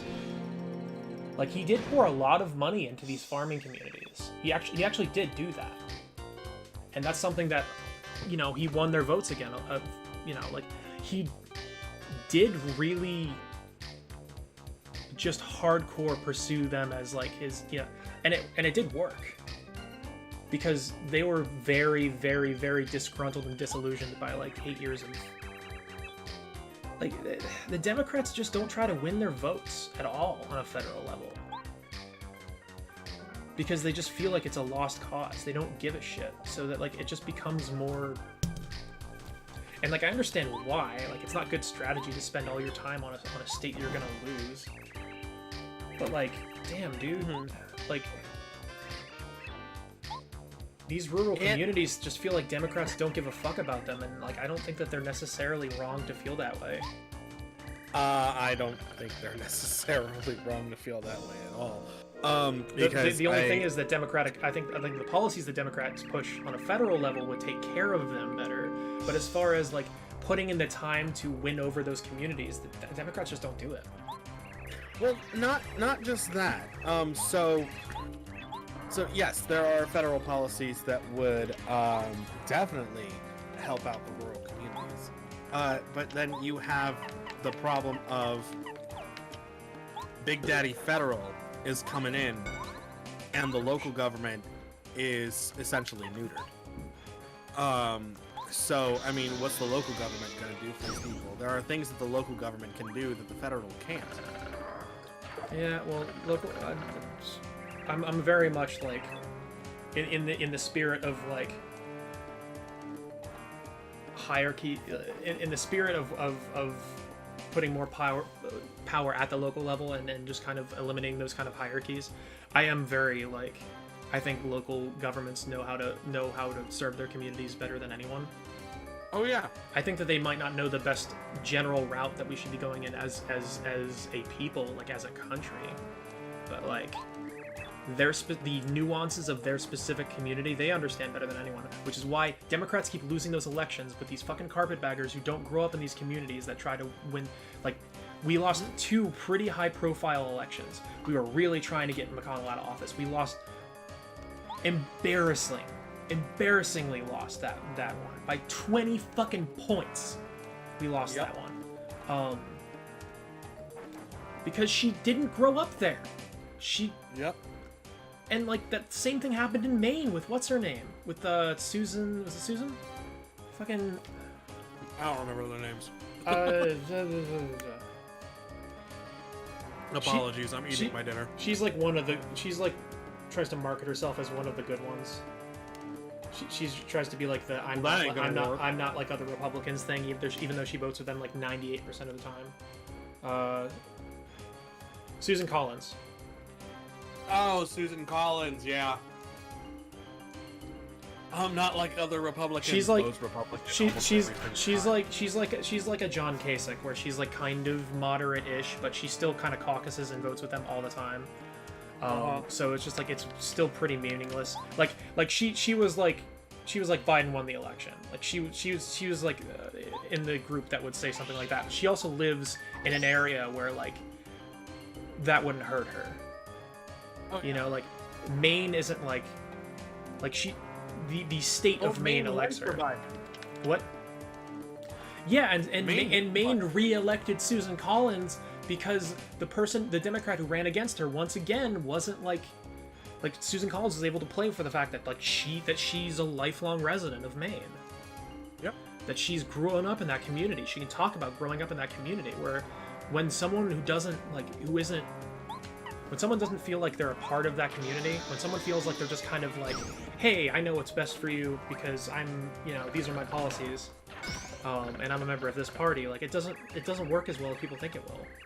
Like, and I don't know what it is, because you know what? Like, that's a problem Democrats have, I think, because those people always win the fucking primaries for some reason. I don't know why.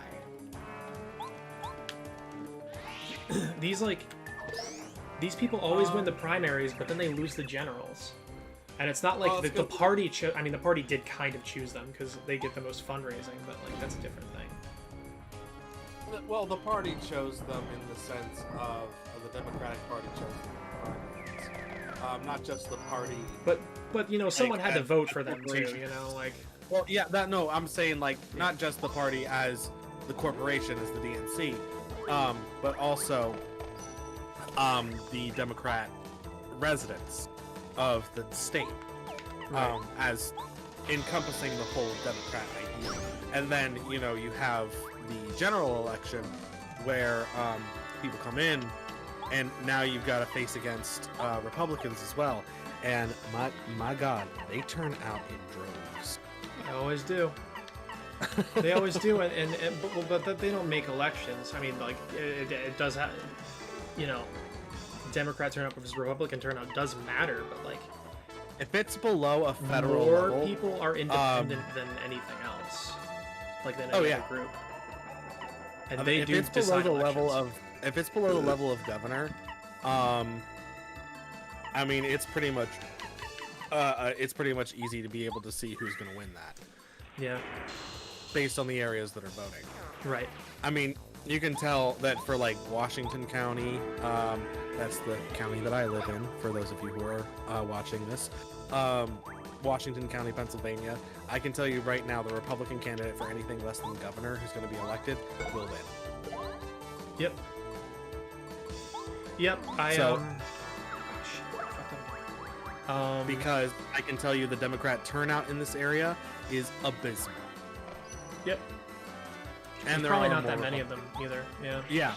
Yeah, there are more Republicans. You live in a rural county. Yep. And counties unfortunately matter. It's Trump City out there, dude. I get it. I hate going into town. Nobody wears a mask. Yeah, no, because that's become politicized too, the fuckers. Die for your government. Do it. Sacrifice your elderly. What and what For dystopian the great fucking goddamn- line. What dystopian goddamn future are we living in where a man went on air and said, "Oh well, I mean, I would be happy to sacrifice myself for the rest of the for the economy, For the economy. so that my kids can have a better future." It's like, don't you even dare! You are asking people Don't to speak- kill themselves. Don't speak for me either, motherfucker. Like, that's such a... That pissed me off, not because, like, it wasn't crazy. Like, what he did wasn't crazy. It wasn't... It was... Because, you know what? That motherfucker's never going to have to. Oh yeah, no, that's the problem. He's never... He can't... That's such a bullshit thing to say, because that's a person who's never going to have to put their life on the line for that. That person who's like, well, I would gladly sacrifice for myself in the country. Motherfucker, you're a millionaire. Shut the fuck up. You're not... It's not even... You're going to have the best health care in the nation if you get sick. Okay? Yeah. If they could prop up fucking Donald Trump's bloated fucking ass... Sorry. Like...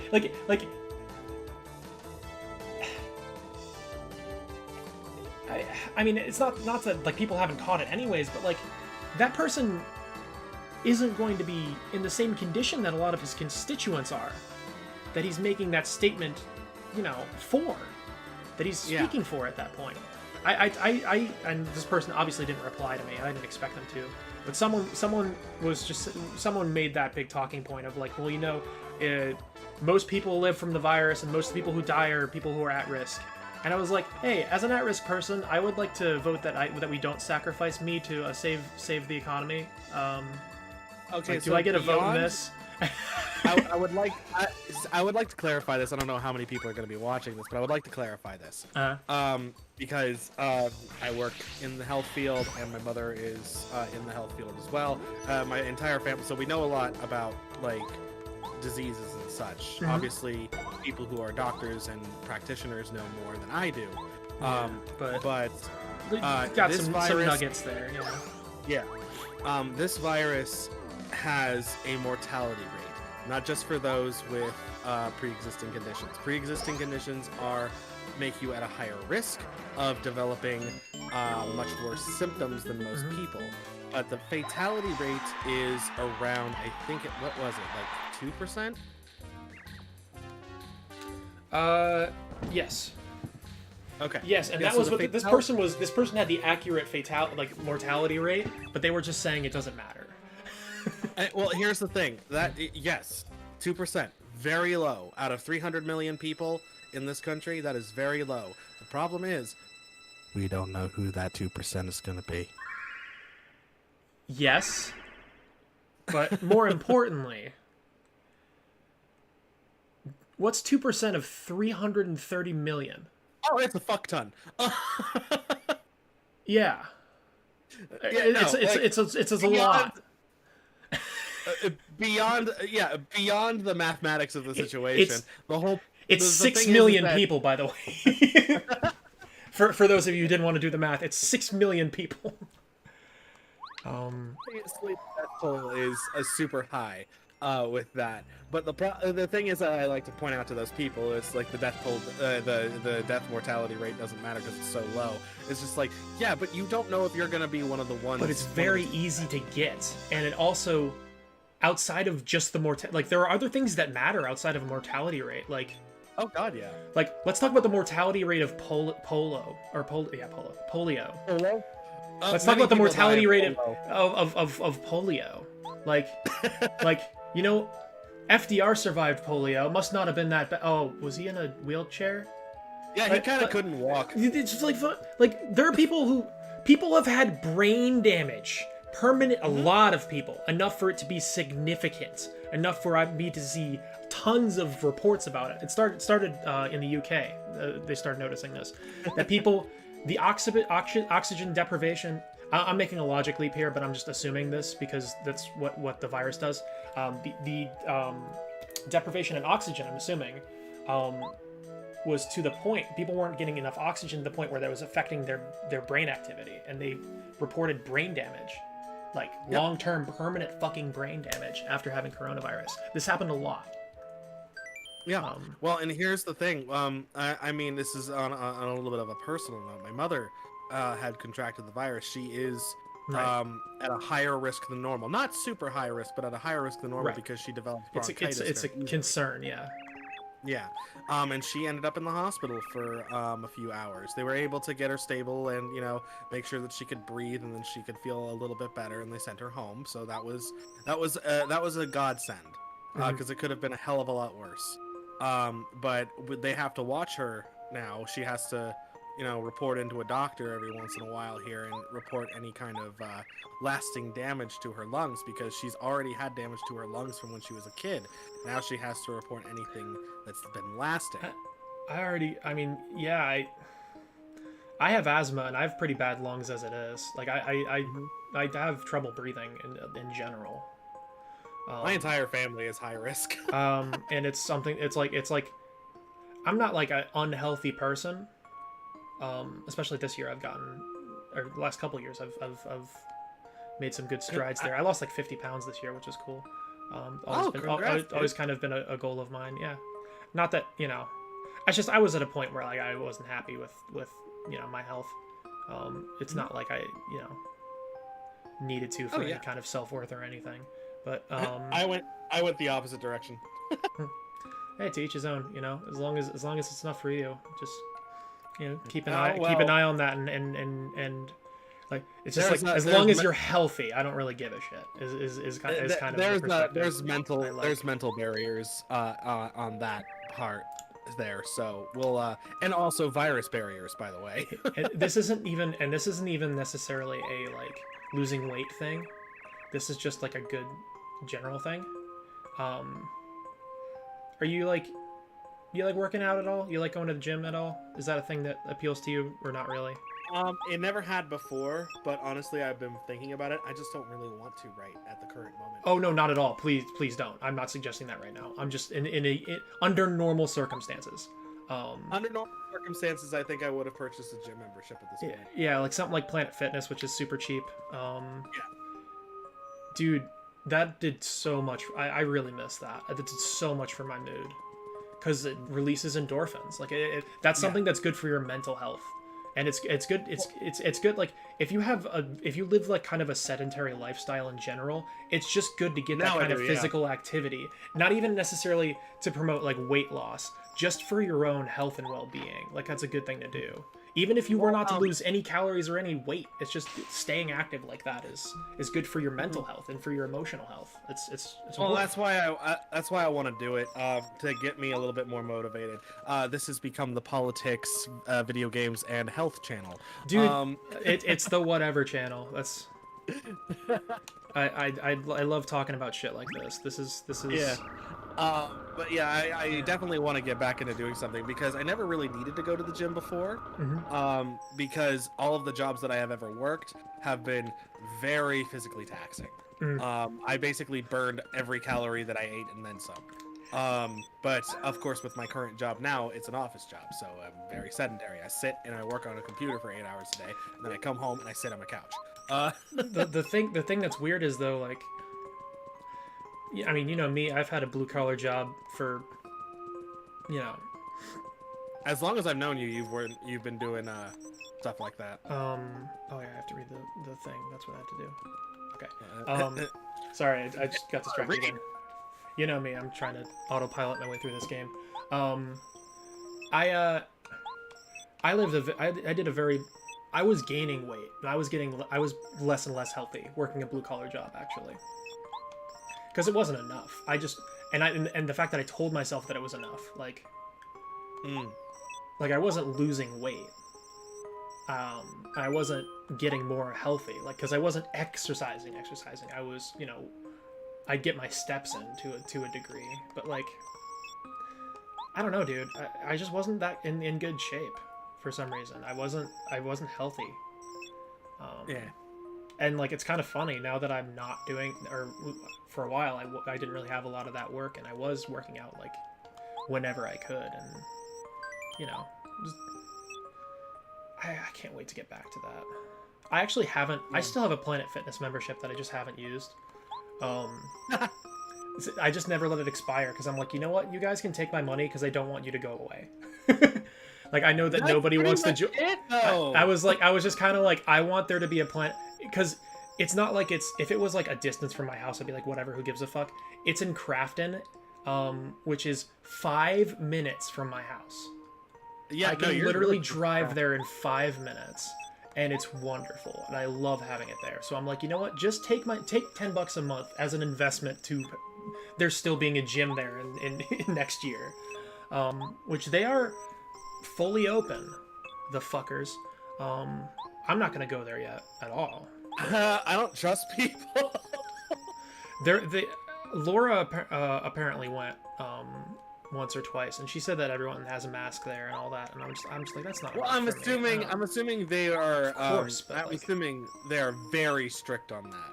But due to the nature of you it. know what? You know what gets exchanged a lot, regardless of everyone's best attention in gyms? Fucking body fluids. Like, it's just like everyone just sweats all over. I mean, I know it's like people are worried about you coughing sorry. on things, but like it's just like that I'm just sorry, feels I like have the to- least safe place to be. I'm sorry, I have to interject here. As I'm watching the stream, I'm watching you play, so I'm a little bit behind you. But as you were saying that, literally Bowser just busts in and goes, "Oh no, I can't believe I left my secret diary." Yep. Dude, this game's great. You would like this game, I think. It's very well I think written. it has my style of humor. It's very well written. I love every Mario RPG is like this. Oh yeah, no. Super Mario. they're all- was it Super Mario RPG for the SNES. Yeah. Yeah, I love that game. The Mario and Luigi, they all have the same kind of the same tone to it, the same kind of almost like Undertale-y kind of you know. Yeah. My favorite is in the Mario and Luigi games, at the beginning of it, like Toad is just like, "Hey Mario, great to see you. Oh Luigi, you're here too. That's cool." It's like really fun. It's just like really like, "Oh great, you're here." And I don't know. It was really funny. Just like there's just shit about it that's really. It will get some genuine laughs out of me. Oh man. Oh, just to keep the topic on video games for a second here. I have been playing with my new Switch. Oh yeah. Actually, hold that thought for 1 second. I'm gonna go grab some water because I'm parched right now. How dare you? I'll be back in like 2 minutes. Okay, fine, that's fine. I'm just see you in a giving you second. shit. See you in a second. All right.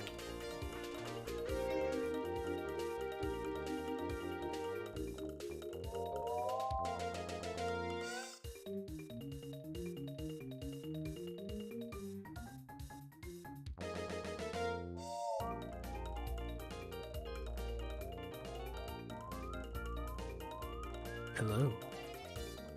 I know there's nobody watching right now, but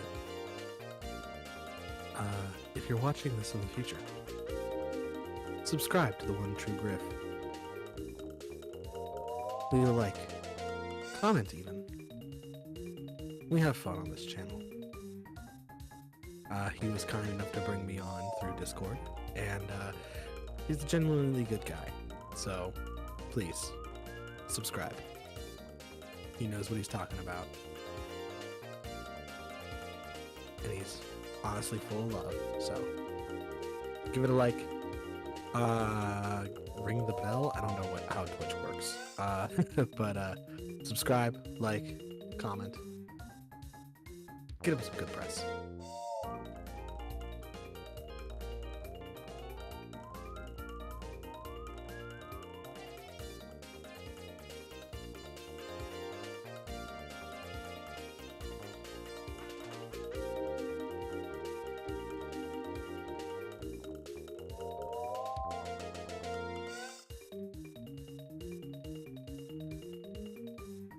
Oh, I can't play music.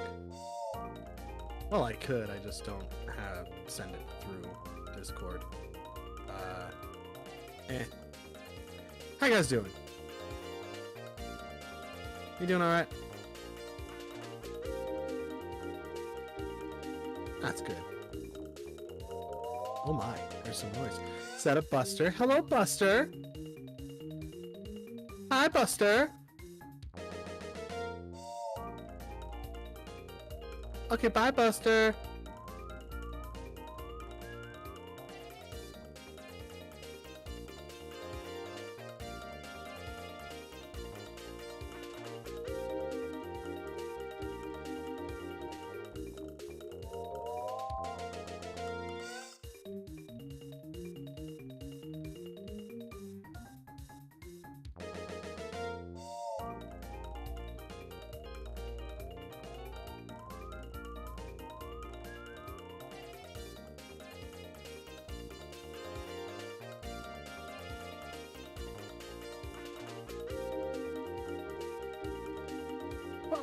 Buster?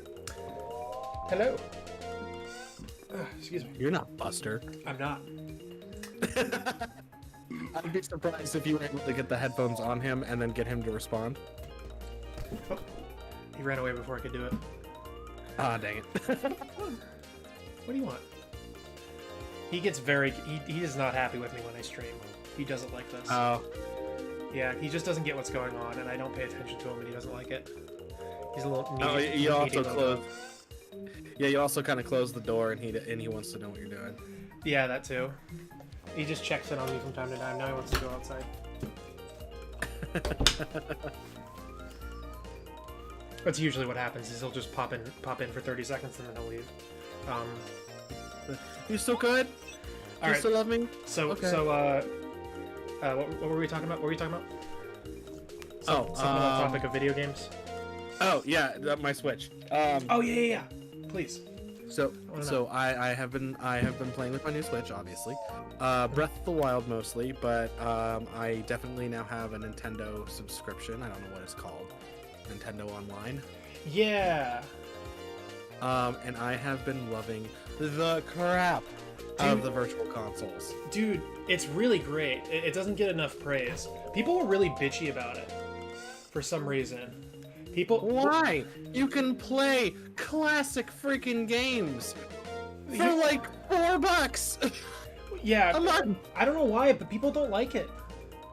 I think it's fucking cool as shit because you know what else they do that is unprecedented when it comes to virtual console old game stuff? You can play online with friends. Exactly. That's fucking rad as fuck. Like me and you, right? Dude, we could do that. I have my Switch. We might do that. We're gonna do that. We can do that another time. Me and you could play like fucking what's that game? The stupid Kirby golf game. Oh my god, the Kirby golf. Kirby Dream Course. Kirby's Dream Course. Or like, you know, anything. Like we could play Super Mario Kart. Well, I'm not as big on that. But there's a few games. We could play Donkey Kong Country too, I think. There's a lot of multiplayer games on there.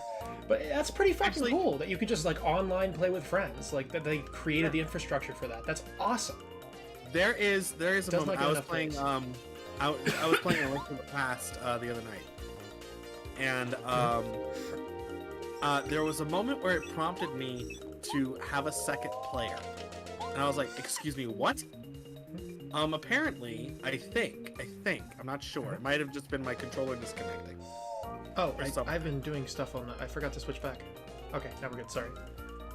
Yeah, you're fine. No, I think very, very briefly you can control Princess Zelda in the beginning. Really? As a second player. Surely. I don't Come know here, what baby. she can do because she's essentially a useless character that follows you around while you go through the I didn't dungeon. know that. I don't remember I'm that. not sure. I got a prompt on the Switch to have a second player. I was like, what? Come here, baby.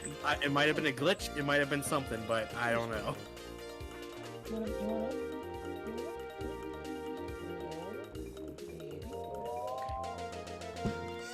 Sorry. Mr. Mustache Top. my cat- used 1 unit of star energy, so you're empty now. Here's a kitty. Oh no, I pressed the Is button. that Charlie? Here's a kitty. Yes, it is. Look at that little face. Look at that little face. know. Hello. I'm a couple seconds behind you, but. Oh. Yeah, he's a little purrmeister. He purrs all the time. He's very cute. He makes, I mean, you can probably hear it. He makes like little snort noises. It's very That's cute. a little bit like Fiona. Hey, baby. They just want attention, both of them. They're both little attention monsters. Sorry, you guys gotta cuddle with each other. That would be cute. It is very cute. It's really cute when they play together too. They get along famously, which is great. They're bros. But yeah, like the stuff with the Switch multiplayer is really cool with the virtual consoles. I hope they do N64 soon. That would be neat.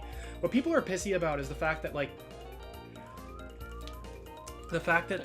people just want the games that they've paid for like several. It's a valid criticism. They want the games that they've paid for several times over to just like for them to have them. Like for that to, and that's an issue regardless of developer though. That's not like a Nintendo issue. That's like, it's just the idea. I'm gonna move this over because that stupid logo is always like, oh no, other way. There we go. That's a little better. There we go. That's better. Ish. But that like.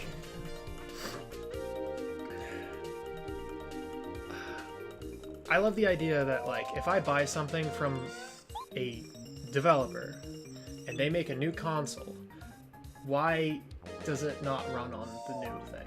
I mean, I'm sure that there are reasons for that, but I bet you a lot of them are money.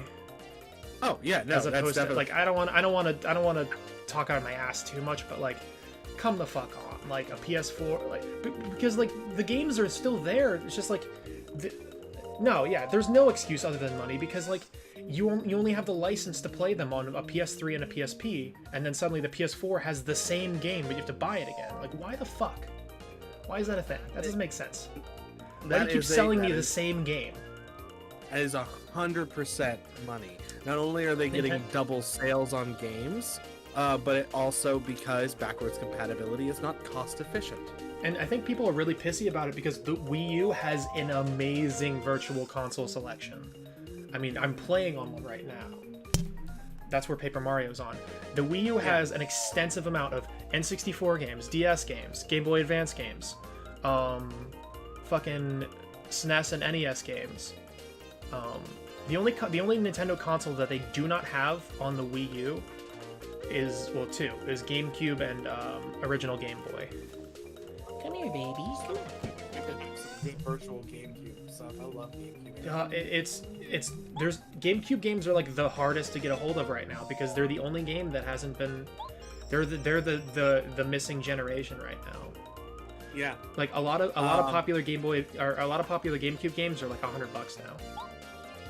I'm glad I bought my copy of Double Dash when I did. Oof. I think that was fairly expensive, right? So I bought it before like on like Amazon or like eBay or something for the third-party seller.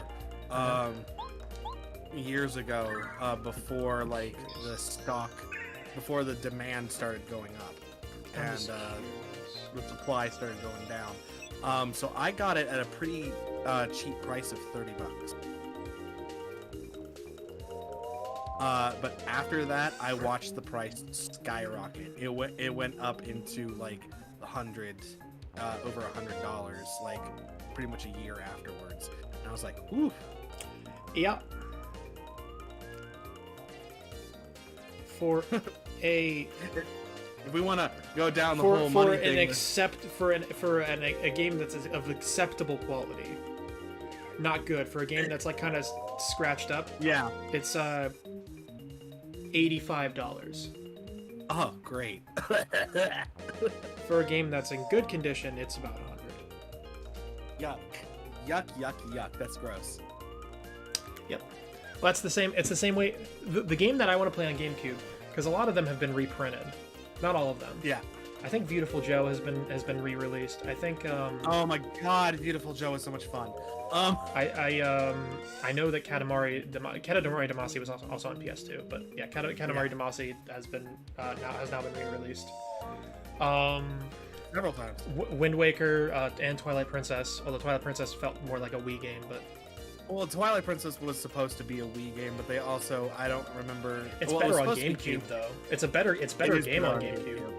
It's a better game on GameCube. I think GameCube I'm actually gonna- has better hardware than the Wii does. Like I'm pretty sure the Wii might have been a step back. Like it's really not a. It's a cool console. I really like the Wii, but like it's Oh, that it's that was innovative. that was that was but- when they started going in that direction. Where they're like, it was really smart of them too, because they kind of won. Yeah. Or at least they took themselves out of the game and started doing their own thing. They became an essential thing because they were losing. They were losing the the Game- console wars for a long Yeah, the time. People love GameCube- GameCube yeah, and Yeah, the N64, but they weren't GameCube popular. was not doing well in the console wars, even though they had some great. They've great always titles. been like a beloved company when it comes to like games, but like the N64 did not sell well. The No, it did not. GameCube did not sell well. Like the PS2 dominated. Yeah. And the Xbox came in and was a monster of a console. well, and they got ahead of them by like a couple years, twice in a row. Yeah. The PlayStation launched and just fucking destroyed everyone. Yeah. The N64 was several years behind, and it had cartridges. Yep. And both of those were to their detriment. And the GameCube came out. I'm pretty sure the GameCube came out like a little bit after the PS2 as well. The PS2 got a jump on everybody. I'm pretty sure. I'm not sure on that. I'd have to check. Yeah. Fucking dialogue. Let's just get through it. I need to actually play this fucking game that I'm streaming. Jesus Christ. But Yeah, the I'm not gonna look it up. The Wii was kind of a disappointment from a consumer standpoint. It sold. They sold like hotcakes. Oh, it sold like It was like hotcakes. they Yeah. were- I think the Switch might have outsold the Wii, but like the Wii sold really well. Oh yeah. No, I think the I know if Wii the Switch is brought up. Nintendo back into the forefront of any kind of video game. It But was people shit on it, but like it really like changed the game for them. Oh, super! and, It's like- not just an innovative console, but like you said, it took them out of the console wars. They weren't and- fighting for like technical dominance anymore, which is Yeah, good, they're which is a good move because that's not really what they're about, and they've been successful, in spite of yeah. that. They And look at the Switch. The Switch has been probably one of the best consoles. and I've it's seen it's Nintendo like a put out fucking in a long potato. time. It's not a good console. Yeah. Like as far as technical prowess goes, it kind of sucks, but like it's really cool. Well, I'd say it's the best console that they've put out in a long goddamn time. I'd say it's probably my favorite as far as the actual console goes, not as far as the games library. As far as The both games- things, kind of too. Honestly, like This it's is the really issue great that port I- machines. Yeah, this is the issue that I've had with Nintendo since the Wii. Their games libraries are absolute garbage. In terms of amounts of selection, they have some really great titles. The Switch- and then the Switch a is couple gonna- thinkers. But that's it. Well, the thing that it's weird too, though, because like, you know what the problem has been? It isn't their first party titles. Their first party titles are fine. Yeah. The problem is they didn't get ports. They had Yeah. their machines were very hard to port to, and despite the Switch being like technically, inferior to like the PS3, as far as I mean, like that might not be true. It can hold its own, but like it's not a good console. Yeah, As far as you tech- look at you the know- specs, you look at the specs and you're just like, oh, this is garbage. It's as far as all of that, it's not like a high functioning whatever, and everyone knows that. But like, it's been a port machine. Like, there's been so many games ported to it because they've made it really. The thing that's been a game changer is not a thing that people talk about. Actually, it's a thing that their development kit for the Switch is incredibly intuitive. It's very easy to release games for the Switch, which has been a huge thing for them. What the Oh, I have to jump down. That's been huge, and it's not really something that people talk about. It's because when people talk about the Switch being good, they talk about the fact like games are everything. And the thing that's been lacking with Nintendo hasn't necessarily been first-party games. The Wii U had some decent first-party titles. That had quite a few. They didn't have any fucking ports at all. No. So you not at couldn't all. get if you got a Wii U, you couldn't get the same things that you could get when you buy a PS3 or an Xbox 360. Like, Yep. like Xbox doesn't have shit with like first-party titles. They never have. But Xbox 360 won that war until the end. Like they were dominating at the beginning of that generation. I would say the 360 is a pretty damn good console. But once they have Gears of War and they have Halo. Like that's it.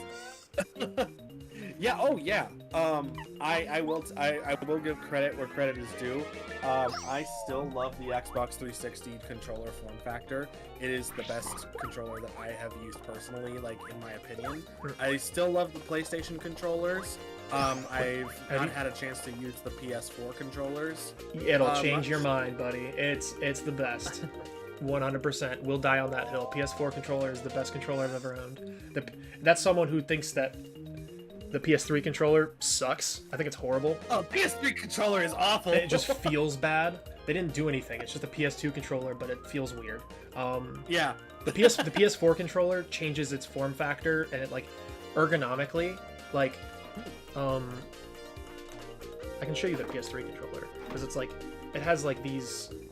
Well, I know shitty a ass. PS3 I mean, no, controller. but this is a visual demonstration. So like, Okay. I know you know what they look like, but like specifically like these grips on them that are just kind of weird and just don't feel like they're like they don't really fit in your hands the way you like. And it's like the PS2 controller is the same way, and so is the PS1. They've had the same shape, and the PS4 controller changes the grips on them to like really just sit in your hand. It just feels nice to hold. It just feels comfortable, and it also has. You know what I really love the PS4 controller for more than any of that is that it is a fucking phenomenal. Now that, and this is on Valve more than it was on Sony, is a phenomenal PC controller.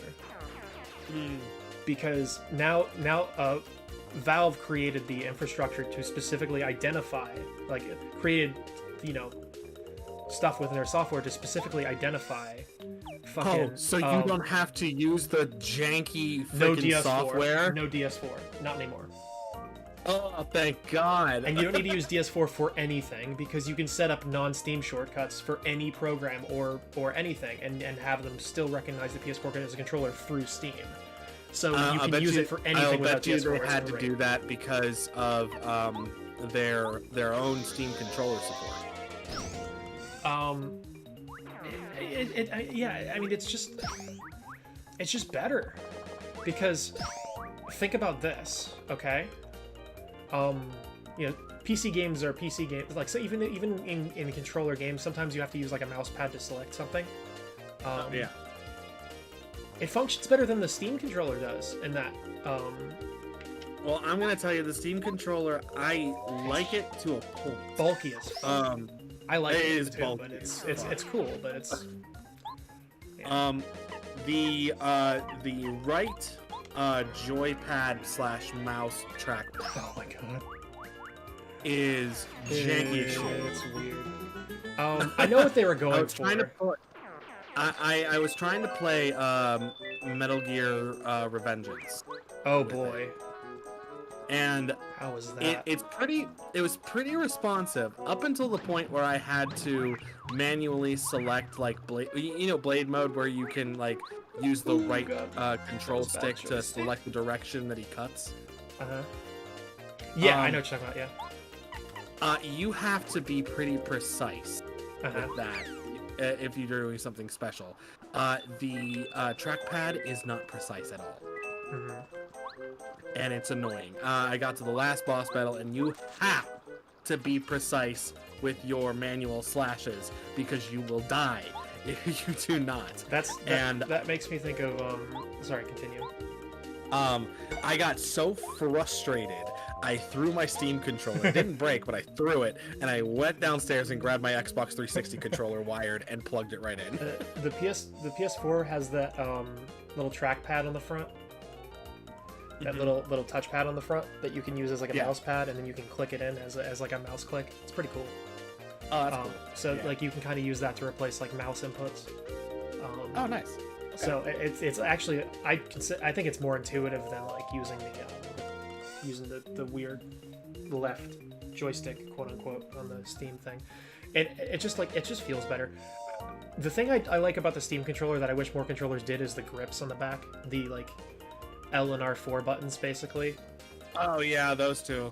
I think that those are pretty cool. I still have not found a good a game that has a good controller set up for the Steam controller and utilizes all of its functions. I've done some really awesome custom layouts. I had a lot of fun playing Shadow of Mordor with the Steam controller.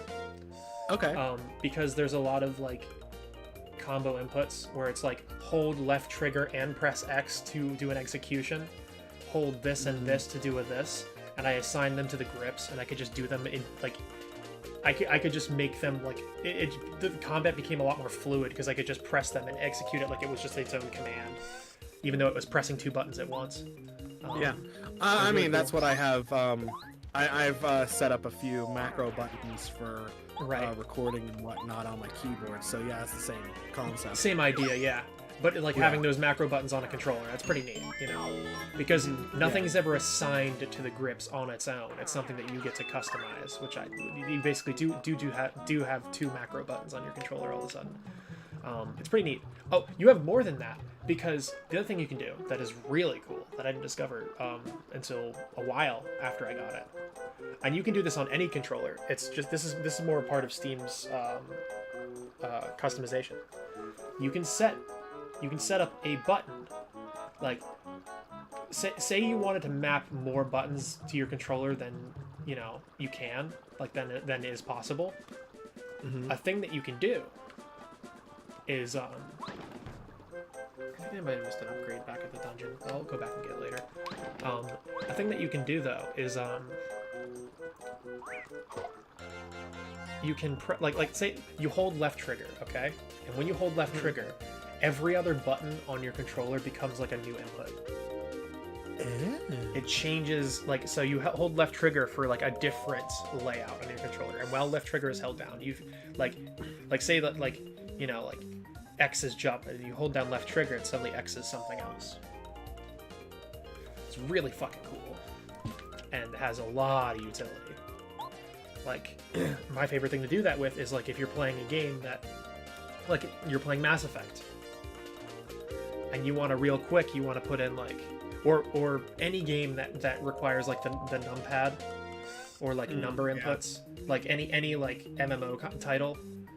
I don't know why you would play any MMO on a controller. Well, I don't know why you would do that to yourself, but if you were doing that to yourself, if you had to, like, you could essentially do that where you hold down left trigger and then suddenly press. You have a second layer. Yeah, you have a second layer of options, so you could assign things to. Yeah, it's pretty neat. That's a good way for people who like controllers more than keyboards to get into a little bit more. If you really like that, yeah, it's that's what I'm saying. Like, I don't see the only practical purpose I see behind it is like I'm a keyboard mouse person generally, on things if I can be, if it's feasible, but I like keyboard and mouse more than I like controller, but I like playing on the couch way more than I like being like married to my desk. So like if I'm comfortable enough with a controller and I can, play a game just like on my own couch, because I have a Steam Link and oh my god, I fucking love it. I need to set up my Steam Link again. Do you have one? Yeah. Oh great. Yeah, they're awesome. I got Laura one for as an engagement present for them. Her and Britt. It wasn't intended to be an engagement present. It just kind of worked out that way because I saw one on sale and I was like, I should nab this because they don't make them anymore. Yeah, I bought mine when it went on sale. I think the first time. Like after they released it, it went on sale like a couple years later. and I went and bought it for. I got the Steam controller and the Steam Link for like $50. Yeah, they were doing some crazy deals on that shit. I remember them giving them away for like $5 at one point. Yeah, it's because nobody was buying it. Which sucks. Like, I don't know why that didn't take off, because I thought it was the coolest shit ever. Like, fucking PC gamers are just really solitary people, apparently, because, like, the concept behind that was, I mean, even, I'm pretty solitary, too. Like, I don't really game with people that often, because I live by myself, but, like, the idea that I can just, like, chill on my couch and play a video game is fucking awesome, dude. I love that. Like, Play from your Steam library. there's no reason, like, I should play, like, there's a lot of games where, like, controllers are just as good. Like, any action-adventure, third-person-y kind of game, like, is just as fine, if not better, on a controller.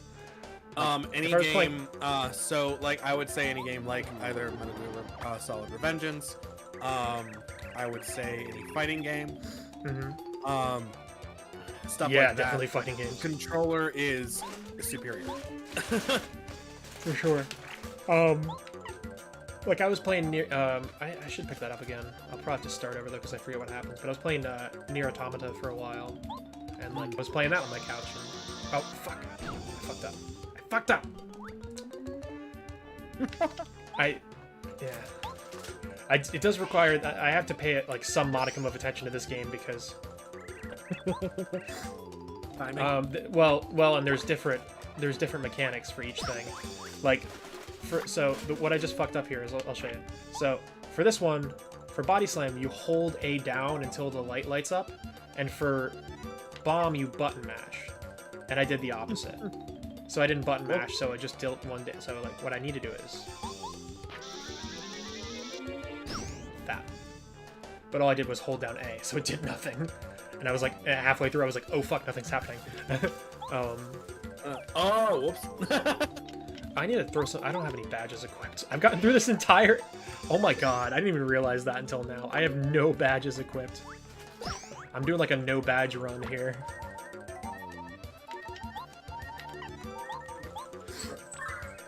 Like, I have abilities that can really up my damage output here, and I just haven't been using them. I've just been sitting in my inventory.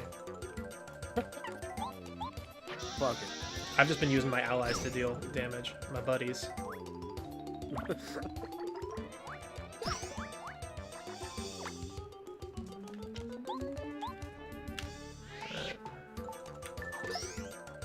I was watching somebody play Tales of Symphonia the other day. Yeah.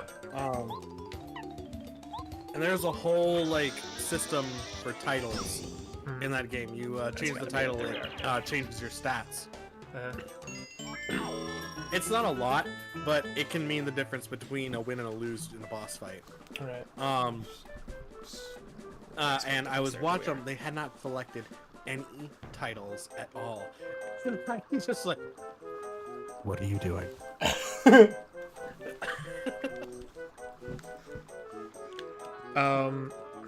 Here, let me, dude. That's why we were talking about, like. I think it was you who were like, yeah, well, I mean, just look at like someone like Aaron from Game Grumps, and I'm like, dude, I'm not gonna throw any shade here because you're gonna watch me do shit like that all the time. Like, there's a good example. Like, if this was like Game Grumps, there would be people fucking screaming at them like, why haven't you equipped any badges? What's wrong with you? Like, and in fact, like, Danny played through Thousand Year Door, and people did that shit to him all the time, and he's just like, fuck you, I don't know how to play this game. That, and also, I'm trying to be entertaining at the same time. Exactly. Like, I'm not fully engaged. Like, there are other things that are like, people who don't do this, who just watch people do this, don't understand that it is like a balancing act. And like, you can see, like, I'm hardcore in like I'm not invested in what I'm doing gaming wise. I'm talking to people, and I would much rather be doing that, because that's what makes this interesting. That's what makes this other, you know, like, if I want to just focus on the gameplay, I'd be putting up like a long play or like a silent walkthrough or something. But I want to be streaming and talking to people. Well, the thing is that, and I said this before on that same stream. I find it more interesting because I mean most of the like the silent walkthroughs and all that stuff you're seeing somebody who's played the game so much and knows every in and out of the game. It's actually kind of boring. Yeah. And I like to see different play styles, and I also like to see people mess up. Not out of like because you're gonna mess up. It's more of oh shit it. What? Messed the text because my phone went into fucking what's its mode. Anyway, no, I like seeing people mess up because it's more I'll look up human something real quick. and it shows a learning curve, especially if you haven't played the game before. Grades. Yeah. Well, I think that that's the thing is like if I'm gonna play games I haven't already played, I should probably should be interesting in a different way. Paper Mario upgrades, upgrade blocks. As much as I disagree with a lot of the things that he said in the past, I do relate to JonTron's play style and entertainment style with gaming Well, because I I think have he says in recorded the present. myself. I have recorded myself before. If you would like to check out a very, very interesting Let's Play series that was very short-lived, check out Black Wolf 24 on YouTube. Oh, there you go. Look at his Dead Space. Yeah, go give him a like and a LP. follow and all that good stuff. my boy. More stuff will be coming soon. I just have to get all of my equipment set up, and it will probably be a much better production. quality How's than that coming, by the way? What's your setup look like? I've got pretty much everything going. I just need to get stuff working. I can't seem to get.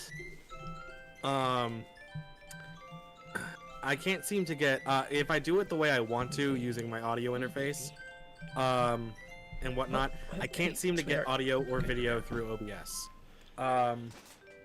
But Do you have Streamlabs, by the way? I might.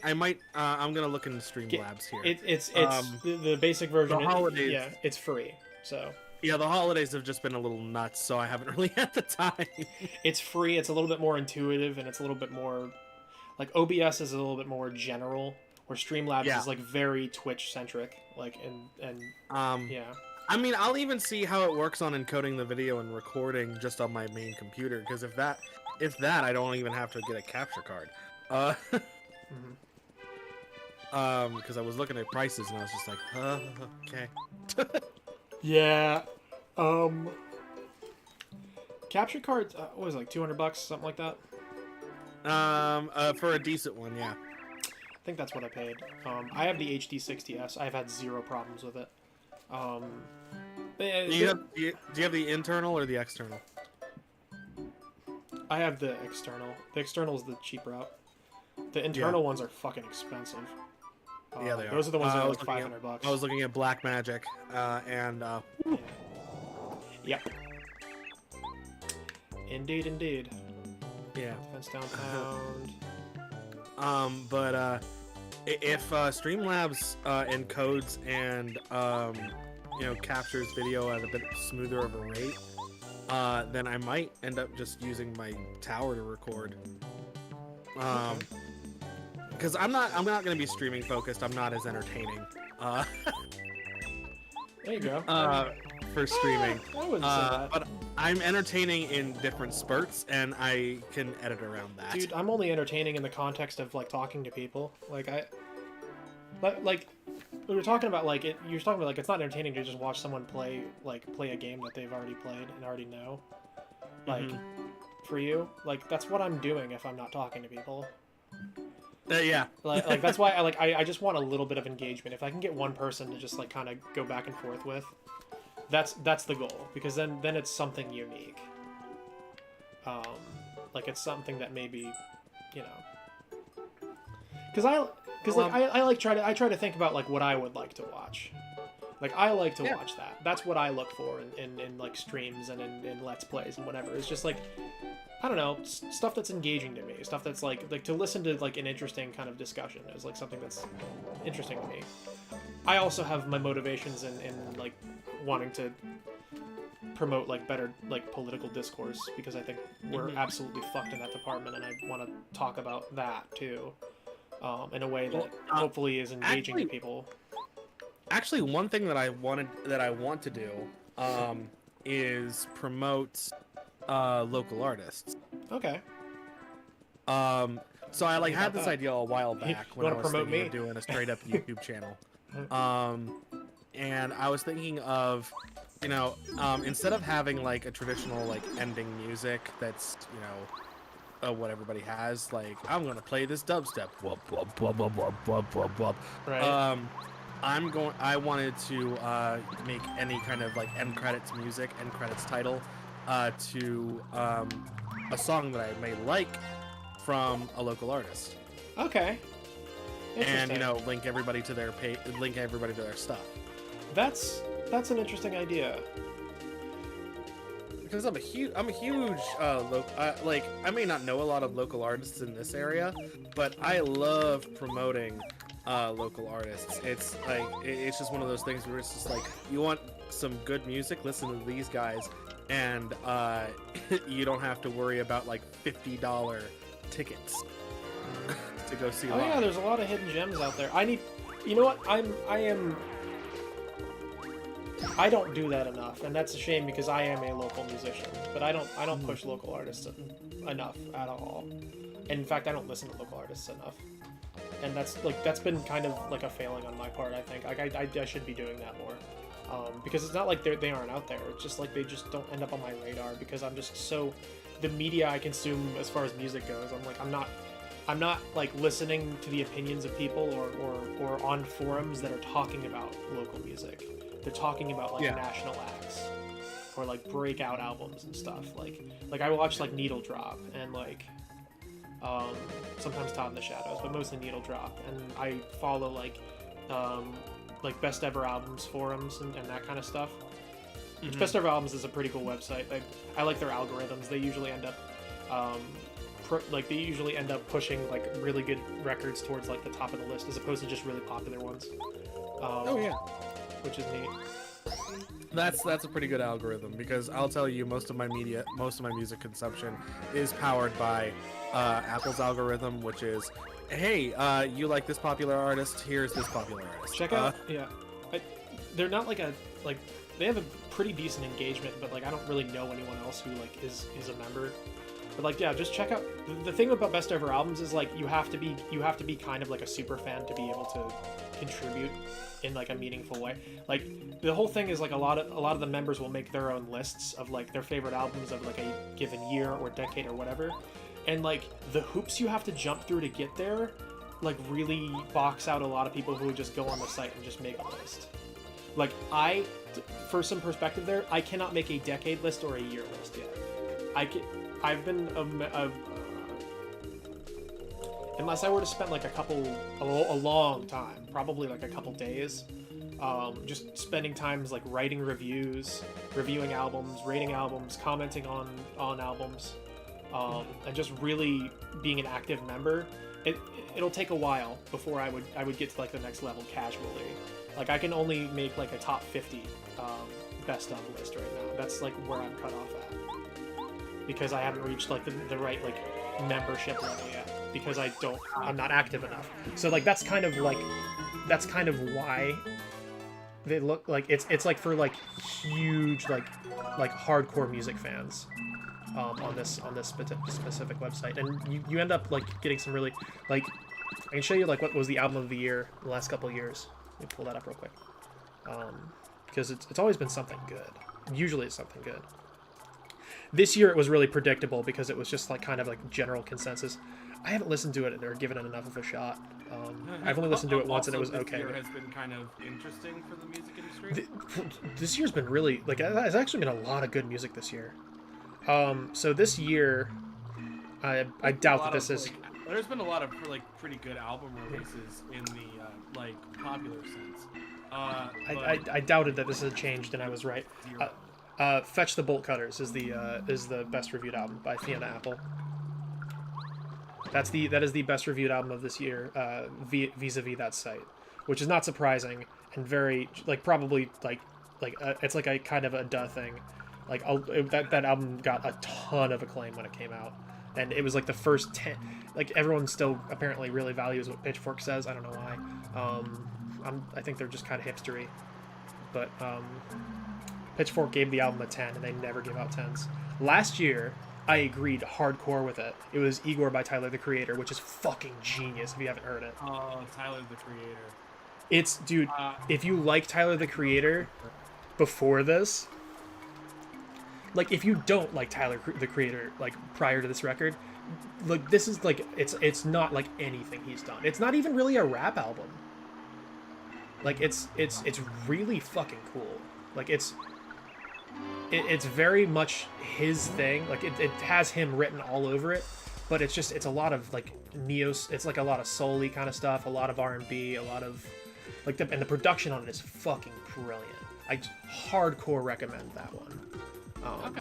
You should check it out. Yeah, it's a short listen too. It's very quick. It's very manic in his typical fashion. Oh fuck! I didn't ever.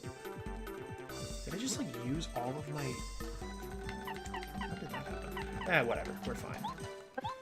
Who needs to pay attention during this game? Apparently not me. Excuse me. What were you saying, Zach? Sorry. No, I agree. I'm gonna give that one a listen because I mean I don't really know a lot of Tyler the Creator stuff, but I have listened to a few songs and I dug them a lot. He's So, oh Shuzbutt. Did I fuck myself again here? I think I did. Oh, I totally did. Oopsie. but no, I always am a huge. I like to promote artists that I think are deserving of more praise than they get. Yeah, I always have recommendations too. I actually don't really know what you're super into musically. I don't know either. Alright. I'm into stuff that sounds good to me, and that's kind of where I'm at. Alright, let's just refresh and hope for the best here. The year before that, the best reviewed album was Twin Fantasy. There's a remake of Twin Fantasy by Car Seat Headrest. Also would hardcore recommend that. The remake, I would recommend. The original is good. But, like, the remake is just, it's a different fucking record. Like, it's, like, not something you hear about a lot, like, albums being remade. Like, it's not like a remaster. He completely re-recorded and reproduced the record, and it's just totally different. It's phenomenal though. Like if you listen to both of them back to back, you'll be like, holy shit! It's really cool. I feel like there's this idea in the music industry because anybody who writes and creates anything has a problem if they go back to it, and so once you get it, it has to be done. Yeah. Otherwise, they go insane. Yeah. It's a really unique kind of idea though. Like, I don't think I've really heard of that happening. Like for an artist to remake their own album. The year before it was Damned by Kendrick Lamar, to the surprise of nobody. That's probably one of. It's a good record. Like in the context of Kendrick Lamar, it's probably one of his weaker records.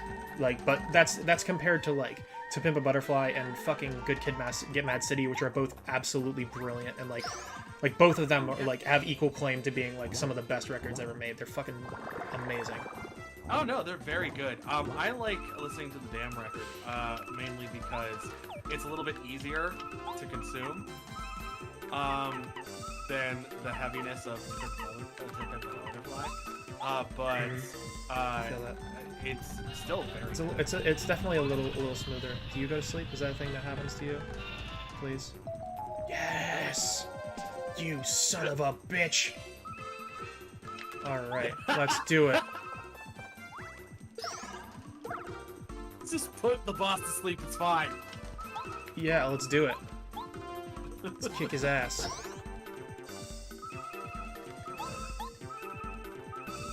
Oh, I'm so fucked though. Kick his ass, baby.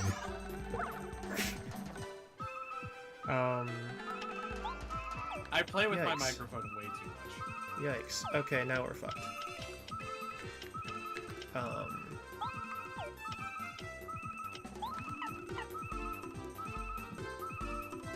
I need to do is I need to download like a virtual operator.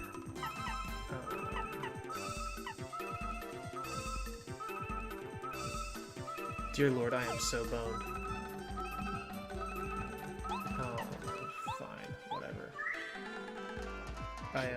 We're in peril. I am in peril. I'm in serious peril. Although you got a refund. Oh yeah, I have that badge. Okay, can I put you to sleep Congrats, again? you got a refund. Go to sleep. Go to sleep. Sleepy sheep. Sleepy sheep. Fuck! It didn't work this time. No, I was afraid that might happen. Yep, we're dead. You're fucking dead. Because I don't pay attention. There's no reason that should have happened. I just wasn't prepared because I'm not paying attention. Alright. You're fucking dead. You're fucking dead, Mario. You're fucking dead. What did you say to me? Alright, so... Yeah, I need to go... do some things. First off, What? let's That's restore crazy. our health. That would be a good idea. Not what? Who needs help?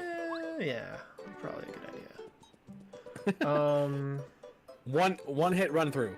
You're one hit from death at all times. No, never. Not doing it. Alright, that's why. It's because I've just been, yeah. In an RPG, yeah, one hit death. No, yeah, not gonna happen.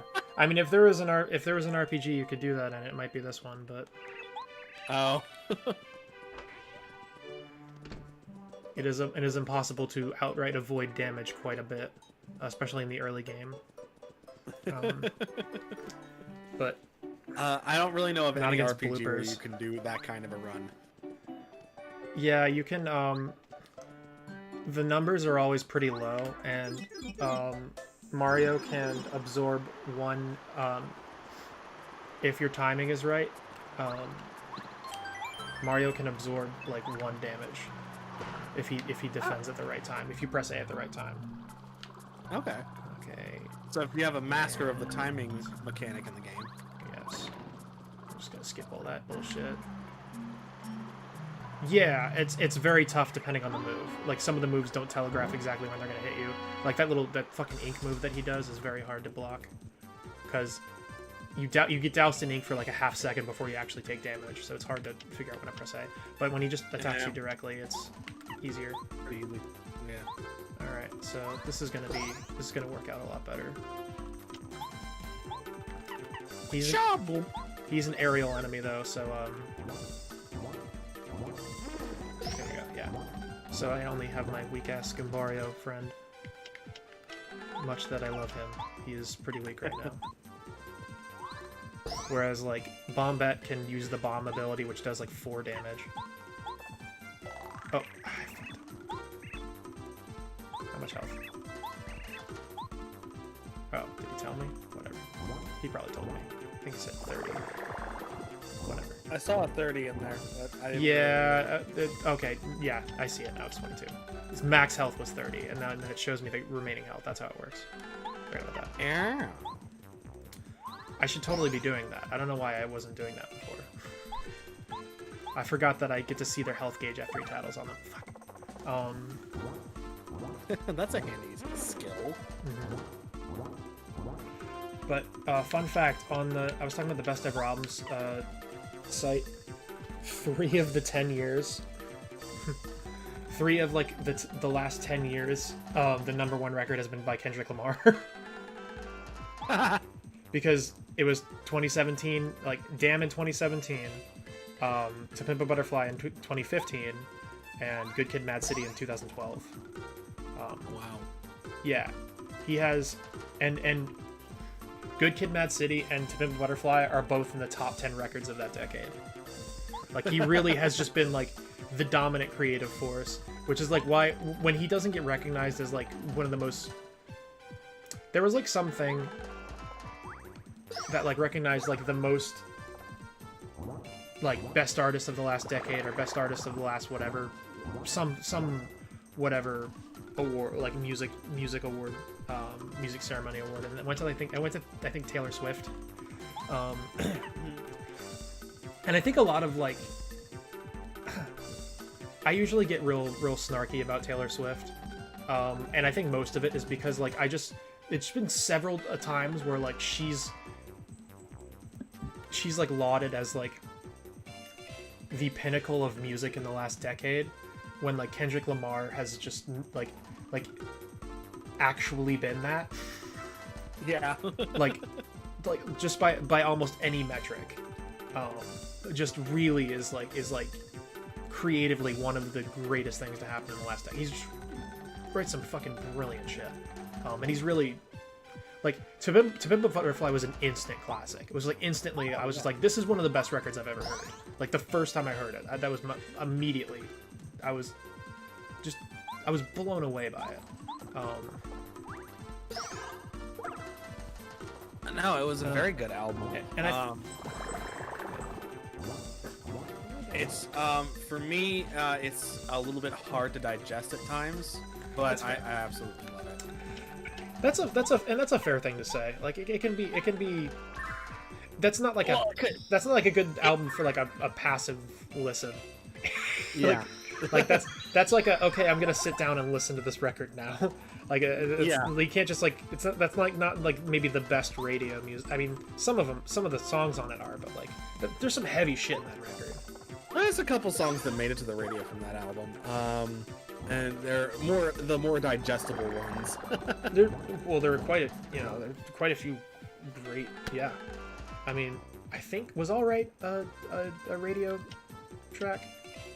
I bet These Walls was. I know King Kunta was. Oh, King Kunta definitely was. There we go. We beat the blooper. He did.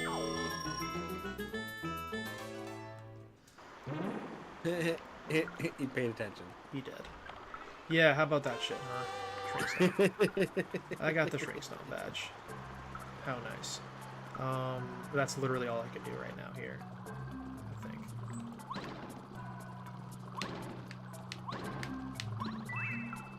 And fine, I'll kill you too.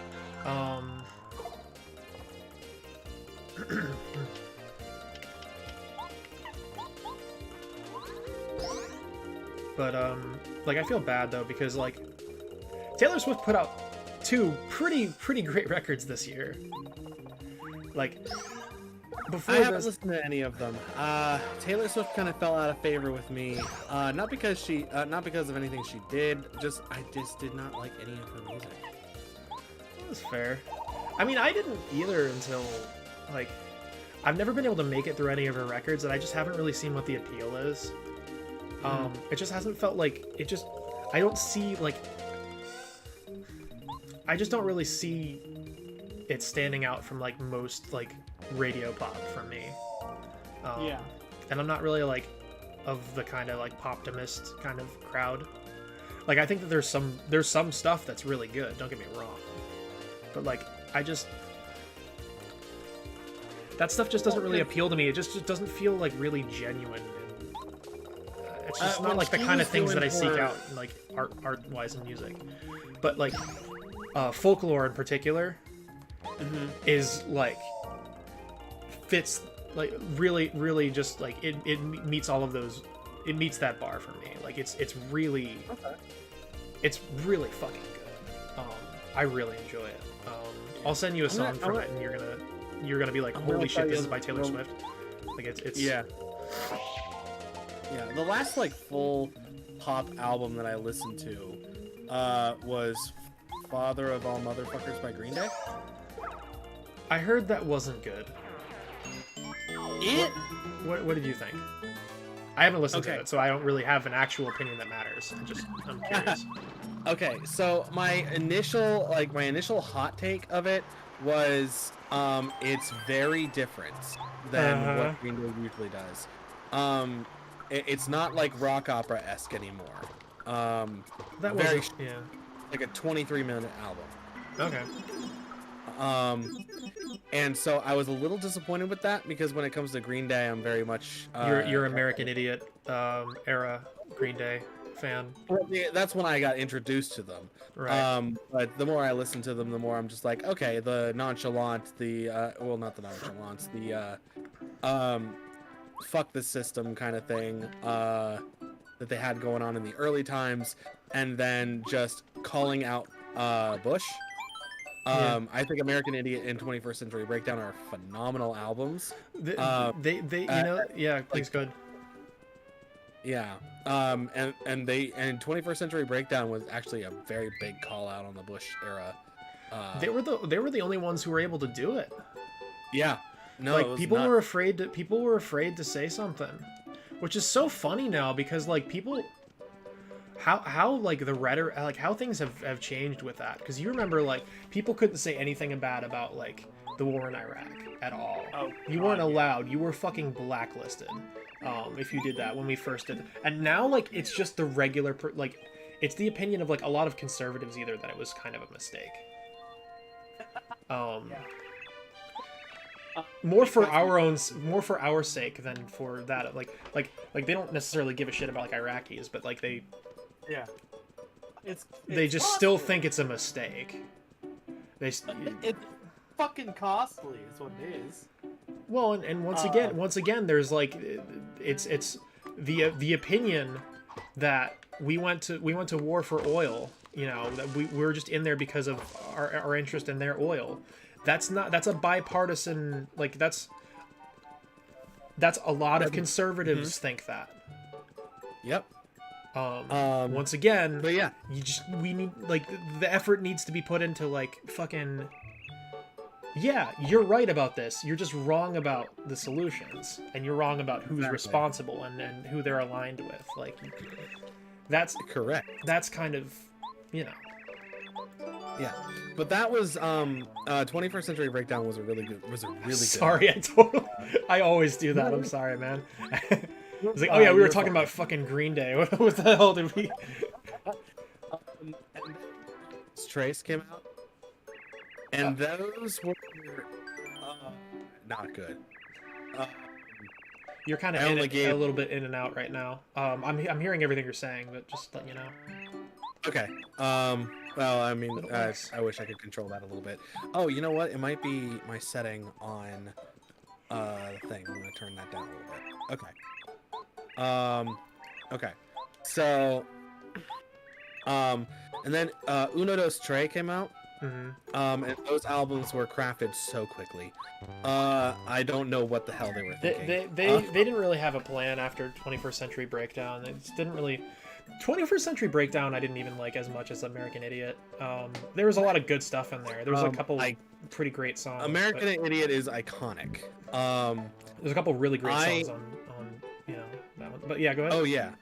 Yeah. But yeah, Uno Dos Tres was just weird, and then they kind of I don't remember anything pissed off for a little bit, and then Revolution Radio came out, and that was like the Green Day from American Idiot came back. I'm just especially with the one song where he's basically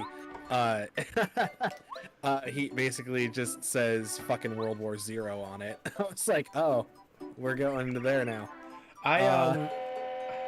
I'm more prone to like honestly, I'm more prone to like your stoner slacker like pre-American Idiot Green Day. Oh no, they like were great. You're like your Dookie era or Nimrod. I mean, Nimrod wasn't as good as Dookie, but like that era, you know, records. Yeah. Like that was more my shit. Like I like that music a little bit better, more.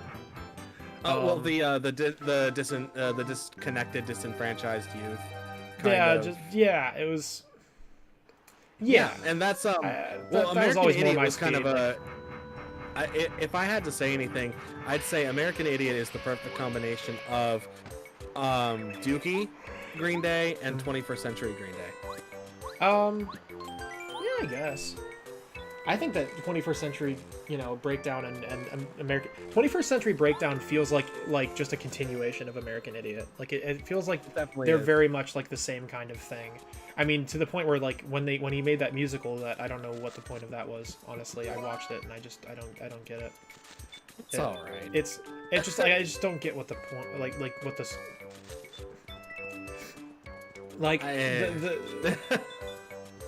I just didn't get the point of it. It was just kind of I like it was enjoyed- it was a bit performance arty, I guess. It was just more like abstract, Yeah. kind of like we're gonna But make it's like we're gonna taking make the, Tommy, but like for punk rock, basically. They decided to make the abstract story of American Idiot into an actual story. Yeah, it doesn't always work out. I will say that I liked the production design on it. It looked really Oh, it fucking was cool. great. The set design was rad as fuck. I just didn't get why it needed to exist. It didn't. Just didn't really, yeah. I don't know. Paracarry. Hey there, friend. Moved like that. Um, But yeah, so Revolution Radio was kind of a callback to American Idiot, Green Day. mhm. And then they kind of disappeared for a while again. And I think they learned from Uno Dos Tres, because I think Billy Joe Billy Joel singing. had, yeah, I think he started having some substance abuse issues. Oh, is that right? because of the stress. Mhm. Yeah, Yeah, it's Um, quite a problem in the industry. yeah. Performance, technicians, doesn't matter. It's a huge fucking thing Oh yeah. in entertainment. But Father of All Motherfuckers is a completely different animal from Green Day that either pre or post American Idiot. Do you like it? Like, would you say that it's like a good record, or how do you feel about it? Like, Yeah, all this was kind of to explain my my take on the album. right? That whole spiel was just to show how different it was. So as a fan of Green Day, I was not impressed at first. It missed Okay. that original punch. Right. It grew on you though. Yeah, it does. It grew on me pretty quick, actually. I like the short style. A lot of it is based around, the 1930s, 1940s swing style music. Interesting. It's not like direct copies, but Huh. it has influences from that style. Okay. Maybe. So it's very. My thing is that you have to give it a couple of listens before you start getting everything. But it's very easy because it's only a 20-minute album. The only like kind of music journalist or music reviewer that I follow is like the only one I follow steadily is Needle Drop, and he fucking hated it. But like we don't always agree on things, so it doesn't mean that I'm going to hate it. It's just like I'm curious. He's mostly in line with like. I don't know.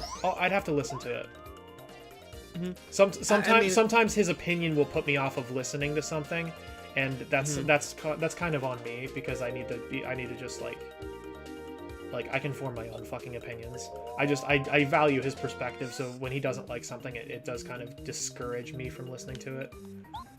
Yeah, no, and that's why we have reviewers. That's just if we didn't do that, then they wouldn't exist really. Like why? I don't know. I've definitely disagreed with him quite a bit on a few records. Oh yeah, he doesn't like my favorite record, which makes me mad. Because it's actually like a really critically renowned record that he specifically just doesn't like. Like they talked about like what are the most overrated records, and this one came up and he like totally was like started bashing it. I was like, it's Hospice by Antlers, by the way. Okay. Which if you haven't listened to, you should listen to. But he just starts shitting all over the production of it, which is like a fair point, but like the production of it isn't great, but like it's just like it doesn't matter. The songwriting is genius. I mean, the sound. I mean, the production's fine actually. The sound design is fine. It's just the mixing is just really bad. Oh, that was the problem I had with Kesha's album after the post Rainbow. The mixing's just weird. It puts me off. It's the mixing in Hospice is really washed out, and it's hard to hear the vocals. And it's not. It's like it's. I agree that it's bad, but the rest of that record is so good that it literally doesn't matter to me. It just becomes like something that I deal with because like holy shit, that record is amazing. It's just, it's so... Fuck, dude, I don't even... Okay, so here's the... It's a concept album, first off. Okay, I dig it already. I like concept albums. The concept is basically... It's him, Peter Silverman, who's the main person, who basically is the Antlers. It's one of those situations. He's like, kind of like Nine Inch Nails in that respect. Fucked up. Basically writes about like an abusive relationship that he was in. Run away from these dudes, they're bad news.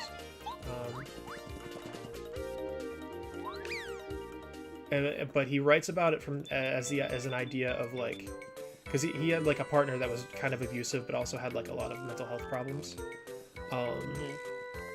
And the analogy and like kind of story he tells is the idea of like a hospice worker taking care of like a cancer patient who is just like really abusive. So like he's trying to help this person who's just like, you know, really toxic and abusive, and then they end up forming this relationship, this like really toxic kind of codependent relationship, and it just kind of goes from there. And he does this knowing that he can't save this person, so they kind of use that as like a, you know, like the analogy of like he couldn't save this person who clearly had a lot of deep-seated issues, and like he can't save this person who has cancer because they're going to die. And those kind of go hand in hand a lot. Like it's just kind of one is used to be representative of the other, and it's goddamn heartbreaking. It's so good though. The lyricism is amazing. The songwriting is really good. Better mixing artist. Sound design is like the sound design aspects of the production are really good too. Like there's a lot of like tape loopy kind of like neat effects and stuff that are used really well. Okay. Almost Radioheady in a sense, like kind of 90s Radiohead. Okay, yeah. Okay, computery kind of tape effects. But I don't know, dude. I just it's my favorite record, so obviously I'm gonna talk big about it. That fluctuates a bit, but that is my current pick for favorite record. It changes back and forth between like a few records. Like it's like that, Animals by Pink Floyd, To Pimp a Butterfly is one of my favorite records now too. Igor is up there now too, honestly. In very short time has become one of my favorites. It's hard for me to pick favorite records. I have a couple that come to mind, and I just kind of try not to overthink it. I can talk about favorite records from this year though. I haven't really been in touch this year. Gorillaz is where I'm gonna start. You should listen to the new. Have you heard the new Gorillaz record? Yes. Dude, it's so good. It's good. It's like it's the most consistent record they've made, I think, maybe since like Demon Days. Like it's like it's like a new thing for them because there's always some concept. I haven't even listened to the whole dang thing. You should. It's just like a really like no fat like kind of experience. Like it's really just like we just made a record with 11 singles on it. That's basically what it is. Oops, all bangers. You know, oh, this is funny. Ready? Whack-Who, I'm Wacka. Just another picture-perfect day atop Mount Rugged. Woo! The sunshine, the fresh air. The sunshine, the fresh air, so refreshing. Wackadoo. Ow! Don't hit me. Wacka's bump restores 25 health. You can do that a few times. But you eat the bump that falls off his head and it restores all your health. But it's just like, hey, I'm just like this happy-go-lucky little mole thing, and you know, isn't life great? Ow! Fuck! Alright. Good joke writing. Yeah, that's what I mean, like, but it has like almost like kind of an Undertale-y sense of humor. Yeah. Still looking for those other two letters. Hope you find them. I'll be very, very grateful. Okay, so I still have to do some fucking bullshit for you. I can't get through this area without Parakarry. He joins my party. Because he can carry me across ledges. Yeah. Like, across gaps. But yeah, no man. Yeah, fucking, do it again. Yeah. There he is. Sorry, go ahead. Albums. Talking about albums. I've been paying much attention to the new releases of this year. That's This year fair. has just been so goddamn stressful. I think I've just been kind of going back into my little hole of music that I know I like. Yeah, I've been listening to a lot of new music, but not all of it has been new music. Like, it's been music that's new to me. Like, Yeah. I got actually, because of the upcoming release, got super into Gorillaz this year. I had listened to them casually before, and like I liked a lot of their kind of, you know, singles. But I hadn't really listened to their entire discography, and it's really fucking good. Oh fuck, I love Dude, the Gorillaz, man. I mean, like even the records that like people don't talk as much about like their self-titled. Their self-titled is fucking awesome. It's one of their best. Their self-titled, Listen to that one. their first record. It's the one that has Clint Eastwood on it. That's the only song I know off that one then. It very well might, but you might recognize a couple others. There's a couple that I didn't recognize the title of that sounded familiar. There are still there's a lot of songs really good from ones. Demon Days, not just Feel Good Inc., that are playing on the radio today. Dare. Dare has gotten a huge bump in listens on the radio. Dude, It's Dare's a nuts. fucking bop. I What love Dare. what were the ones up? It was Dare. Well, it was obviously Feel Good Inc. It was Dare. One that I personally love and I don't think could ever be on the radio because it's so narrative. Dirty Harry. Is Fire of the Fire Coming Out of the Monkey's Head. Yeah, that's a great one. Yeah. That's kind of more of like a fan favorite. A lot of people like that one, but it's not like single material. Yeah, that's a great one. I like that one a lot. Who reads that? There's like someone like a famous actor or someone who reads that poem. Yeah, I do not. Hold on, I have to know now. Hold on. Chrome, answer me. Where the fuck are the letters? Reveal to me your secrets, game. What the fuck?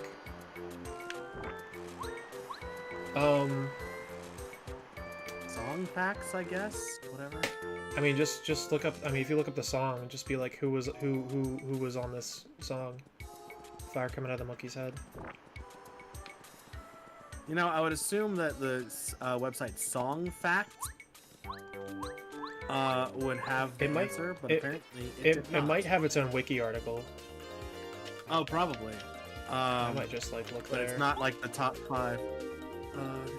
Oh, wiki fandom. Okay. Dennis Hopper.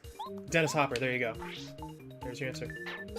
I thought it was something like that. Yeah. Dennis Hopper. Holy shit. That's Demon Days. I'd still say that Demon Days is their best record. That's that's my favorite, easily. Oh no, it is easily the best record that they've ever made. El Manana is probably my favorite off of that one. Actually, that's a really, it's just a really sad song. A surprising one for me. White Light. White Light. What? Oh yeah. Alcohol. If you like that kind of stuff, you'll like everything they've done. Cause it's like a lot of that kind of fapping about with like don't ban us.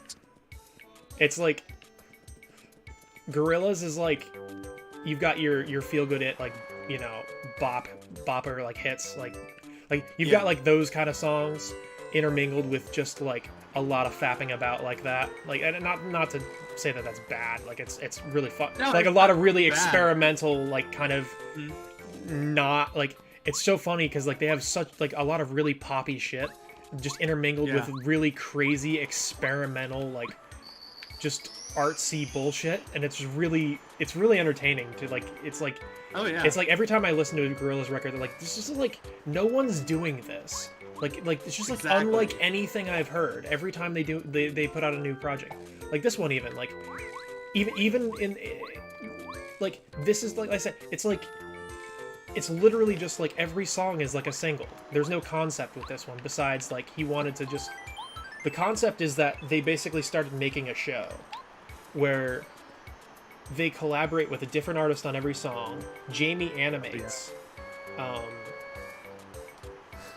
Jamie animates the like does a lot more animation work, but they do it more incrementally as opposed to like Jamie having to animate for like 4 fucking songs, like all at once. Like I imagine it's a lot more work though. Like Jamie did fucking like 10 videos in the last year, that's a lot of drawing to do. That's a lot of animating to do. Where the fuck are the letters? Oh my god. I'm just running circles here, dude. Yeah, you go on the artist page for the Gorillaz on Apple Music, and the essential album is Demon Days. on the what page? Apple Music? Yeah, Apple Music's artist page for them. I have no idea where they're supposed to be. Like, I don't. Is there somewhere I haven't gone? I don't think I've ever had trouble finding them. The fuck? Because I need Parakarry to get across there. Fucking.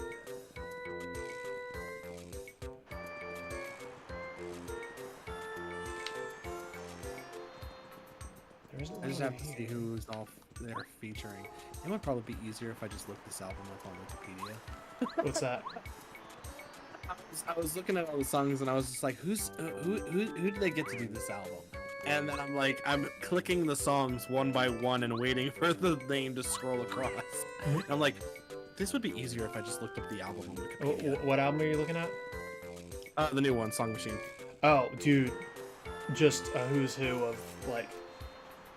They got Elton John on a record.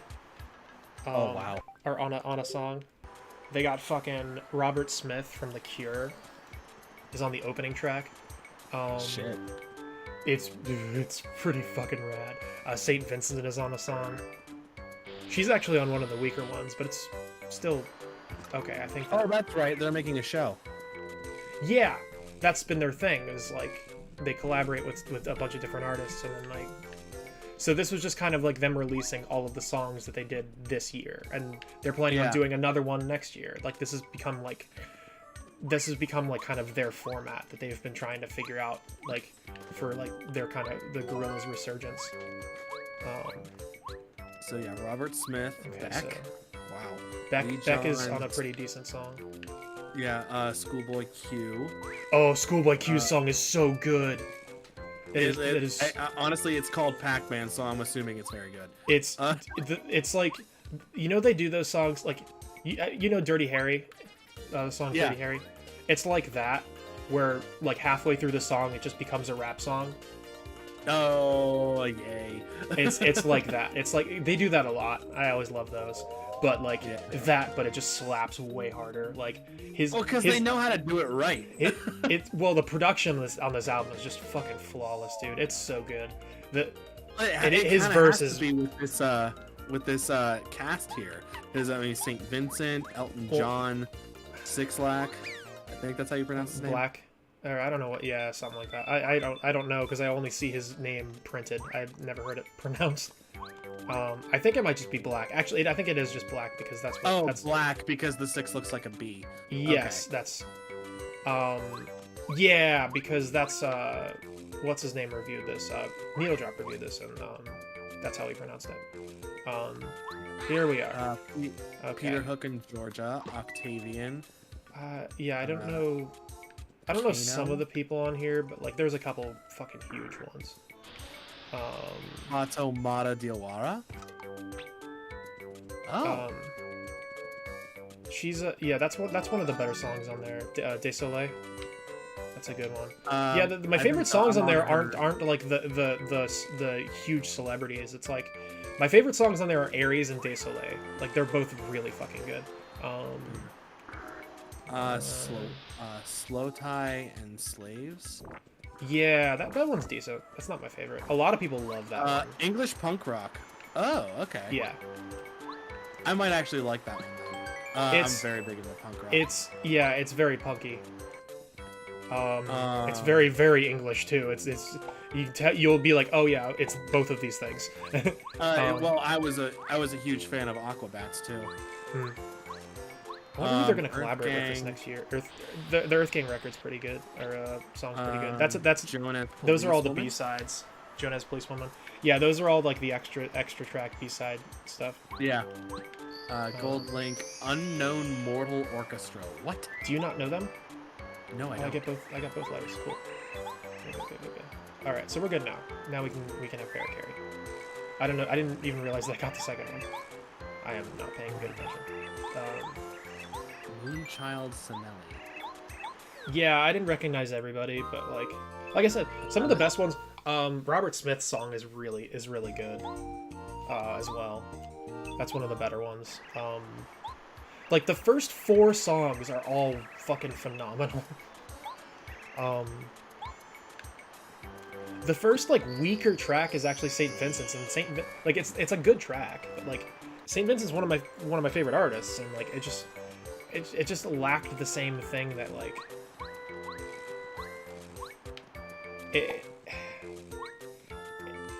I feel like the other ones utilize the guest artists a lot more. Like St. Vincent always just kind of felt like she was just in the background. Ooh, Skepta! Holy shit! Dude, check it out. It's a record that you will like. If you like Gorillaz, you will fucking love this one. It's one of their best.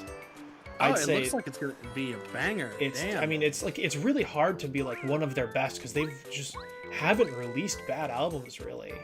Like it's better. Yeah. It's the best. Let's put it this way. It's the best album that they've released since they came back. It's better than Yeah. Humans, and it's better than the Now Now. the Now. I remember the Now. Now Now was I liked the Now Now. Oh yeah, this guy. See that vulture back there? Hold on, I gotta switch back to your screen. No, sorry. I know that you're mostly talking to me on Discord. It's confusing. I also have to reload because apparently there was a network error. Oh no. Oh no.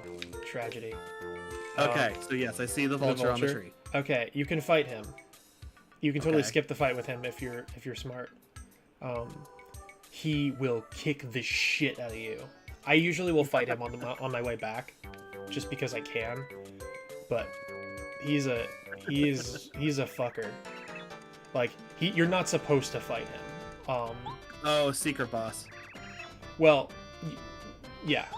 He basically is like, hey, so there's this Mario guy that I'm looking for. Are you him? And if you say yes, he's like, cool, I'm gonna kill you. And if you give him any other name, yeah, He'll very leave you. similar. You look a lot like this feather Mario who's on Bowser's wanted poster. Now give, what's your name? If you say Princess Peach, he'll fight you too. You have to say Luigi because he knows you're not Princess Peach. But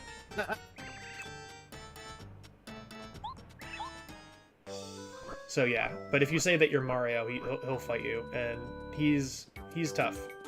He's pretty tough.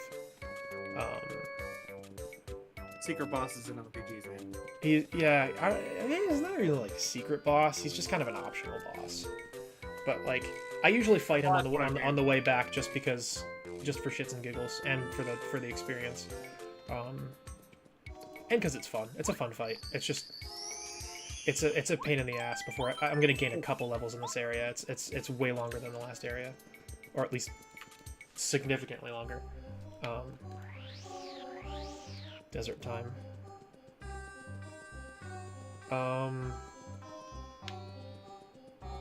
Fuck, dude.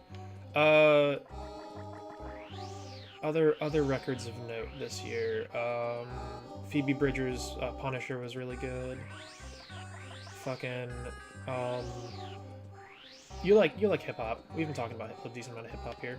How do you feel I about? realize I am a baby when it comes to hip hop. I just No, got it's- into it like 5 years ago. No, dude, it's totally fine. I didn't really get into hip hop like until I got out of high school, anyways. Although I guess that's like a good 10 years now, but it did. I mean, it did take me a while. Like it wasn't something I was also was, immediately like- into. I was pretty resistant to it for a while because I grew up in this conservative household where that was just like a thing I couldn't do, and was just supposed to have this cultural, you know, Yeah. like I was supposed to just hate rap because, you know, It's I not don't know music. why. Yeah, it's not real music. No, it was because it my wasn't for white entire people. town. I'm not exaggerating there. It was because it wasn't for white people. That's not white people music. Oh. That's what like conservative households say when the doors are closed. Maybe they don't anymore. I don't know. This was in 2009. Well, I'll tell But you. like my that's entire that's town was that pretty way. recent. What? What's up? My entire hometown is that way. Yeah, like people like to pretend like, oh, racism isn't an issue, and like the same people will say shit like that.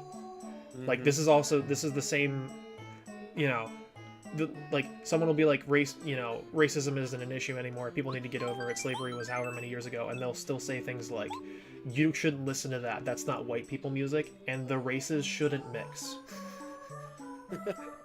Like just like unblinking, like no, that's not like racism. It's just like I don't know.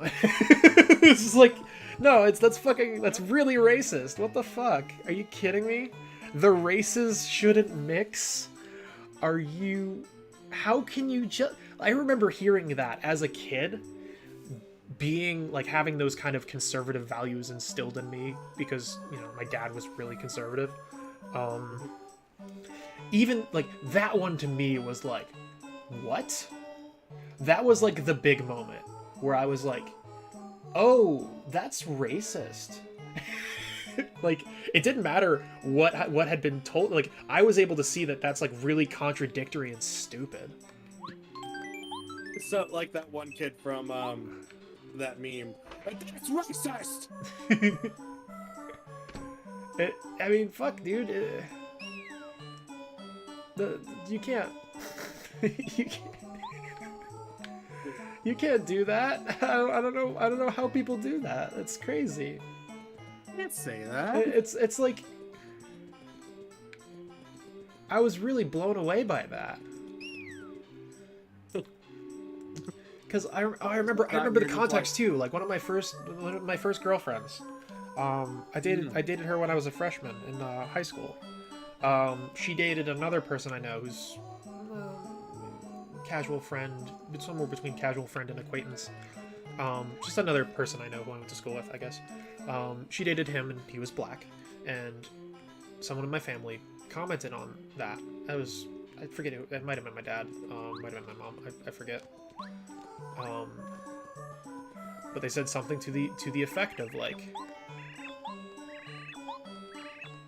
oh, so like they dated such and such, and I was like, yeah, and they're like, I wonder how their family feels about that. And I was like, why? Like, what do you mean? Oh, because he was black. Right, but what's that have to do with anything? Like just being like, what are you talking about?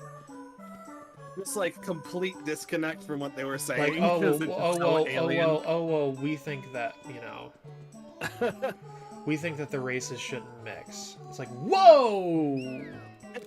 Oh.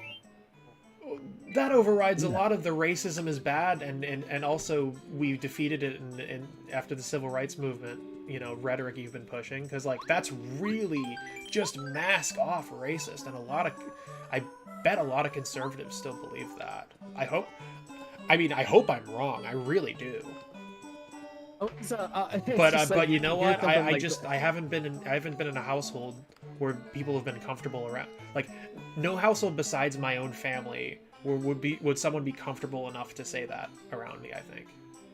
Like, it's not something that I'm going to know outright. It's unless someone really feels like they're in the right on that one. But most people would be embarrassed if they got exposed for having those kind of views, because they know deep down that they're wrong, or rather they might think that they're right, but they know that society at large thinks that they're wrong, or won't. Like if they got dragged for that, other people who believe that might not support them. You know, because it's a societal thing that, like, I mean, I don't know. Like, no, you're right on all fronts. Generally speaking, but like, who knows anymore? People have gotten a lot more mask off about those kind of issues. I don't think we've gone in the other direction. Like, I don't think we've gone in a necessarily in a progressive direction with everybody there. Like, Ooh, no. I mean, like, we elected a white nationalist, so clearly, I mean, I don't know what to say. talking overcorrection to like Gotta jerk back in that other direction because we had like someone who had some tepid, mildly left of center social policy. Now we have to elect a Nazi. Sorry guys, I don't make the rules. Oh my god, I fucking hate this country.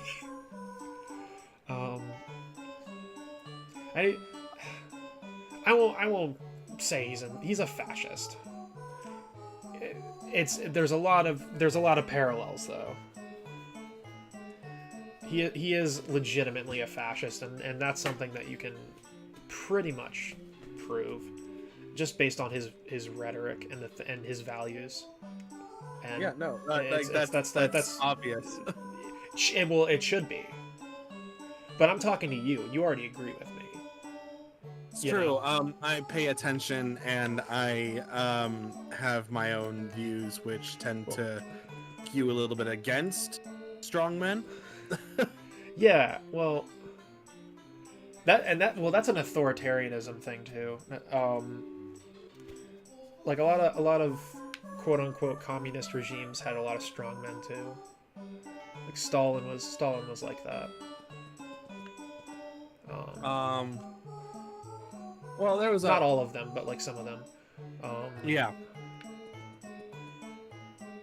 Well, there's an issue Maduro, with I think, is kind of that way too.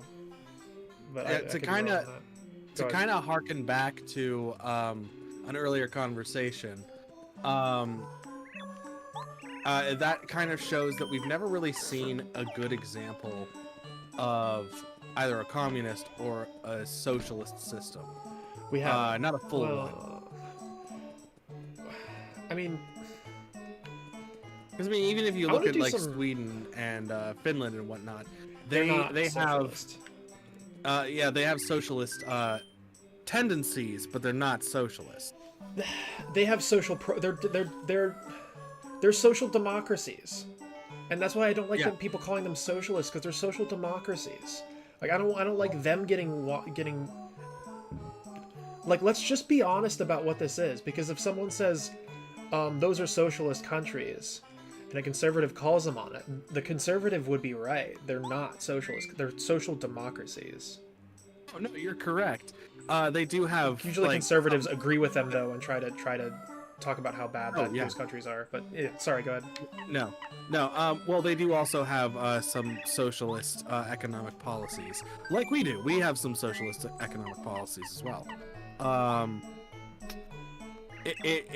We don't have a good example of a true socialist economy, because any economy that declares themselves to be socialist, one, is not socialist, two, is usually run by a banana republic tin pot dictator. Yeah. I think it's right. I mean, fucking, they use the socialism aspect of Venezuela with the whole Maduro thing. I was just like, that's not because of socialism. What about Vuvuzela? So that's just like a huge meme. Like, have you considered Vuvuzela? Just because that's just like such a knee jerk for conservatives. Is fucking Venezuela. Yeah. I'm not really like a big on defending Venezuela either. Like, yeah, they aren't doing well. I don't know why they're not doing well though, and I'm not prepared to immediately throw them under the bus either. Because a lot of the policies that as far as I understand the situation, I obviously don't know everything. As far as I understand the situation, a lot of the policies that Chavez put in were great for a short period of time, but were unsustainable. And Maduro came in, and they started falling apart, and Maduro doubled down. Maduro, from what I've read, and it's not enough to form a fully fledged opinion on this. It's enough to know that things are really bad there, and it seems like Maduro's a bad leader. He is a bad leader. Like he's a pretty bad leader. But you know why? You know why people like him are able to stay in power? Because of us. Because we poison the fucking well. Oh yeah. Because, like, there is that like power struggle in Venezuela right now. You have that like that one liberal dude who's trying to, you know, kind of claim that he should be. His story is fucking amazing. Yeah. The whole situation with the election down there is just, I mean, it's horrible, but it's amazing. I don't know. Like, I don't know what to believe with that whole situation down there. Honestly, I need to read up on it a little bit more. It sounds like there's like a general, like it sounds like I can't read anything where like there's a good like, because I've heard a lot of people like knee jerk to like this person's just like a United States stooge who's trying to fucking, you know, trying to subvert the will of the people. And like, from what I've read, there is decent cause to be like, yeah, actually, you may have not won this election, and like, I don't know. I don't think that like it's not something that I'd like to weigh in on, because I think I don't want to weigh in on things that I'm not well read on. But it's just like my thing. I'm just talking about the situation in general, whether or not either candidate is good. You've Right, got one candidate who is popular with us here in the U.S. Who is kind of works against it actually. Yeah. There's one thing that the Venezuelans hate more than Maduro. It's the United States. They really don't like us for good. Most of South America doesn't, for very good reason. Very good reason. Sorry, go ahead. But he's popular with us here in the States. Don't really know how popular he is in Venezuela. But as far as I know, he was ousted. And was not allowed to come into the governmental building during the elections. Who's that? Oh, I can't remember that. The person who was challenging the results, whatever his name is. Yeah. Obviously not Maduro, because Maduro has the political power there. Yeah. And then you have and he sounds like runs. He's corrupt. He was part of either the House or the Senate. There. And he was literally ousted. He was not allowed into the building, or whatever they have. He's part of like whatever their parliament or Congress or whatever version they have of that. Yeah, and he wasn't allowed back in to cast a vote for bills and whatnot.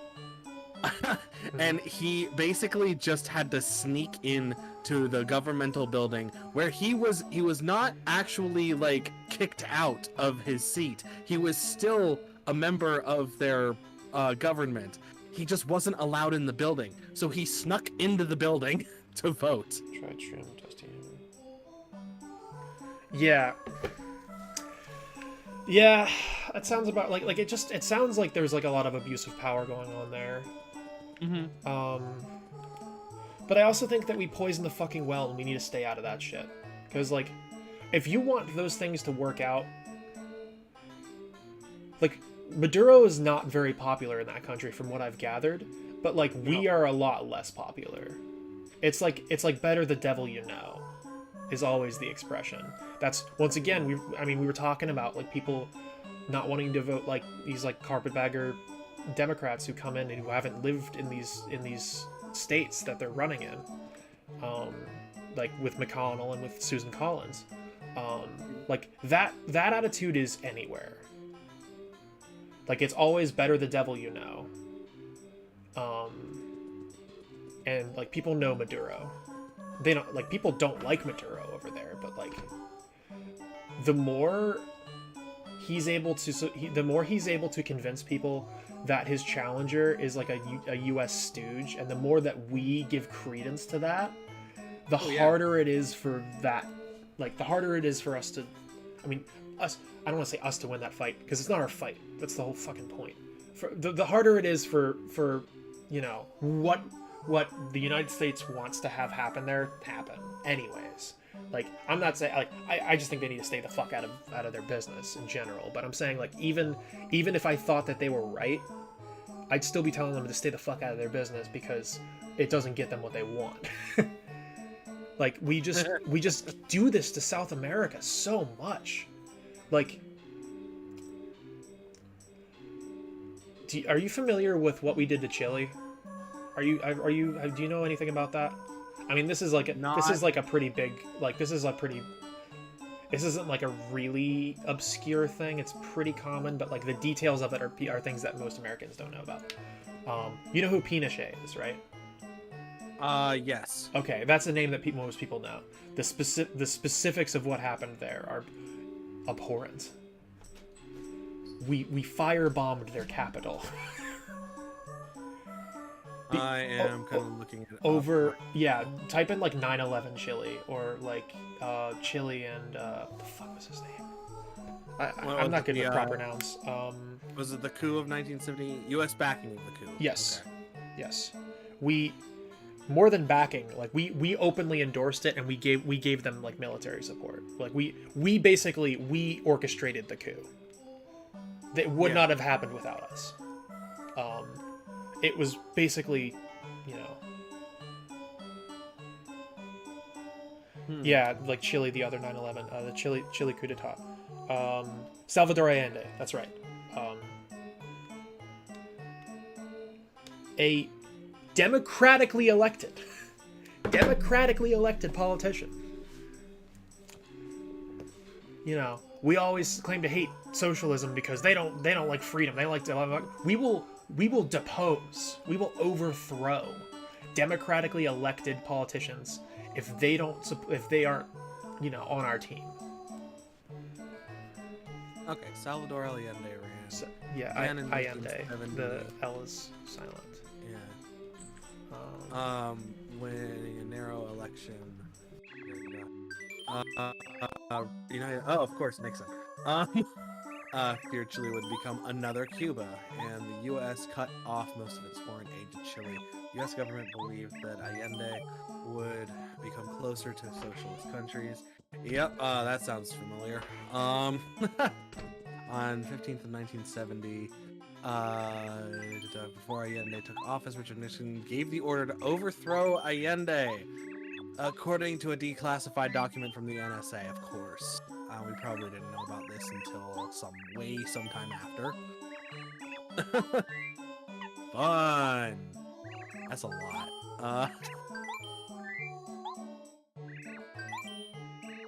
Boy. Ooh, boy. That, honestly, like, yeah, it's horrible, and,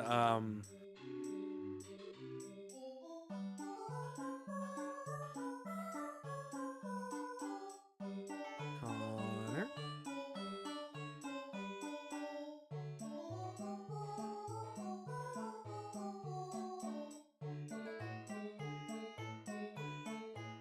Hello? I think I lost you, bud.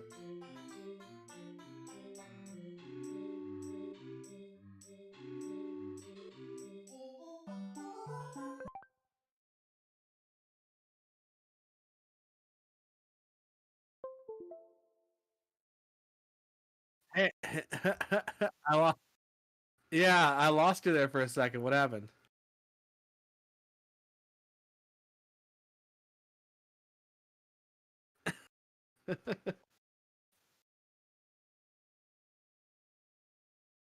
Blue Yeti. Done. Hello. Okay, that looks good. Yeah, my dog unplugged my mic. He must have like tripped over the cable and it yanked it out, and I didn't even hear it. There we go. What was the last thing you heard me say? Sorry. I was actually talking before I lost your sound. Oh shit. Oh, just like I remember what I was fucking just like the shit that we do in South America. I mean, it's hard to compare because it's really different worlds, but like you talk about like the slave labor in this country through like prison labor, like the fact that, you know, you give up all your rights as a person when you get convicted of a crime. Yeah. And that you can just be used for free labor. So, Center from the prison system. yeah. We talk about that being bad, right? We talk about things like that being bad. There is, like, actual, like... There is a thing where Nestle... What is Parakarry doing? He's, like, flipping out. He's, like, tweaking. It's really funny. There's, like, There's a thing where, like, Nestle actually, like, tried to fight, like, anti-slavery laws in South America because they were arguing that it would hurt their business practices. Wow. I'm not joking. Like it's abhorrent. Like, That's bad. The reason that we do that is not because we're all about freedom and fighting socialism. It's because of our capital interests. That is the reason. It hurts our bottom line. We get so much out of, like, being able to take advantage of cheap labor in South America as far as agriculture goes. Like, we get a lot of our you know, plastics, our you know, technology, all of that shit. We get a lot of that from China. A lot of that from China. But We get a lot of fruit from South America, a lot of food. what did I fucking just do? Oh my god, what is wrong with me? What did I... What did you do? I don't know. When's the last time... Did I save recently? We're gonna find out. Because I'm just wasting money and wasting time. This has been one of your longer streams. We've been on for 6 hours. Yeah, you know, I just haven't wanted to stop, honestly. No, you're fine. That's always how I do my streams. It's just kind of like, you know, I'm gonna stop when I feel like stopping. Like when I feel like this is played out, like usually it's like right after like someone leaves, where I'm like, okay, I think we're good then. Like I've done 4-hour ones. This is probably my longest stream that I've done, but it's just it's been entertaining. It's been fun. There's a lot that I can clip from this too. I think I'm gonna do that. Fucking yeah, like it's pretty crazy though. Okay, we're good. Dry trim. Give me 1 sec. I need total concentration for this very simple thing that I have to do. All right. Fuck you. Don't fuck up, Connor. Don't fuck up. They fucked me. Don't. Why? All right.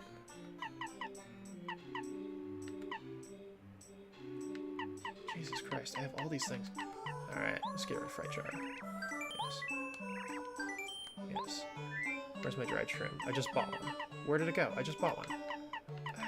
Whatever. Just sell a sleepy sheep. Okay. Yeah. Great. Maybe I didn't buy one. All right. Okay. Dried shrimp. Yes. Dusty hammer. Yes. There we are.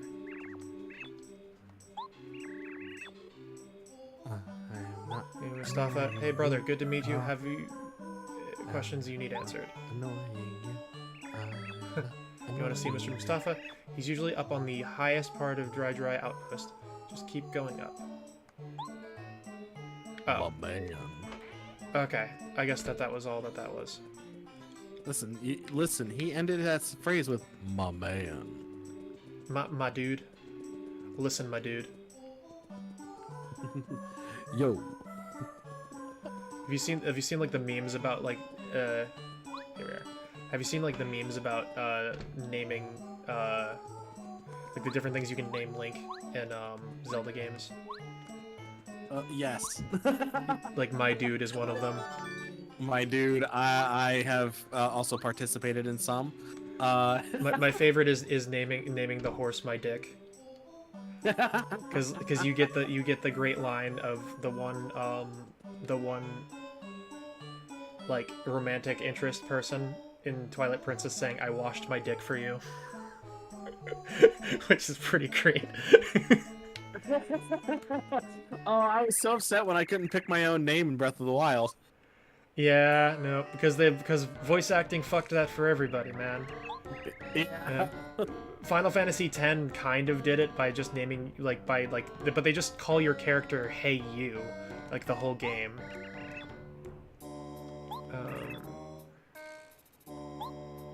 proving that you don't have to know somebody's name to get their attention. Oh, he comments on the fact that I didn't ask him questions first, which is funny. Because I usually you ask him how to get to the ruins, and then he says go buy these things in this order. And if you just do it without talking to him, he comments on the fact he was like, oh wow, you must just be really lucky. Well, I guess you're lucky then, because you didn't consult me first. I mean, yeah. Pulse stone. Okay, great. Now we're good. Okay, bye. Fuck you, bye. also my mouse cursor is fucked up. Really? Yeah, it's turned into a straight line.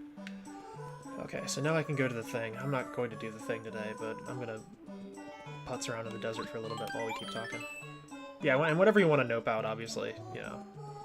I'll have to nope out soon because I do have to wake up and leave for work early because it's New Year's Eve, so we're not being open until 9. So I work 11 to 7.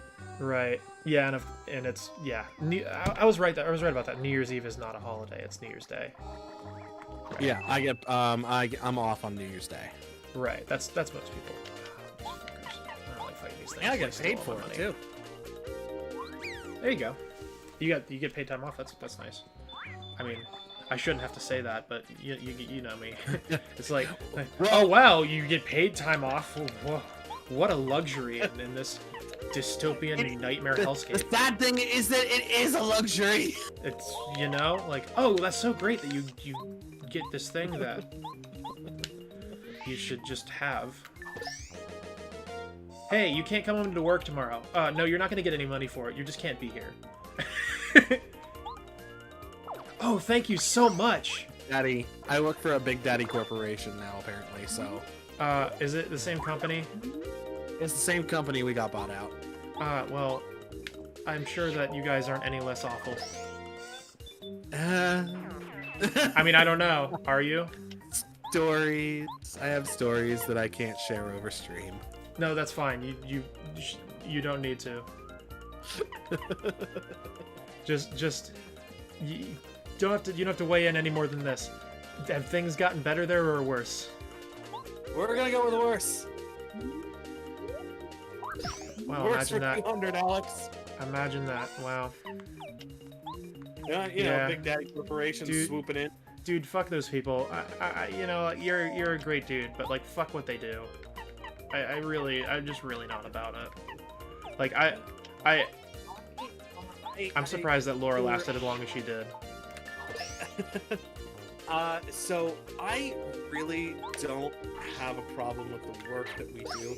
Obviously, our company still has its problems and it still has its policies and the stuff that's still hurting people. But that's everything. The issue is the industry in general that creates companies like the one I work for. I'd be inclined to agree with that. It just feels, and like I never worked there. I'm just going off of what I've heard. It just feels really fucking predatory. Like just really. Oh man. The way we operate. Like you guys don't act like a call center, but it's like not for like you don't do that's not like. Yeah. Again, it doesn't feel treatment based. It feels like you're selling something. Like that's not cool. I know we're talking about vagaries, and I know, dude. I'm sorry. I don't want to. I know you. This isn't something you can't really talk about. I don't want to make put you in a weird position. Well, I'm trying to piece together like my overall experience of working for them. I can tell you that as compared to a lot of the other similar businesses in the area, we are actually the better. So you're just kind of like the best of a bad lot then, I guess. Yeah.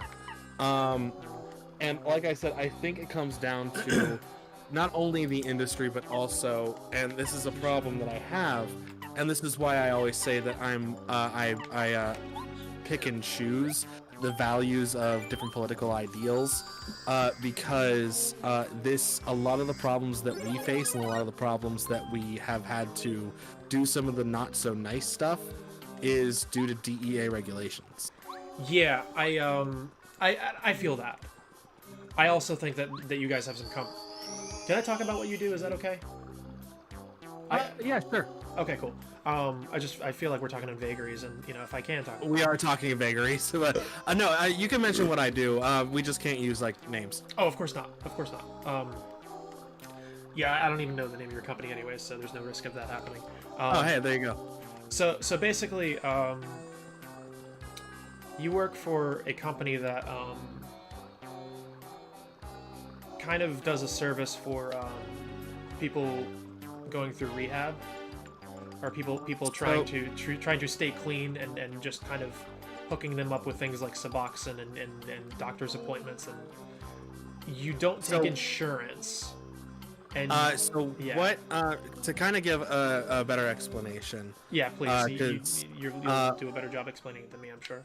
The company I work for, we are considered a medication-assisted treatment of opioid addiction, a doctor's office. Our doctors specialize in prescribing Suboxone, Subutex, and Zubsolv. Those are 3 buprenorphine products, which buprenorphine is used as a partial opiate that is used to treat opioid dependence. Do you guys treat, or do you guys make the appointments though? Or are you guys like more of like a middleman kind of? So we're a doctor's office. Oh, you're an actual office. Yeah, I didn't know that. So our office does have a call center, which is what I work in. Right. Okay. See, that I didn't know. Okay. Yeah. So we do see patients. Doctors do prescribe medications. Street term for it would be a subclinic. Okay. Gotcha. But we're a little bit different in the fact that we have a call center, and our call center is based around, calling patients, reminding them of their appointments, answering phone calls and answering patient questions, scheduling patients and whatnot. But another part of it, the part that I'm not really too fond of, is the calling of people who haven't been seen in years. You're describing why Laura quit. Yeah. Part of it. As least. well. Well, part of it. As well as when we have patients that call in and tell us that they cannot afford the visit, and you were correct, we do not take insurance. There's actually and you don't you don't give any sort of refund. You don't like the thing I don't like is that the and yeah, this might be an industry problem, and you're probably right on this, but it also is, I think, your company policy that is like every doctor's office that I run into, if I have to call off and I do so more than 24 hours, sometimes even within 24 hours, but usually, the rule is the 24-hour call-off notice, I'm not still charged for the full appointment. They don't say, oh yeah, well fuck you, good luck finding someone who will treat you. I'm not saying that anyone explicitly says it, but it feels like that's an implication, because it's like it feels like there's this attitude, even like within that, where it's just like, well, you should be so lucky you fucking junkie. Like that just feels like there's this attitude about that just really bothers me. Like it just feels like, I don't know, dude. They're getting like a different deal than like any other person seeking medical attention would get. And that is a policy that I do not agree with. To kind of comment on that policy a little bit more, the idea is that if you call off, if you have to reschedule or cancel, or you no-show your appointment, you're not charged the full amount of the visit, because obviously you didn't see the doctor. We would never charge you the full visit because you didn't see the doctor. But we do have penalties for missing your appointment. Now, this is done in the idea that a lot of the patients that we deal with are very flaky. That's an unfortunate truth about people who are addicts, but not all of them, obviously. Especially the ones who have been coming to us for years. It's like, I don't want to get into the minutia of like, just the stories that I heard from Laura that were like, I get listen, I get that, like, listen, I think I don't know if I've talked to you about this.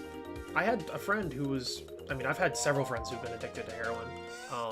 I had one of them that that lived in my apartment for like over a month. Yeah. I put her up because she had nowhere else to go. I didn't even know this fucking person. Okay, like I met her on fucking Tinder, and she just reached out to me. She just messaged, like we had like the usual, like you have a couple back and forth messages and then you just don't talk anymore. That's like most interactions on Tinder. 100% of the interactions on but Tinder like for me. she messages me like a couple days later, and it's just like kind of like pleading with me, like I have nowhere else to go. Can you help me? And I was like, okay, I need to meet up with you and like kind of suss this out first. Like I need to meet you and like, yeah, you know, I just for my own, I need to know if I can trust you before I let you into my home. And then, you know, I got to know her, or I met up with her, and she seemed, you know, like someone who had problems, but she seemed like someone who wasn't, you know, trying to rob me or something. Like, not, yeah. But it's just like I didn't know her, so I wanted to like I had to have some level of like. Most people wouldn't answer that text at all. Yeah. But yeah, I met her, knew her like exactly like one day, and then she lived in my apartment for over a month. And you know, it was a very stressful month, I'll be honest. Fuck, I'd do it all again. Because this is a person who just didn't have the resources to have any kind of life other than what she was living at this point. Yeah. You know, like she had the stories she had about cops, like the shit that cops did to her is pretty abhorrent. Cops are fucking terrible, dude. She was like, she had multiple stories about them like putting a gun in her face, threatening her life, doing things like, hey, if I ever see you in this town again, I will kill you. Just doing, because they know that she's not going to call on them, and that no one will believe her if she says something. Yeah. So they'll just say shit like that because they can get away with it, because cops are not held accountable for any of that shit. Nope. They don't think that like I might face consequences for this thing that I'm doing, because they fucking don't, because they're right. But like there's just like no one gave a fuck about this person, and she was, you know, she was a good person. She was, you know, she was funny, she was smart. She was smart in her own way. I mean, she you know, she hadn't been in school since she was like fucking 12. She'd basically been like on the road in some way since she ran away from home. She was like 22, 23, like, you know, I guess like 11 years prior at that point. You know, it's like it was just like kind of like a what the fuck kind of chance does a kid have? And I promise there was some relevancy to this, but like the relevancy was like, I get it, I understand, because what ended up happening was she told me that she'd been clean for months. She hadn't. She just really needed a place to stay, and I understand that she was desperate, and I'm not holding that against her. But a couple weeks in, she relapsed, and she was secretly shooting up in my bathroom for the rest of the month. When I found out, I tried to make her go to rehab. I said that she could come back when she got out of rehab, and then she left. And then about 5 months later, I read that she OD'd. And that was the end of that. And like, I get it. It's I get that there are some like, it's not just a made up thing. Like, that's not just a made up thing that like people who go through people who are struggling with addiction have issues. Like, it's hard. They're a little bit more difficult to trust. I understand why that is, but holy fuck, they're still human beings. And like the way that, like the way some of the stories that Laura told in like the maybe month that she worked there, were really just kind of disgusted me, the way that like some people in that office behaved. It disgusted her too. That's why she left. Most of those people are gone now. But the idea that like someone says, "I'm really sorry, but like I just had a death in the family and I'm not gonna be able to make it. Like I just, you know, I had someone really close to me die, and I'm not gonna be able to make my appointment." And Laura hearing that, and then one of her higher ups telling her, "Well, like, try to get them to make it. Try to get them to show up. They have to make it." Fuck you. Are you fucking kidding me? Do you think that these people like do you think these like to just assume that someone's lying? Like I understand being guarded and maybe like I understand being a little bit guarded about it, but like you know that like people in their lives die too. You know that they're human beings and shit happens to them that they have no control over. Like holy fuck, dude. And yeah, maybe it's not your company that's like the problem. It's probably it's our attitude towards drug users, but like that's reflected through the policies that are instituted by your company as well as various others in that industry. Like even if you're one of the better ones, like I said, it's the best of a really bad lot. Like it's fucked up. It's the shiniest of the shit. It's the shiniest of the shit pile. Pretty much, you know, like we treat it as a criminal issue and not a addiction issue. Even within treatments, like we view people like that as fucking degenerates and criminals. I don't know the circumstance that happened with Laura on that one. I really don't. She and it's one of those things. I believe Laura. Obviously, you know I do. Of course. She has no reason to lie. Laura has a very strong conscience. I think that was her big problem. I would have had the same problems that she did. Well, I mean, so do I. I'm sorry. I'm not saying that you. I'm sorry. I apologize. That wasn't. No, dude, no, dude. That was. No.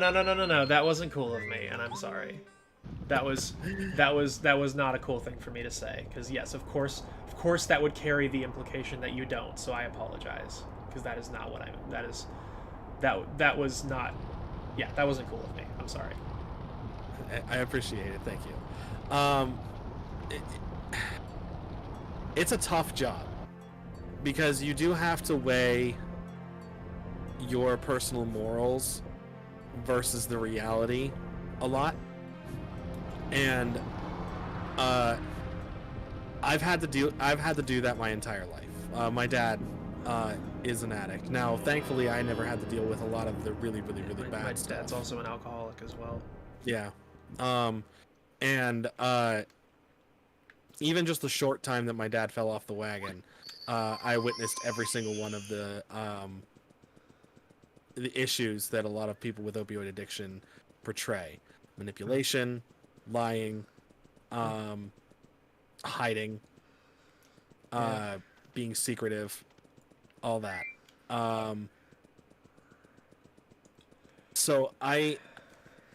And I'm not saying Laura doesn't have her own experiences with this. Mm-hmm. It's just I have such a, and you obviously have dealt with it too. Yeah. I don't know what the difference is. I don't know what made her not able to be able to tolerate it, and I don't know what the difference is there. I can say that I wouldn't have been able to do that job either. So I was concerned my very first month. I was, because it was a lot of the same. It was a lot of patients calling in, saying, "Listen, I'm having this problem," and whatnot. And me asking and me being told to say things that I didn't quite agree with. Eventually, I learned how to be able to. You found a way around it. Yeah. I say what they want me to say, but in a way that, and I kind of do things that they may not want me to do.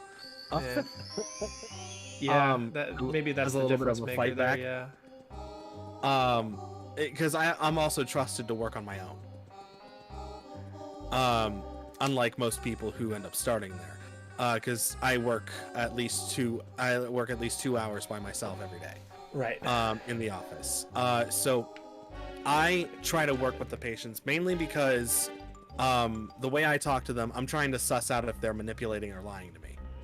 Yeah. Because unfortunately, I understand deaths in the family, and I'm very much so. Oh, you had a death in the family, or you had a death of a friend. That's fine. My condolences. You miss your appointment. Just bring us some kind of documentation so that we can, cross our T's and dot our I's. Yeah. I don't like asking for that, but it's the best way to it's the best way to calm the management down. Because yeah, it's just appease. It's a good compromise of like trying to appease both sides. I can get that. That's so you figured your own ways around that and to make that a little bit more livable. Because Laura was like hardcore. Like I don't want to do this job. Like Laura. But she also within her first month dealt with a suicide threat call, which is not easy. Yeah, I've had to deal with plenty of not calls. I imagine calls are a different level. But I mean, I don't know. I've been volunteering with Crisis Text Line for a while. I think Laura and I talked about that before she left. It's rough. It's pretty rough. And not everybody can do the job, and Laura is... I can't talk about that on stream either, but yeah. Yeah. Laura is... Laura and I share this whole thing of we can understand a lot of what people are feeling just by being around them. Empathy. Right. Laura is about 10 times stronger on that than I am.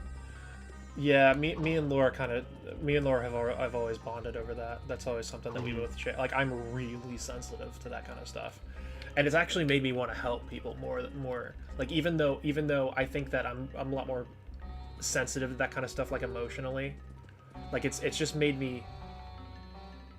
It's made me want to help people more.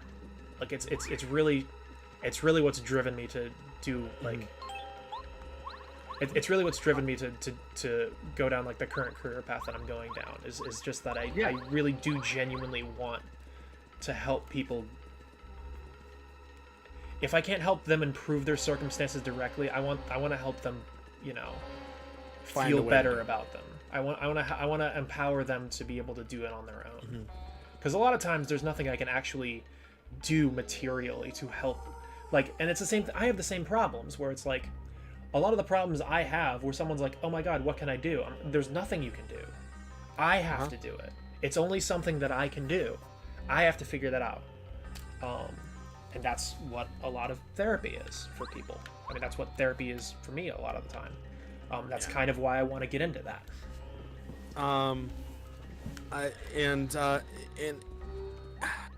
This is gonna probably sound a little bit cold. Go for it.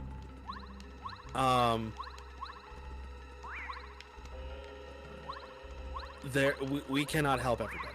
No matter what we do for a job. Of course not. And there are going to be some instances where we don't agree with what happens. I have disagreed with doctors' decisions because I think they're wrong. Right. Now, professionally, I cannot disagree because I work for the doctor's office and they outrank you. Yeah. Well, doctors can be real pieces of shit too, honestly. We have a couple of them. Yeah, just because they have whatever medical expertise that they have doesn't mean that they are like people. They are empathetic people or good people or But unfortunately, with this industry. What the doctor says goes because the doctor is essentially putting their license on the line. Yes.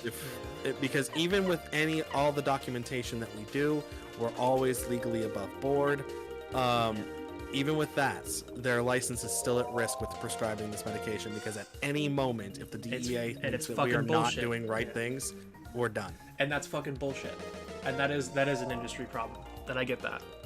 It prevents people from being able to do their job like to the best of their ability. It prevents people from being like, you know what? Like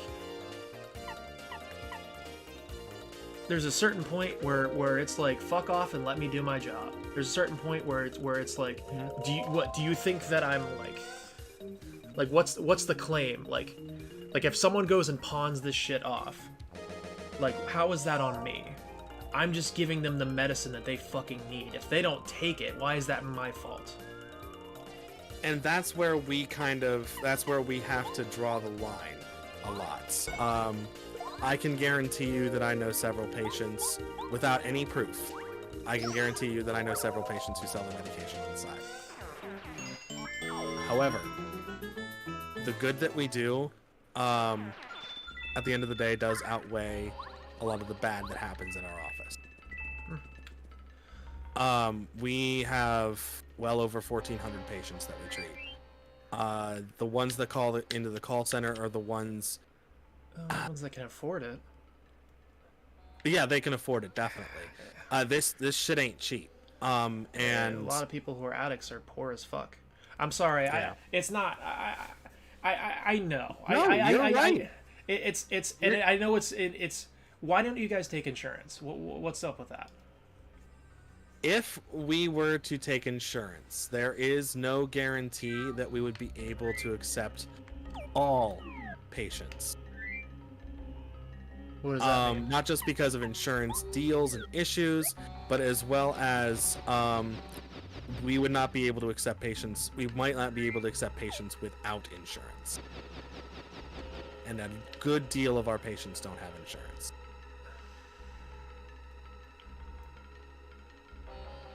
How does that work? Because like you can go out of pocket in most places that don't like take insurance.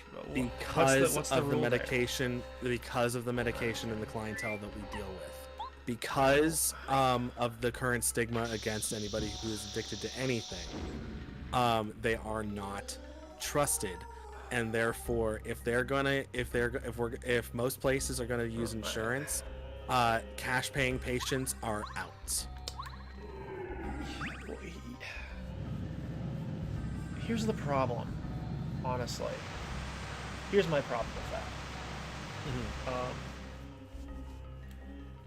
If it were me, I wouldn't be able to do that. I wouldn't be able to afford that. No, I wouldn't be able to afford it either. If it were me, I wouldn't have access to that kind of a thing. What do you think people have to do to be able to be able to get that? Like that's a lot of money. How much is it per month? It is $250 per 28 days. For 28 days. Okay, that's $250 a month is a lot. Yep. For just that. That's not even all of your health care, right? That's just for this. That's just for the visit. Just for the visit. That's fucking crazy. Do you know what? If these patients were on Medicaid, which I bet you a lot of them probably could get, because Medicaid is pretty easy to get on when you don't make a lot of money. I bet you a lot of these patients would qualify for Medicaid. They'd be paying like nothing. Exactly. So that's the argument for. I agree with you. That's why I think that I just don't like a lot of these patients don't have insurance. I'm like, cool, let's get them on Medicaid then. It doesn't take a long time to do. And then let's just take Medicaid. That's where that's my angle on stuff like that. Like, it just feels like that's my angle too.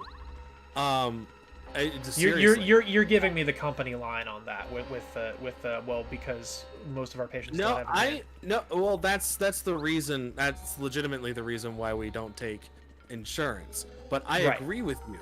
If we had a system set up and we took insurance and we helped the patients apply for Medicaid, we could help the patients afford the cost more, and we would probably see an increase in attendance. Yeah, you would, because people wouldn't be trying to figure out how when you charge $250 a fucking appointment, it makes it hard to stay clean. It makes it really hard to stay. That's another stressor, dude. $250 a month would be a ton for me. just for that one thing, just like, oh cool, I get to pay $250 a month because I have an addiction problem. Like that's a pretty big burden, especially if you're not like if you're pretty low income, which once again I'm sure you can back this up, like a lot of addicts are. I've never known an addict that was like. I've also, most people I know are, yeah. Personally, I've never known an addict who can afford that. Most of the patients that we have that are consistent and come every month and do all that have very well-paying jobs. They're not the greatest jobs on earth, but they have very well-paying jobs. I'd imagine, and you get to help those people, but you don't get to help everyone. Like. Yeah, and it's not. And that's the sad part of the whole thing, because it's either, and this is why, trying to sell this to a company is always going to be a problem. Trying to sell, oh hey, why don't we just take insurance, and then have a program where we help people get set up on Medicaid if they don't make enough. Well, one, we don't know what the patient's actual income is. You can at least have like you don't have to have a program to set that up. You just have to push them in that direction and be like, hey. I'm gonna tell you, we try to get patients to get us some kind of documentation from like a doctor or MedExpress, and they don't do it. In many cases. I don't know, dude. I mean. Because we're not legally allowed to diagnose allergies. Right. Yeah, I get that.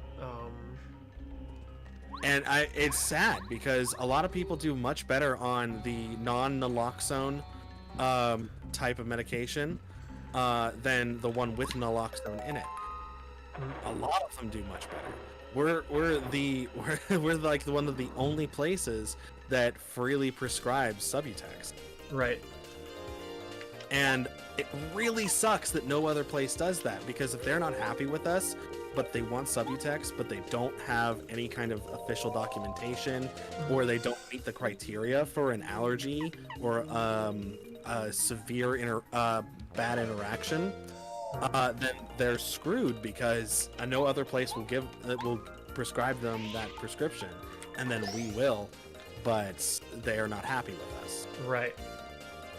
Yeah, and it's lack of options that really pisses me off. That's it, man. Oh, really? That hurts them too. Wow, shit. God, I hate this area.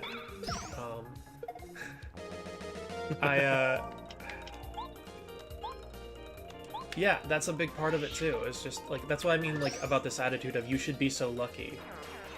Like it just really feels like. I wouldn't say there's an attitude. No, maybe with the people that we had in there before when Laura was there. No, it's more of a systemic problem. Oh, it's definitely more. It's just because like the idea of like you should feel so lucky is not. I mean, and maybe that comes out in like people's attitudes as well, because people, when you criminalize something, when you make something a crime. When you treat someone like a criminal for an activity, you're conditioning the rest of society to view that as like, oh yeah. Oh, you could be behind bars for like possession of marijuana in some areas, but it's still you're going to be viewed like. Yeah. I mean, like, if you have been charged with a crime, or if you're doing something that is considered a crime, congratulations, you have now hit society's low point. Well, it's like, dude, it's a fucking victimless crime. Like if you're gonna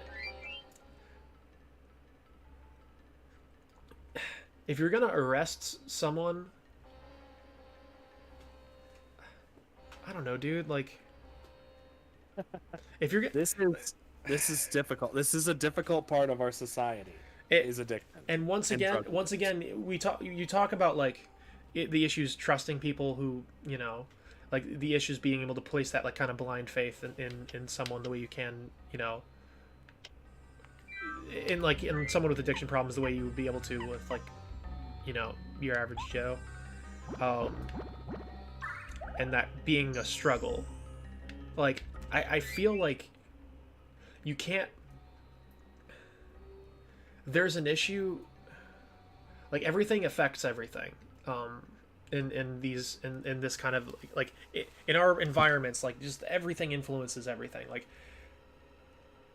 addicts aren't like that because they're addicts. Addicts are like that in this... I think addicts are like that more so in this country than a lot of other places because of the stigma. Like, Yeah. The need to lie and steal and do these things in secret and try to, like, you know, be super shady about it, like, that's because it's stigmatized. It's like not something you can just go and get help for. It's something that you feel like you have to be ashamed of and you have to hide. So it's a problem that gets worse, and it's a problem that causes these other, you know, like I'm not saying that like drugs don't make you do crazy shit on their own anyways. Like, holy shit, alcohol is not that stigmatized socially, but it's really, really bad, and it has really long-term horrible effects on people. But the way we react to these things socially, the way our perspectives on the and feelings on these things as a general people, like, also affect the way people behave. Like, it affects the way addicts behave. It, you know, obviously affects the way we behave towards addicts. Just none of it's good, man. It's like, if you, it's just kind of like the idea that, like, if you abuse the hell out of a kid, they're very likely to not turn out very well adjusted and have a lot of interpersonal issues. Yep. And they're also more likely to further that cycle, to like, they're more likely to be really maladjusted. They're more likely to be a violent person. They're more likely to abuse their own kids, family, partners. All of those things go up. So, like, to use that analogy, like, that's what happens when you treat addicts the way we do in this country. It's the same. Yep. Like when you're unkind to people, when you're abusive to people, you know, systemically too, you create, like, through the conditions and through the things you put them through, you create these people that you then continue to demonize. And once again, I know addiction it is its own, can kind of exist in a vacuum as far as, like, the things that it does to you psychologically and the things, you know, the physiological, psychological, whatever effects that, you know, these drugs have on you, or is their own thing. But, you know, the social factors are also important to look at, like the way exactly. And no, I completely agree with you. Listen, you gotta go. No, I'm gonna continue talking about this because this is very important. Oh, great, cool. Because... Let's keep going. I thought you were like, listen, dude, I love this conversation, but, like, gotta. No, this is a very important subject for me because not only do I work with it, I have personal experience with it. Of course. No, I'm happy not to talk of to you. myself, but family and friends and whatnot. Yeah. Same. And that's the see, I think that's another issue, is that this has affected our entire country, and in the poorest of places. You see the opioid overdose death rate. Absolutely. If you put that on a plotted and plotted out on the U.S. map, where everything is, it is all centralized in the poorest areas of the country. Yep, absolutely. Imagine that. Yeah, right. And I mean, West Virginia, out of everybody, the state, right, pisses me off. Oh, it's a huge problem here too. Pennsylvania is also particularly bad. We also have, like, a huge swath of, like, poor rural areas in the state. Pennsylvania is very bad. West Virginia is worse. Yes, they're. I think they might be the actual worst. They are the actual worst. Every that I've seen, they have the highest opioid death rate. and as well as they have the lowest amount of treatment programs. They're like the poorest state on like the East Coast too. I think they're West Virginia is rough. Yeah. It's West Virginia. It's I believe West Virginia out of the entire United States is the 5th poorest state. It's yeah. But continue. I know you're building towards something here. I'm gonna. Yeah. Sorry, I tend to use flowery language and elaborate on my on my things. Please, you don't have to apologize to me of all people. West Virginia has some of the strictest rules on opioid addiction treatment clinics, as well as the strictest rules when it comes to the pharmacy, and they also have the strictest rules when it comes to, but they have absolutely very little clinics, where a lot of the eastern and northern West Virginian people, because West Virginia has that nice little bleh that goes right between us and Ohio. Right. Yeah, they're very weird shaped state. Yeah. So the eastern and northern parts of West Virginia have to come into Pennsylvania. Right. Because our laws here in Pennsylvania are actually lax compared to other states. And that yeah, I think is... Yeah, it's sad. It's sad that you have to travel to another state, which also adds to the shadiness factor.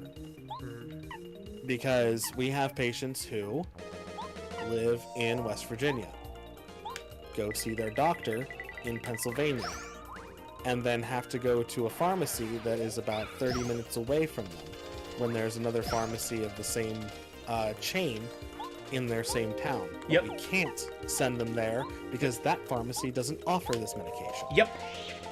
I know about that too. It's all part of the same attitude. It's all part of the same stick. A lot of it is the DEA. Like the DEA is fucking everyone. Like a lot of people. It's not explicitly because like they're looking down on those kind of people, like on people with those problems.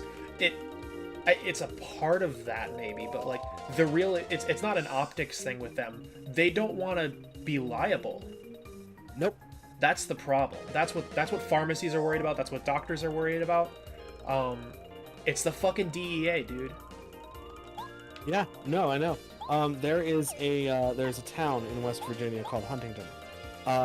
In 1 week, they saw 37 opioid overdose deaths. Jesus Christ. Mm-hmm. That's crazy.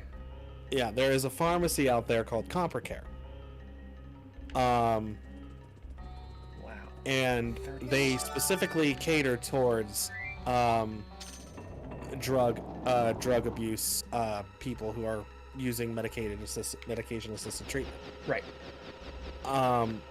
They are probably the shadiest pharmacy I've ever met. They constantly lie to us about regulations. And these are a supposedly opioid addiction friendly pharmacies. No, this is not the first one we've had an issue with. No, yeah, that doesn't surprise me either.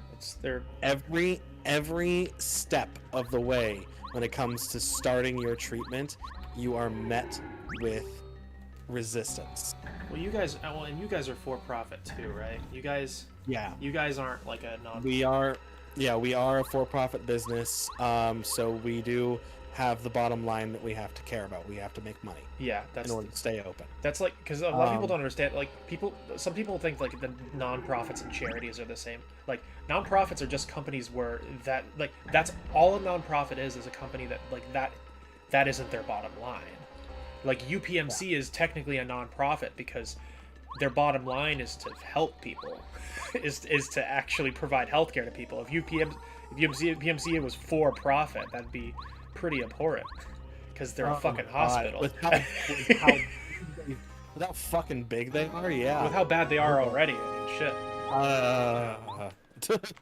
Listen, they have good health insurance comparatively. They have great health insurance. I actually like I've my opinion on UPMC is softened a bit because they actually have really good, like if you have UPMC healthcare and UPMC like if you have UPMC insurance and UPMC healthcare, sorry people who are watching this after the fact, this is kind of like a PA centric thing.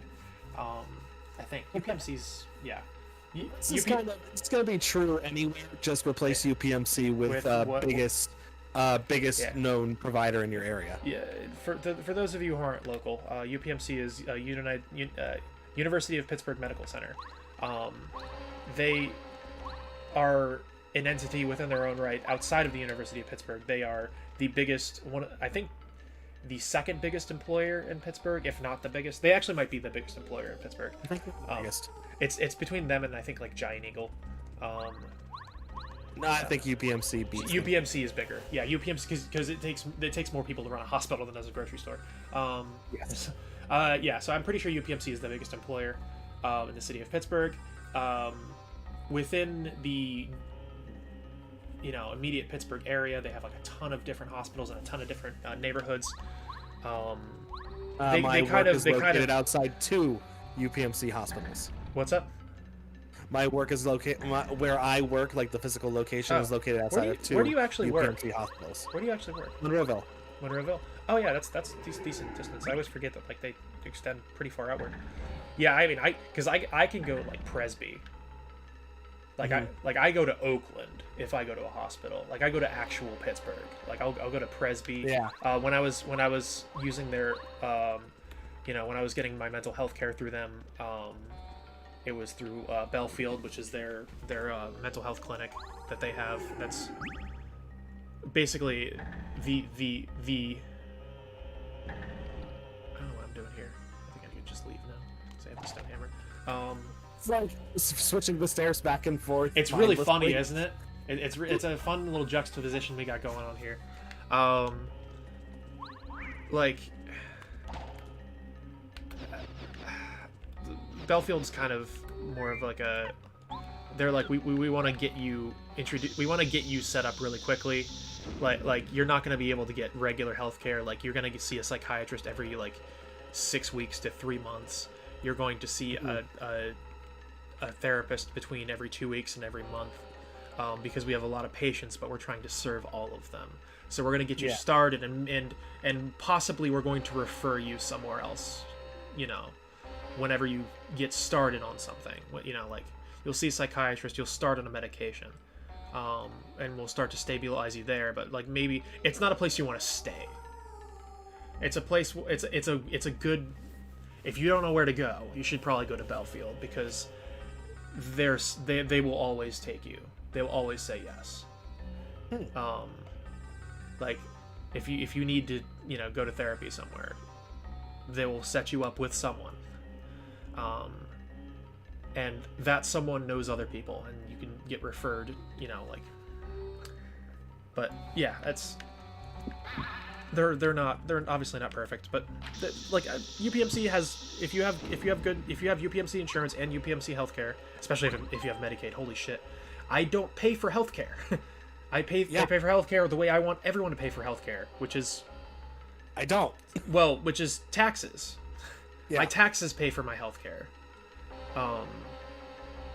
That's what I want for everyone. Like Medicare for all is really Medicaid for all. That's what we actually are describing. Yes. It's really. I have no issues with my healthcare. I want everyone to have this because it's like we already have the infrastructure. It's just about expanding it. Like I can already walk in somewhere. I can see a specialist right. I can't feel half my foot right now, right? I don't know why. It just happened. We're figuring it out. I'm seeing some of the best people in the state right now over it, even though I don't make any money. I'm seeing specialists about this, where I can make an appointment and be seen within 2 weeks. Like $10? Nothing. No copay. Nothing. Wow. I walk in, I get seen, I leave. Okay, that's what Medicaid is. I forgot what having Medicaid was like. it's fucking your taxes pay for your health care, and sometimes I have to pay $1 for my medication. $1. Yeah. there's some of my meds that I get, sometimes I get charged $1. I don't know why, but like it's $1. Who cares? Like it's basically nothing. But I can see a specialist in orthopedics at UPMC Sports Medicine for free. Like people don't like people just, it's been demonized so much that people are like, oh well, you know, things. I argued with someone about this who had this like crazy ideas about like, well yeah, then people can just walk into hospitals and demand that they get care because they have free healthcare. I'm like, that's not how this works. It would just be the same as it is now. You just would be able to have healthcare. Like into a hospital ever and demand healthcare. If nothing's wrong with you, they were specifically talking about Medicare for all being like that if it was passed. It was like, you realize we already have this. Like Medicare for all, the for all part is because that we already, like, Medicare exists, so they can't do this. So why would more people on it be able to do this? Like, it doesn't happen now, and it already exists. Like, we already have socialized medicine in this country. Medicare for all is about expanding it so that it covers everybody. Like, it's like baffling the shit that people will invent to be mad about for free healthcare. Yeah, I know it's not free, but your taxes pay for it. That's what we're talking about. I don't know, man. The biggest legitimate worry of Medicare for all is excuse me, fucking the increase in taxes, because it will cause an increase in taxes. Oh, of course no it matter will. what. Absolutely it will. And I don't like when people say that it won't. I don't think Sanders has ever said that it won't either.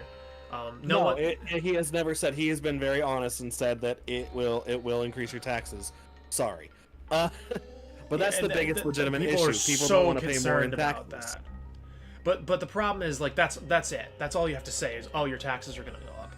But like, Sanders released like a specific plan.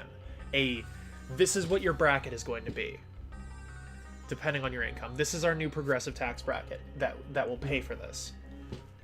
And like it's all factored in. Like, it's not like it's not like this condescending, like, arrogant fucking, you just think everything's gonna be free and that you know, like, you don't think about how you're gonna pay for these things. Motherfucker, yes we are. We're not children. We understand that things cost money. Like this, oh, there's no such thing as a free lunch. Yeah, motherfucker, it's paid for by taxes. I understand that. I pay taxes. I know what they go to. I want more of them to go to things that help me, as opposed to what they go to now. And things more than that, things that help others. They already help me. Like, yeah. I'm like, that's my thing, is like, I think I can make a strong argument here because I already have Medicaid.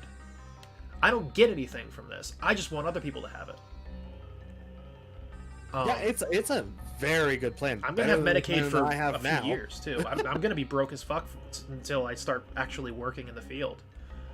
So I'm gonna have Medicaid for at least another couple years. That's good. Yeah, it's great. I think is try to stay on that plan as long as possible. Dude, if someone offered me a raise and it would put me above that bracket, I would tell them no. It is so nice being able to have Medicaid. Literally weigh your costs. If it's gonna cost you more if that raise is gonna cost you more in the long run because of healthcare, don't fucking take it. Right? Like, if I could just say right under that line, like, I don't know. I don't know what the margins are for that. What the fuck do I actually? We'll just do this. The target I got kicked off Medicaid during, like, because I worked 50 plus hours a week because it was the Christmas season. Oh my god. And then immediately after the Christmas season, I went from working 50 plus hours to working 16 hours a week. They kicked you off Medicaid in, like, the middle of the year? Or just at the end of the year? That's weird. Did you have because you were working full-time hours when you were renewing your application? Yeah. Gotcha. Fun fact. Very poor timing. I'm assuming you probably already have. Do you have, like, employee health insurance right now? Yeah, my employer provides me health insurance. It was UPMC. It's going to be Cigna soon. I'm not happy about Oh that. Cigna sucks. no. Oh no, I'm so sorry. Yeah. I looked at their stuff. It's pretty comparable to the UPMC that I have now, and I checked all my doctors. All of my doctors, including my dentist and my eye people, take the Cigna that I'm gonna get. So I'm okay with that. Some of the copays increased by like $5. I'm not too happy about that. And my medication copays actually stayed the same. It's still expensive, $20. Right. So yeah, here's the thing. Medicaid, for all you people that might be watching this in the future, Medicaid does not require a copay for most things. I just died. Fuck. Yeah, Medicaid doesn't. Anything really. I don't have copays. Like I don't even think about it anymore. I just show up to a doctor's office and then I fucking leave when I'm done. It's great. The only problem with Medicaid as it stands now, and it would be fixed if everybody had access to Medicaid and everybody had Medicaid, is limitation of practitioners. There are a lot of practitioners out there who will not take Medicaid because the government does not argue a good enough price. However, if everybody had Medicaid, this problem would be solved immediately. Here's my big problem with Medicaid. Fuck this fucking game. Here's my big problem with Medicaid.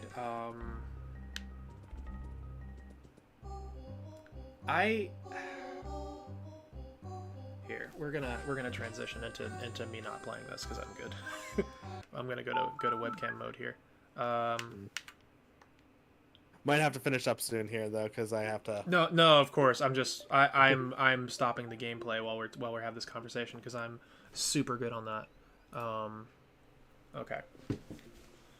So like here's my big concern with Medicaid. Here's my chief concern in all of this. Shut up. I think that, like anything, I think that it's the problems that we will have with that are the problems that we have with Healthcare in this country currently? with unemployment, with with welfare, with fucking the DMV, with every single institution, every single public institution that we have, public social service that we have in this country, in that someone's going to play the penny pincher. Someone's going to try to the Republicans are going to try to give it like the weakest budget it can and set it up to fail. Mm-hmm. They're going to give it a budget that it will not operate. I think my biggest concern is that and I'm legitimately scared of this. I think people are a little bit too optimistic about this working out. Okay? That's why I've been I've been trying to tell people to slow their fucking roll because they think that they're just going to oh yeah, we're just going to vote for Medicare for all because it's what the people want, and then we're going to get free healthcare and it's going to be fucking great. And it's like, where are you living? Are you not you realize that our government is controlled by conservatives right now who basically just get to control what. I fucking hope we win the Senate so we can get some shit done, but first off, a lot of Democrats aren't even in support of Medicare for all right now. A, B, as soon as they get the chance, and it will happen again, Republicans will have power over the legislative body again because it's very easy for them to do. Everything is shifted in their favor. It's very easy for them to have control of the Senate. Very, very easy. It's very hard for Democrats to get it.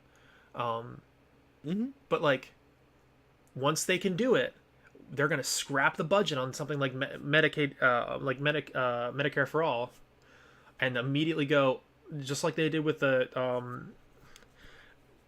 fucking bastardized fucking ACA that it has some good things about it, but overall was just it's just such a half measure. It's barely a half measure. It was just really poorly implemented, and a lot of people there was a lot of problems with that. I will give it credit for this. Yeah. it got the country fully into the idea of healthcare being more of a right than a privilege. It moved us in the right direction, and I'll give it credit for that. It's just... There was no way we were going to pass any kind of sweeping, humongous healthcare change in that time. No way. The thing to consider is this is something you can read about too that's interesting. Conservatives asked for specific, I'm not even fucking joking here, asked for specific things to be included as part of the ACA, and then immediately turned around and said that they were unconstitutional. Like openly, mask off, tried to sabotage it, and like asked for specific amenities in the goddamn bill, and then turned around and tried to talk about how they were unconstitutional. The things that they wanted in the bill, that's what they do on purpose, and like they're going to do that with anything we try to pass. It's not an excuse to do nothing at all, and I know it feels like one, but it's like we need to be really careful. Oh yeah. With the way we do this, because if conservatives can get their way, and just like most people aren't paying attention, and conservatives use, like, the Republican Party uses that to their advantage, that most people aren't that involved in politics. Most people don't pay attention to what they do, so they can tell them whatever the fuck they want. They can lie by omission, they can lie outright. They don't care. And Democrats do it too, to a lesser degree, but like, holy shit, Republicans just don't give a fuck. And like, so, like, someone who has no problem, like, I want to clarify for people who are watching. We're talking about the Republican leadership here. Oh yeah, of course. Well, I'm always, if I say Republicans or Democrats, I'm always talking about political leadership. I'm never talking about I mean, you can always tell by like what the sentence is, whether or not I'm talking about the constituency or the party, because there are very different crimes that, like, there are very different problems with both, and there's not like a ton of overlap, because I think the Republican, political elite are are a bunch of scumbag elitist, grifter pieces of shit, and I think fine, not all of them, but like a lot of them.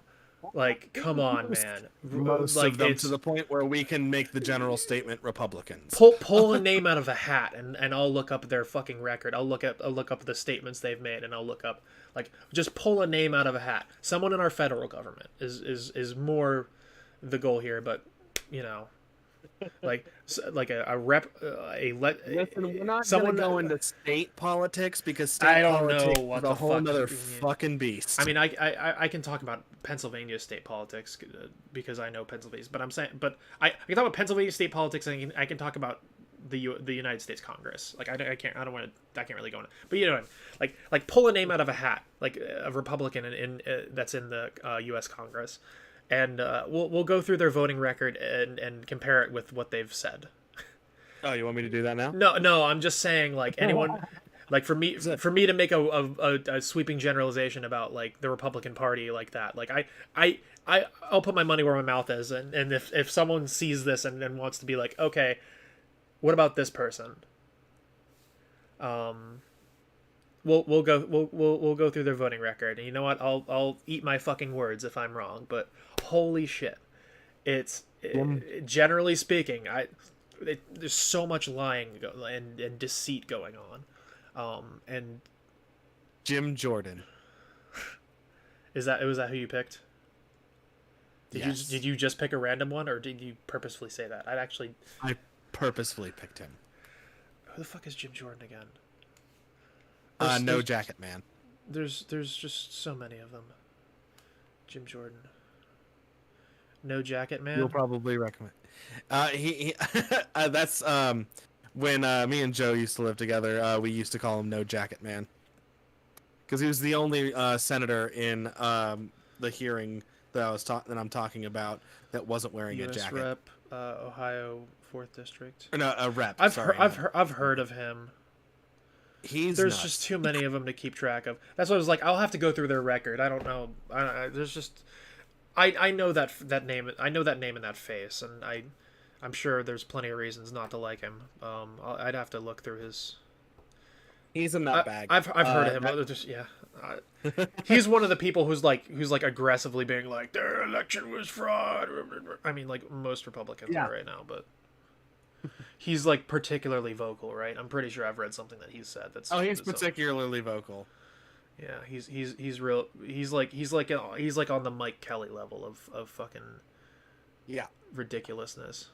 That motherfucker. Oh my god, that made me really angry. Because that person, I mean, like a lot of them were trying to throw, but that person was literally explicitly on paper saying, I don't want anyone who voted by mail I don't want their votes to be counted. Yeah, that's shitty. Like, he was explicitly saying that.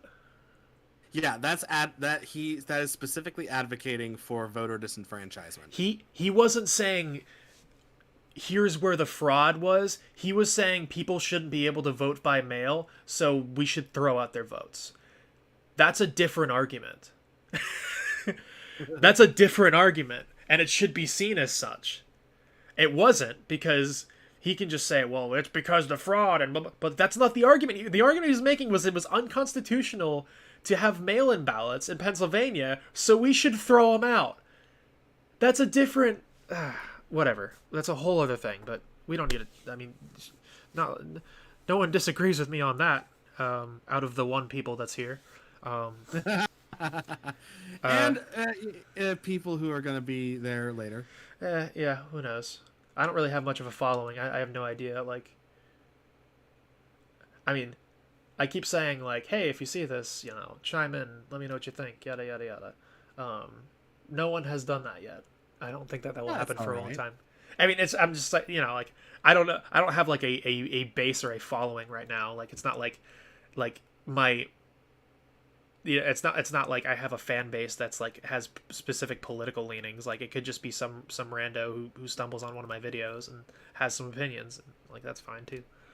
And that's kind of what you're hoping for. That is what I'm hoping for, within reason. Like, within reason, of course.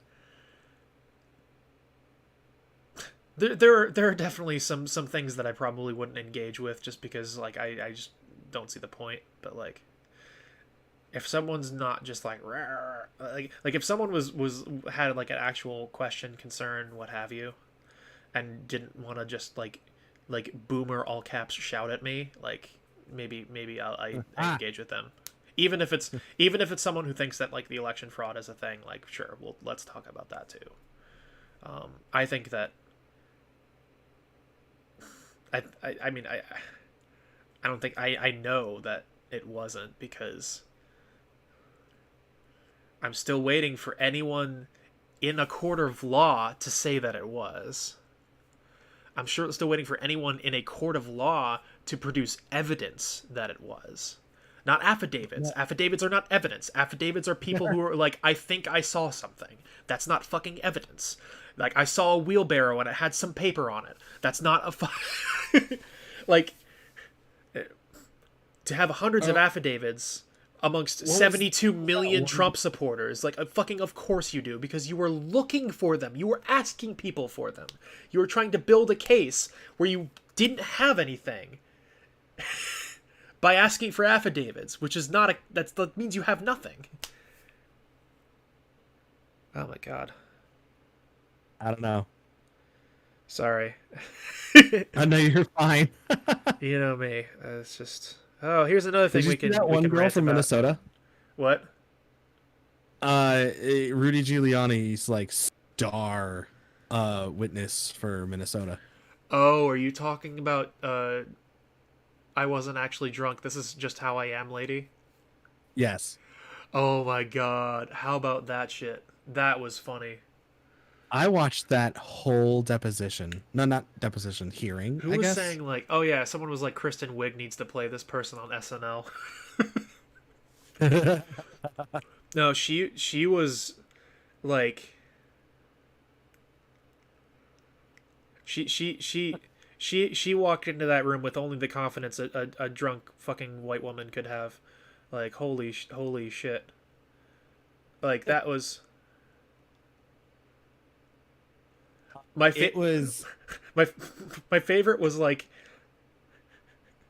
her like after because everyone was mocking her for being drunk, and then she was like, Yeah. no, I'm not drunk, this is just how I am. And like the immediate like meme response was like, that's worse. You do realize that that's worse, right? Like you do see how like that's us giving you the benefit of the doubt that person's probably drunk, because holy fuck, for you to be like, oh no, I'm actually totally sober. Oh, so you're just like this. What's wrong with you then? 'Cause like, Jesus, that was really funny. I felt bad for the whoever was on that council, having to listen to her and having to. it was bad. I felt bad for whoever had to do that job, and then being polite, being polite, listening to her, like I would have just been like, lady, what are you talking about? No, they have to be respectful. I mean, I wouldn't have done that, but like I really would have wanted to. Like, I'm sure they did too. Like, Oh, of course. it's a goddamn it's a goddamn circus with the people they've been bringing in, the affidavits they've been. They scrolled. So there was some propaganda video that was made about this that had the usual trying to have high production values and trying to sell this as like a, hi, I'm such and such, I'm wearing a suit. But they were like, and the hundreds of affidavits, and like, if you just like some of them looked like they were scrawled in fucking like blood, like, like they just scroll through all of them just like, yep, here they are, they exist. Let's not read them. Please don't slow the video down and read these fucking things. Just know that I have a binder full of paper that people wrote in. That should be enough evidence, right? Like that's does that meet your standard of I don't know, dude. Listening to some of the judges, some of the hearings and some of the judges' opinions on these cases that have been brought, I'm surprised the judges kept their demeanor the entire time. Mainly because one of them specifically, Some of them didn't. like one of them, I know a lot of them failed because of this, but one of them specifically, they were in a Zoom call with a judge during a hearing, and I think this one was the more famous one. And she basically, the lawyer was arguing, we have a statement from a very credible witness that states that she saw blah blah blah blah blah. Oh, and, I know what you're talking about. I've seen this. And yeah, and then the judge just quips back immediately with, so she said she saw this. How is that not hearsay? Like, how is like they're like, this is hearsay. No, it's not. We have someone who saw, who was a first-hand witness, a very credible first-hand witness. So she said that she saw something. How is that not hearsay? Yeah, I've seen that. That's really good. And it's just like that's the key thing here.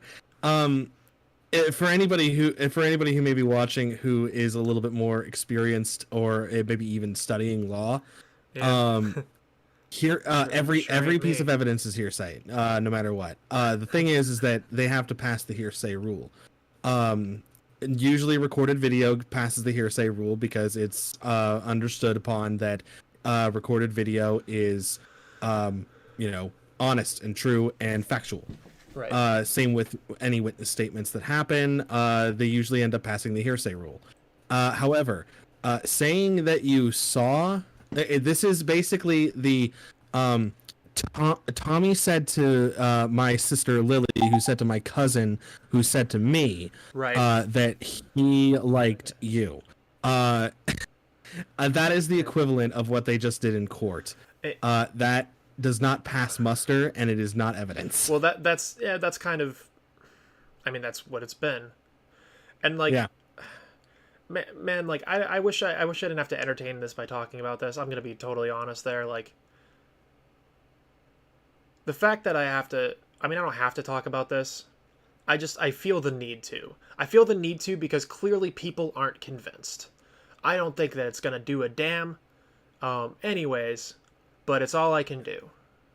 All I can do is just keep telling, you know, all I can do is keep referring to the facts of the situation, keep referencing the actual facts of this situation that no one's being told. And no one in that crowd is being told. Like, I can tell because there's just so many things they don't know about these cases that they're so invested in. They just don't know the basic details of what happened. Like, to not know that Rudy Giuliani with that Pennsylvania judge in, what was it, Cook County, I think, walked into a room. Yeah, walked into a room and said, "I am not alleging fraud." And then talked about fraud. But when the judge said him, "Are you saying that there was fraud in this election?" He said no. This was trying to deal with, you know, this was trying to, you know, overturn, redo, invalidate whatever they were trying to do with the Pennsylvania election. I don't know what the real end game was here.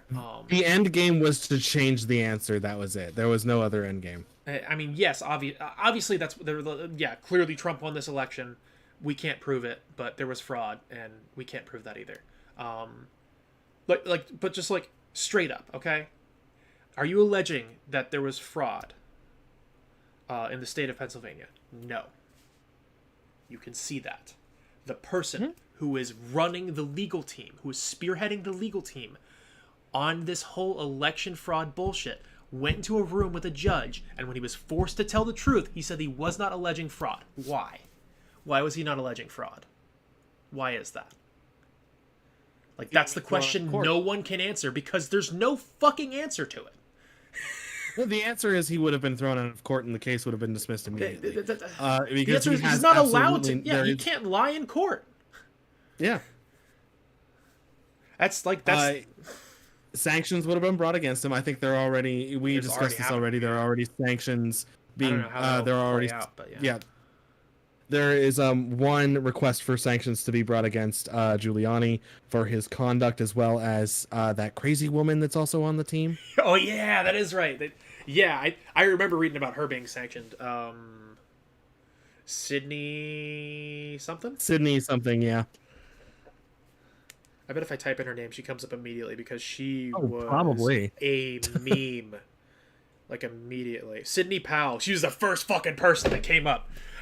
I typed in SID and her name came up. Sidney Powell. Welcome to Google, guys. The ghost of Hugo Chavez possessed a voting machine. And I mean, I know that's not actually what she said, but that's... She did say Hugo... She said Hugo Chavez, who is a dead person. Yes. I am not making that up. Oh my god. Yeah, literally type in SID and Sidney Powell. Right there. How fucking stupid can you be? Oh my god. Dominion is actually Dominion, the makers of the electronic voter counting machines. Yeah, are they suing her? Yeah, they are suing her for defamation. And the thing is, defamation suits never go through most of the time because it's hard to prove intent to harm with words. But might go through. Might pass muster, yeah. Because of all the shit that they have been saying about Dominion. And it's legit. And the thing is, you can't do that because that legitimately hurts their business because it is telling falsities about not only their machines but their allegiances as a business. They also apparently they're also taking legal action against wine drunk white lady, Melissa Carone, I guess is her name. Yeah, that because she was that saying star that all the witness. Dominion people would be like, "That's fine, just count them again." Like, no. They filed cease and desist against her. I think Yeah, they're actually 'cause she's suing lying. Sidney Powell because she's a lawyer. But this person was just like a witness who's just been, you know. I'm pretty sure she was manipulated and or paid. Who's that? Melissa? What's her name? Yeah. Yeah, maybe. I mean, I don't know, dude. I'm assuming I I'm assuming she had a complaint beforehand. I think that there's a lot of people who would give their left nut to be in that to do what she did. I think there's a lot of sycophantic fucking people who just would just love to be put in front of a mic so they could do the same fucking thing that she did and thinks that she's the coolest, like that she really showed them. Like, I'm sure that there's tons of people, and there's at least hundreds of people who would want to do that for no pay at all, just to be able to be the person in the room. Hold on. What's up? I kind of want to contact them and then get Who? super drunk before they I can't now, the deadline's already done. But contact them, lie to them, tell them I witnessed voter fraud. Oh, did they you would see? bring me, Did you see? and then just go ahead. Sorry. Hold on, I need to find this. Okay, I'll continue with my thing. I'm sorry. No, you're fine. So I kind of want to contact them, lie to them, tell them that I witnessed voter fraud. They're gonna bring me in front of a hearing like that. I'm gonna drink beforehand and just go off, completely off book, with my drunk thought process. Gravity Falls creator Alex Hirsch calls voter fraud hotline, reports Hamburglar-like theft in his characters' voices. Dude, it's awesome. I have to find this. I want to see if this comes. I want to see if this comes through. Okay, it might. That creator has a special place in my heart because I love Gravity Falls. All right. Here, let's. This might not sound good, but we're gonna do this over the mic because fuck it. Okay, yeah, I saw what I believe is a voter fraud situation. Okay, please describe it for me. So I saw a man. He walked into this building, and he was wearing black. He had a black hat, black mask, a striped shirt, and a red tie. And I believe there were hamburgers in his bag. And he was saying "robble, robble" as he was exiting the building, like a burglar. You know, I think he's probably Antifa. Can I speak to Rudy Giuliani? Did that come through at all? It's hilarious. Dude, fucking brilliant. Oh my god. I don't know how that sounded on stream, so I'm sorry if that was weird, but like, fucking killed me. Brilliant. Dead. Oh my god, that was beautiful. This is like the best thing to come out of this entire situation. That happened like immediately. That was like within a day of the hotline opening. He called in. He just jumped up like 2 more levels in my eyes. I love that creator because I love Gravity Falls. That was such a good show. He's fucking wonderful, dude. He did a few more. That's like the one that comes up immediately. That's probably his best, but he did a few of those. I think there was at least 2 that I've heard, but I think he did a couple different character voices and like a couple different like little monologues that he did. That one killed me. That one's brilliant. I really hope he did Grunkle Stan for one. He might have. What the fuck? I actually haven't seen Gravity Falls. I just like read about this because it was hilarious. I don't think you're gonna be able to watch it on like Hulu. Because it's a Disney product, so it's probably on Disney Plus only now. Yeah, probably. Fucking Disney.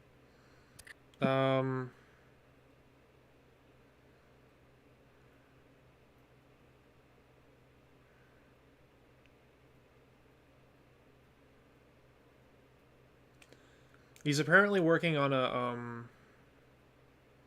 He's apparently working on a new show that's like a adult themed show for Netflix, like an adult animated show. So that's neat. Discovered Interesting. that through that same article that that was posted in. He just put that on his Twitter, I think. That call in. Yeah, pretty funny. I think he does do that whatever that voice is that you're talking about. I think that's someone I've read, because I don't know what his character voices are, but I think that sounds familiar. Like someone in the comments referenced that. I don't know, funny shit. It's like sometimes all I can do is laugh, because if I don't, I'm gonna tear my fucking hair out. Right. Fuck, dude. All right, well, I should probably cut you loose for your sake at this point. I don't have shit to do tomorrow. I don't have shit to do tomorrow, but you do. So I mean, it's 3 in the morning. Unfortunately. Oh, you're looping. You are feeding back. Sorry, I'm working on it. Oh, you're good now. I think it stopped. I was messing with some settings. Okay. Well, this was super fun. Hey, if you want to do this again, like this was great. This really enhanced things. This really,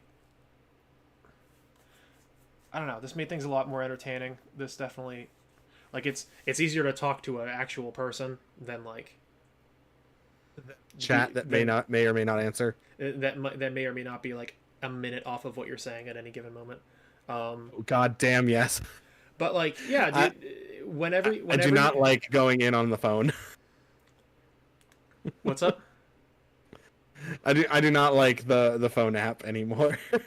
Oh yeah, I got you. But like, yeah, if you're ever watching and you're like, hey, can I call in? Like, please. Like, this definitely made things pretty entertaining. This is a really good stream. I feel really good about this one. It was fun. Talked about a lot of good stuff. Oh yeah.